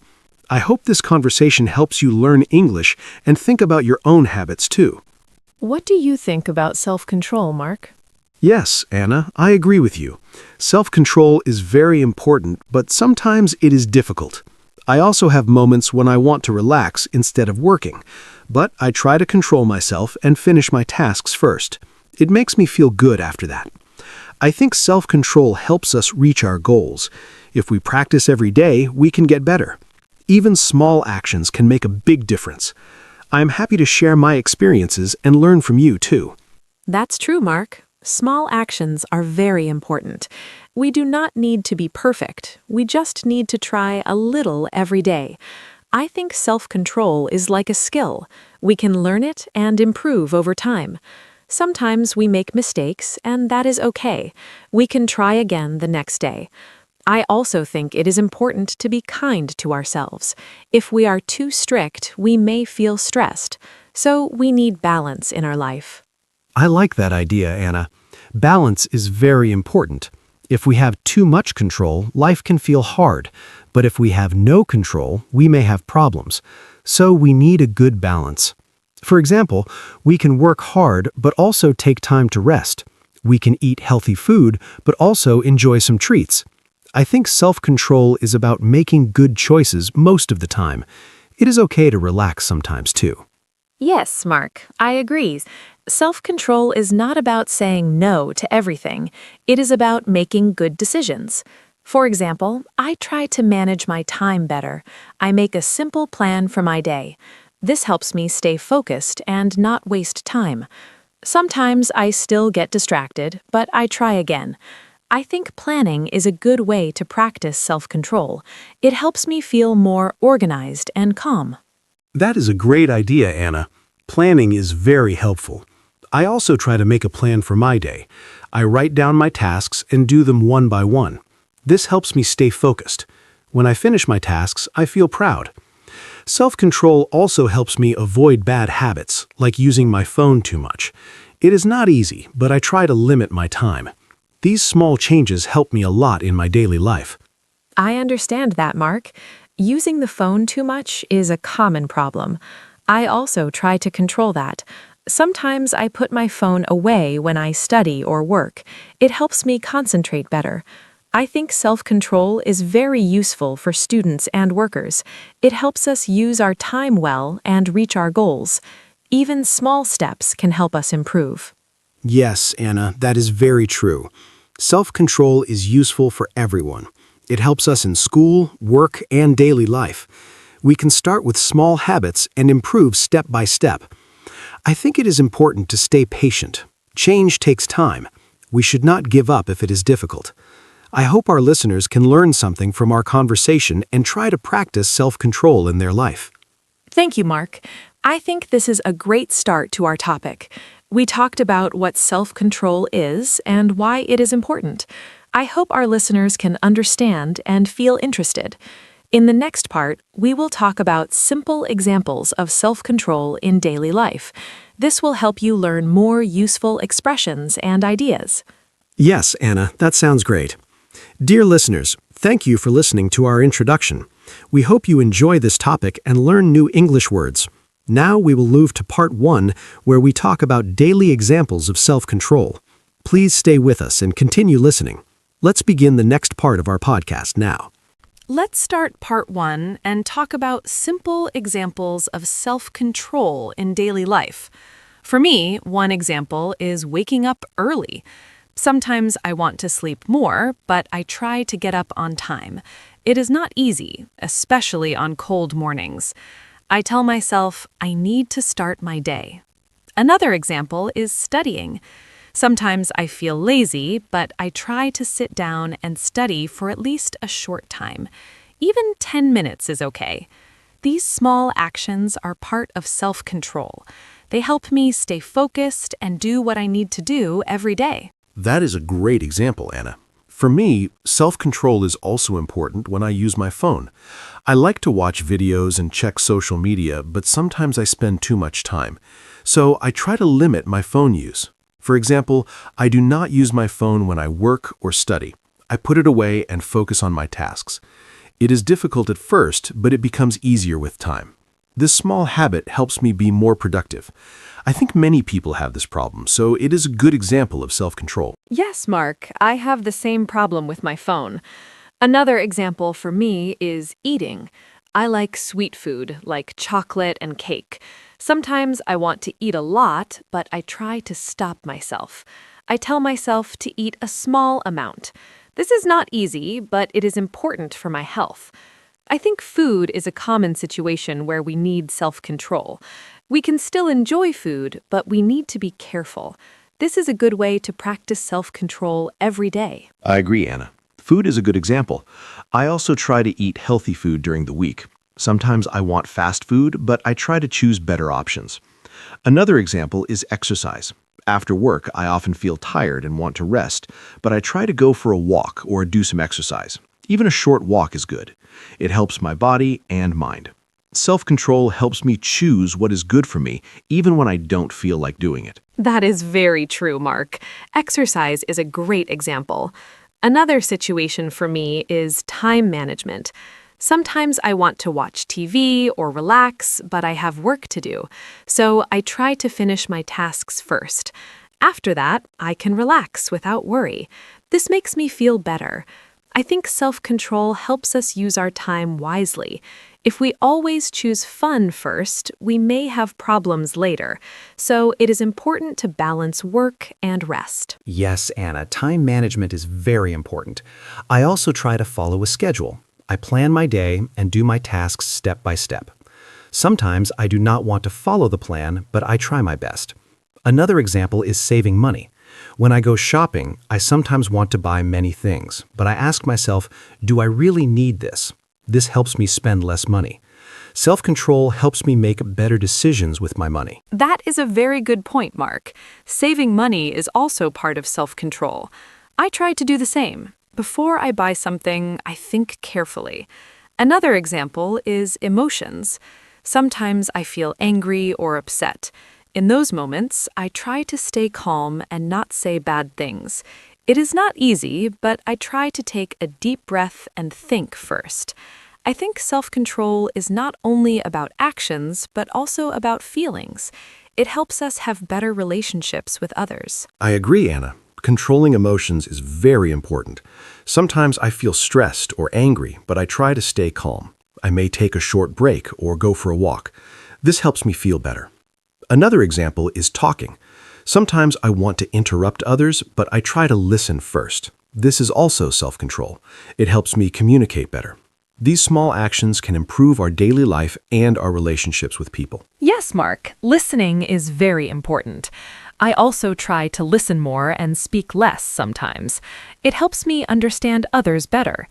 Another example is keeping promises. If I say I will do something, I try to do it. Even if I feel tired or busy, I try to keep my word. This is also self-control. It shows responsibility and respect. I think these small habits help us become better people step by step. That is a great example, Anna. Keeping promises is very important. I also try to be responsible. If I have work to do, I try to finish it on time. Sometimes I feel lazy, but I remind myself why it is important. Self-control helps me stay on track. It's not always easy, but it's worth it. These daily examples show that self-control is part of many small actions in our life. Yes, Mark, I think we shared many good examples. Self-control is everywhere in our daily life. From waking up early to managing our emotions, we use it all the time.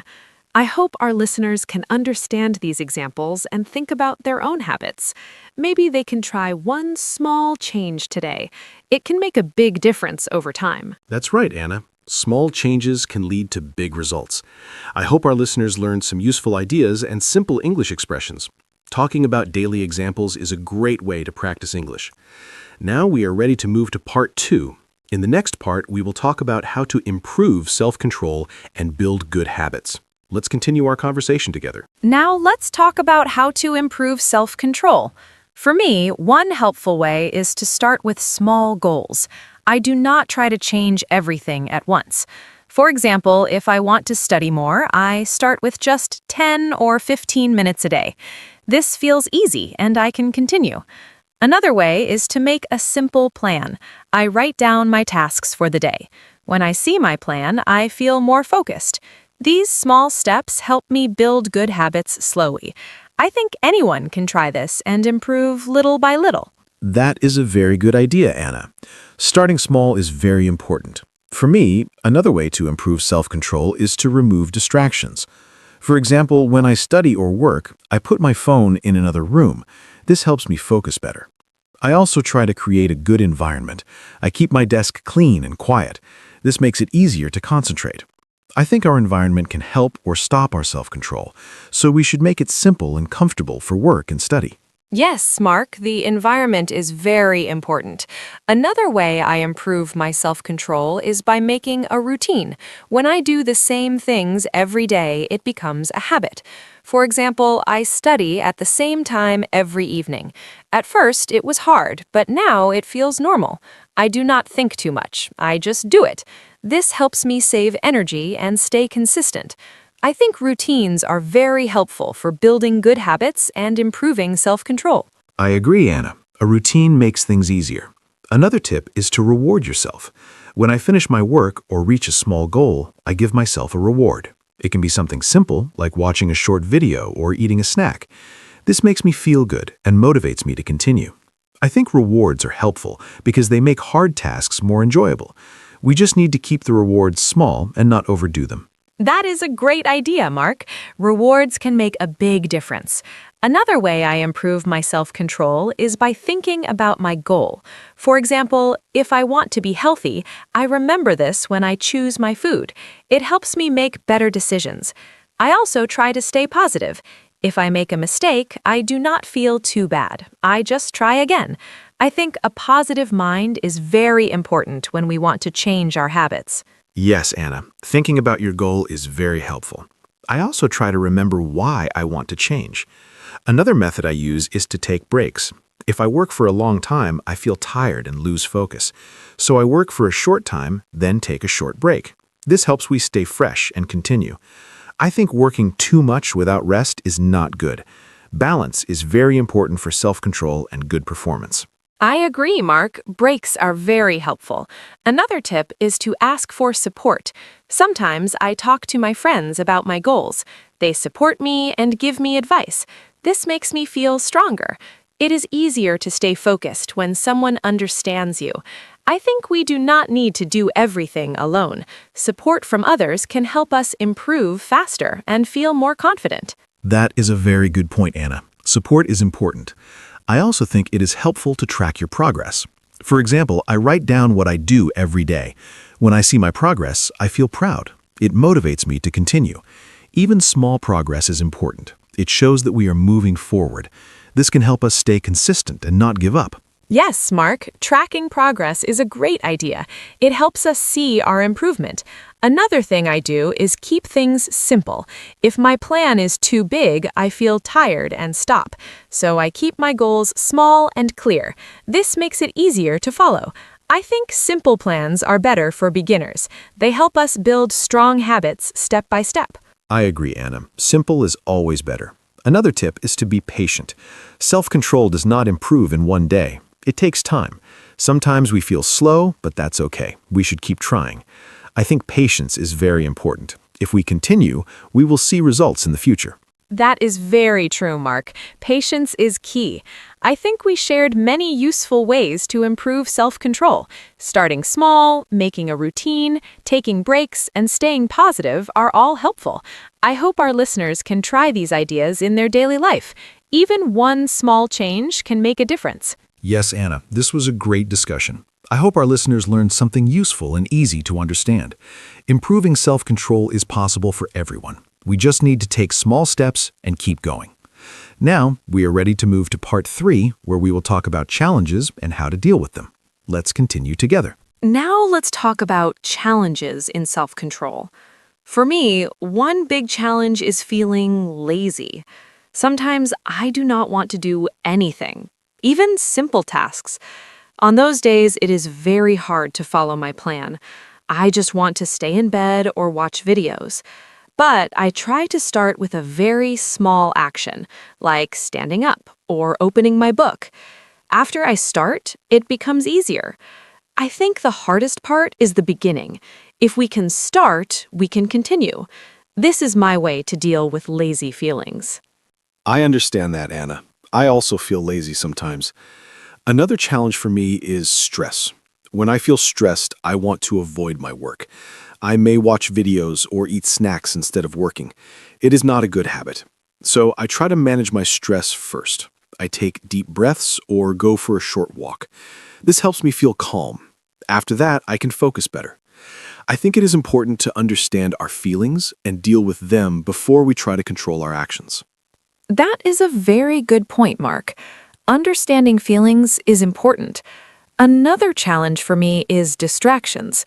For example, when I study, I sometimes check my phone again and again. It breaks my focus. To solve this, I put my phone far away or turn it off. It is a simple action, but it helps a lot. I think removing distractions is a strong way to improve self-control. We need to make it easier to focus and harder to get distracted. Yes, Anna, distractions are a big problem. Another challenge is losing motivation. Sometimes I feel excited at the beginning, but later I lose interest. When this happens, I remind myself why I started. I think about my goals again. This helps me continue. I also try to change my routine a little to make it more interesting. For example, I study in a different place or listen to music. Small changes can help us feel fresh and motivated again. I like that idea, Mark. Changing things a little can help a lot. Another challenge is being too strict with myself. Sometimes I want to do everything perfectly. If I make a mistake, I feel bad and lose motivation. So now I try to be more kind to myself. I accept that mistakes are normal. I just try again. I think self-control is not about being perfect. It is about trying again and not giving up. This makes me feel more relaxed and strong. That is a very important idea, Anna. Being too strict can make things harder. Another challenge for me is time pressure. When I have many tasks, I feel overwhelmed. I don't know where to start. In this situation, I try to choose one small task and begin. After I finish one thing, I feel better and continue. I think breaking big tasks into small steps is a good way to deal with pressure. It makes everything feel easier and more possible. Yes, Mark, breaking tasks is very helpful. Another challenge is bad habits. Sometimes we repeat the same bad actions, like eating too much or wasting time. It is hard to stop. For me, I try to replace a bad habit with a good one. For example, if I want to eat snacks, I try to eat fruit instead. This is not perfect, but it is better. I think changing habits takes time, but small changes can help us improve slowly. I agree, Anna. Replacing habits is a smart way. Another challenge is feeling tired. When I'm very tired, I have less self-control. I make bad choices more easily. So, I try to take care of my body. I sleep enough and take breaks during the day. Good rest helps me think clearly and make better decisions. I think health is very important for self-control. If we feel good, it is easier to control our actions. That is very true, Mark. Health is very important. Another challenge is comparing ourselves to others. Sometimes I see other people doing very well, and I feel bad. I think I am not good enough. But now I try to focus on my own progress. I do not need to be like others. I just need to improve little by little. This helps me stay positive and continue my journey. Self-control is personal, and everyone has their own speed. Yes, Anna, that is a very healthy way to think. Everyone is different. Another challenge is giving up too quickly. Sometimes we try for a few days and then stop, but real change needs time. I try to remind myself to keep going, even if it's slow. I focus on small progress, not big results. This helps me stay patient. I think consistency is more important than speed. Doing a little every day is better than doing a lot once and stopping. I agree, Mark. Consistency is very important. We talked about many challenges, like laziness, stress, distractions, and bad habits. These are normal problems, and everyone has them. The important thing is to find simple ways to deal with them. I hope our listeners can understand that they are not alone. We all try and learn every day. Yes, Anna, this was a very helpful discussion. We shared many real challenges and simple solutions. I hope our listeners feel encouraged and ready to try. Self-control is not easy, but it is possible. With practice and patience, we can improve. Now, we are ready to move to the ending and finish our podcast. Thank you for staying with us. Thank you, everyone, for listening to our podcast today. We talked about self-control and shared many simple ideas and examples. I hope you enjoyed our conversation and found it helpful. Remember, self-control is something we can practice every day. Start with small steps and be kind to yourself. You do not need to be perfect. Just try your best and keep going.